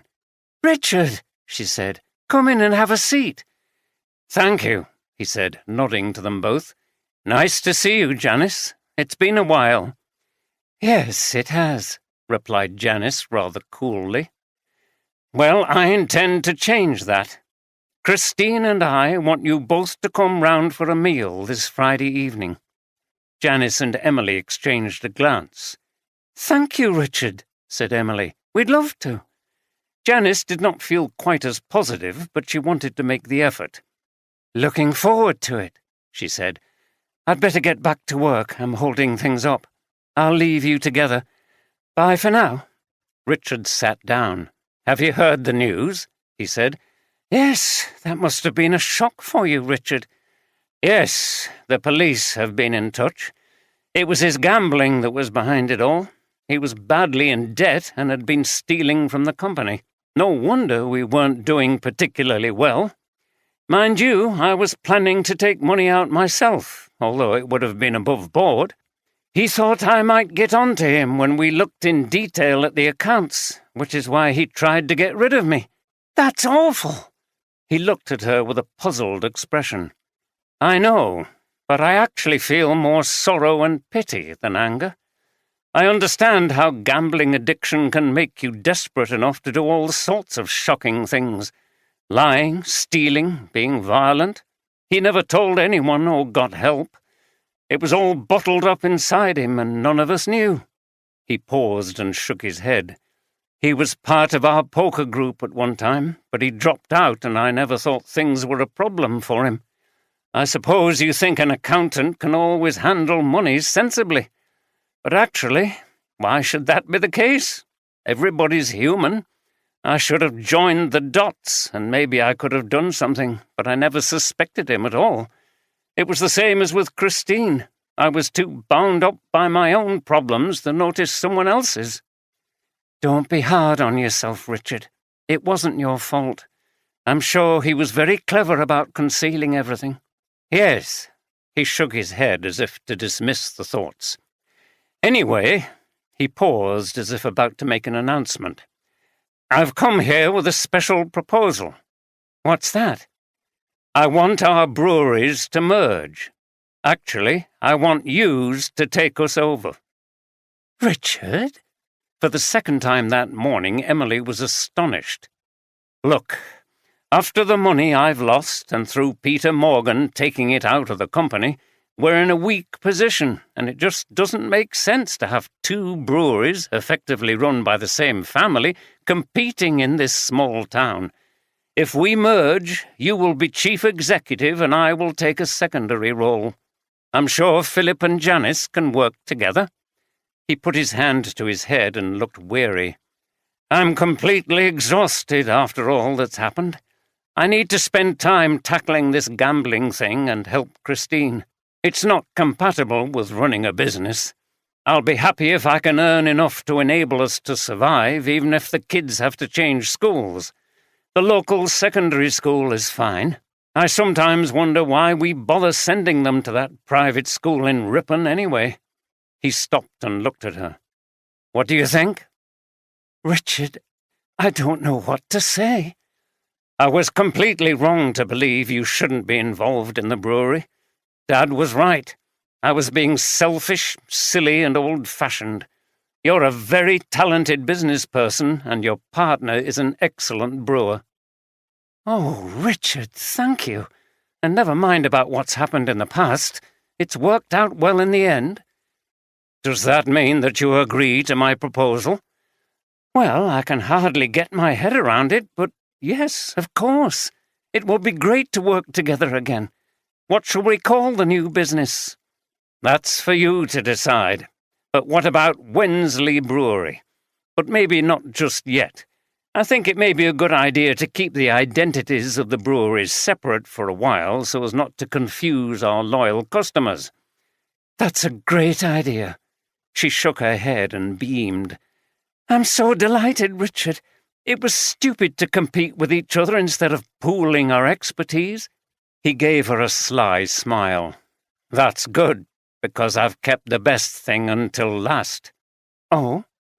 The police found the recipe for Wensley Glory Bitter in the Scholes house in Ripon. It did exist after all. Dad must have given a copy to Wilfred, the only person he trusted. Emily gasped. Oh, my God! I can't believe it! It's true, and now we can brew it again. It will be a fantastic boost for our new business. I wonder why neither Dad nor Wilfred passed it on to us. I don't know, but I wonder if it was something to do with the fact that we were estranged from each other and running separate breweries. He didn't want to give it to one of us and leave the other out. He never thought that we would end up competing with each other, and he didn't like it. And I suppose Wilfred didn't want to favour one of us either. I wonder if Dad told him not to. I can just imagine him saying, If I die afore thee, don't give the recipe to either of them, Wilf, unless they start working together again. All this carrying on, they don't deserve it. Richard laughed at his sister's impression of their broad Yorkshire father. You know, I think you're right, and wherever he is, he must be pleased that we are coming together at last, and that his famous beer will be brewed again. Let's shake on it. Laughing, they leaned over the table and shook hands. Another clear and warm spring evening a few days later found Oldroyd, Deborah and Alison eating pizza in an Italian restaurant in Harrogate. There was a bottle of Chianti on the table. "So, you're going to be moving at last?" remarked Alison. "Yes," replied Deborah after swallowing a piece of her margherita pizza. "We've had an offer accepted on that house in Newbridge. It's really exciting. I'm particularly looking forward to the garden. I hope we can move in before too long so I can get working at it this spring to prepare it for the summer. It's years since I had a garden. How about you, Jim?" Oldroyd was tucking into a ham and mushroom pizza. He'd mentioned the meat feast, but a look from Deborah had ruled that out. "Yes, I'm really looking forward to it. Nice house, lovely village, good pub." He took a drink of his wine and his eyes glinted mischievously. "Yes," said Deborah with a note of warning in her voice. "That's the only thing that concerns me. The local pub is very close. I can see you propping up the bar on a regular basis, especially after you retire, whenever that is." Oldroyd smiled and didn't comment, except to say he had no plans to retire yet. "But Jim," said Alison half seriously, "think about the dangers of too much alcohol. It was a feature of the case you've just been investigating, wasn't it?" "Yes, and for my detective sergeant." He told them about Steph and her alcoholic father. The whole case really turned on addiction more generally. The killer turned out to be the accountant at the brewery. His gambling and debts drove him to commit murder and nearly bankrupted the business. And all this in a small town.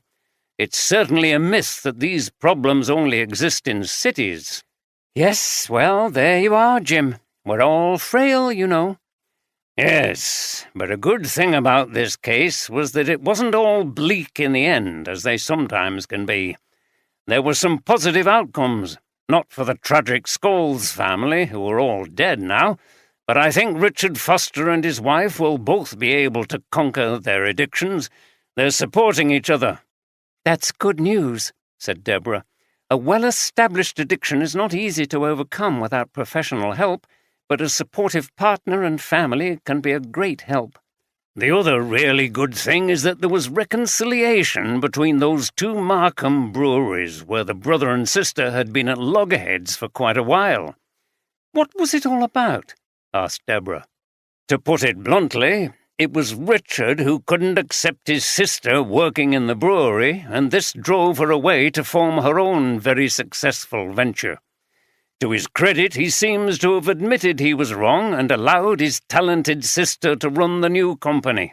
"Well, good for him," said Alison. Oldroyd turned to Alison. "I remember when I came over to see you at the beginning of the case. I told you about the Fosters, and you commented on how it was sad when close relatives fell out.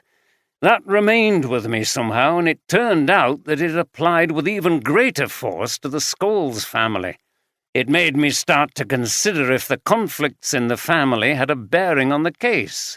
"It's always nice to be helpful," laughed Alison. Oldroyd's family were used to things they said stimulating ideas in his mind about a case he was working on. Oldroyd continued, "And I think the community in Markham is even more accepting of the gay relationship between Emily and Janice. Most of them certainly seem to celebrate the new brewery, and I think the bigots have been silenced." Oldroyd finished his little exposition about the case. He looked at the table and then slyly at the two women. "You know, I think we need another bottle of this. We haven't toasted our moving house yet, nor the success of the new Markham brewery, nor the—" "Jim," interrupted Deborah, "what have we just been saying about alcohol?" Oldroyd looked a little sheepish, but didn't back down. "Well, I know, but it's a special occasion, isn't it?" He picked up the bottle and looked at the label. "And you must admit it's a very fine wine." Alison laughed, and Deborah rolled her eyes. "Oh, go on then," she said. Every card drawn, heartbeats rise. In the game where fortune flies.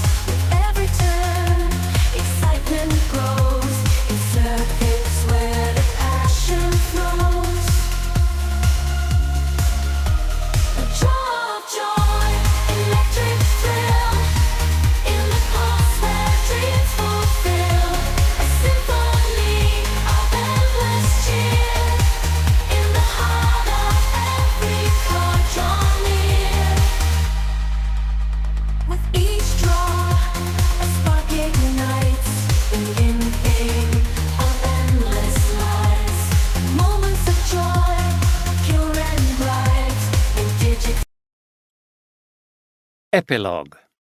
Black Sheep Brewery is the second brewery in the town of Masham.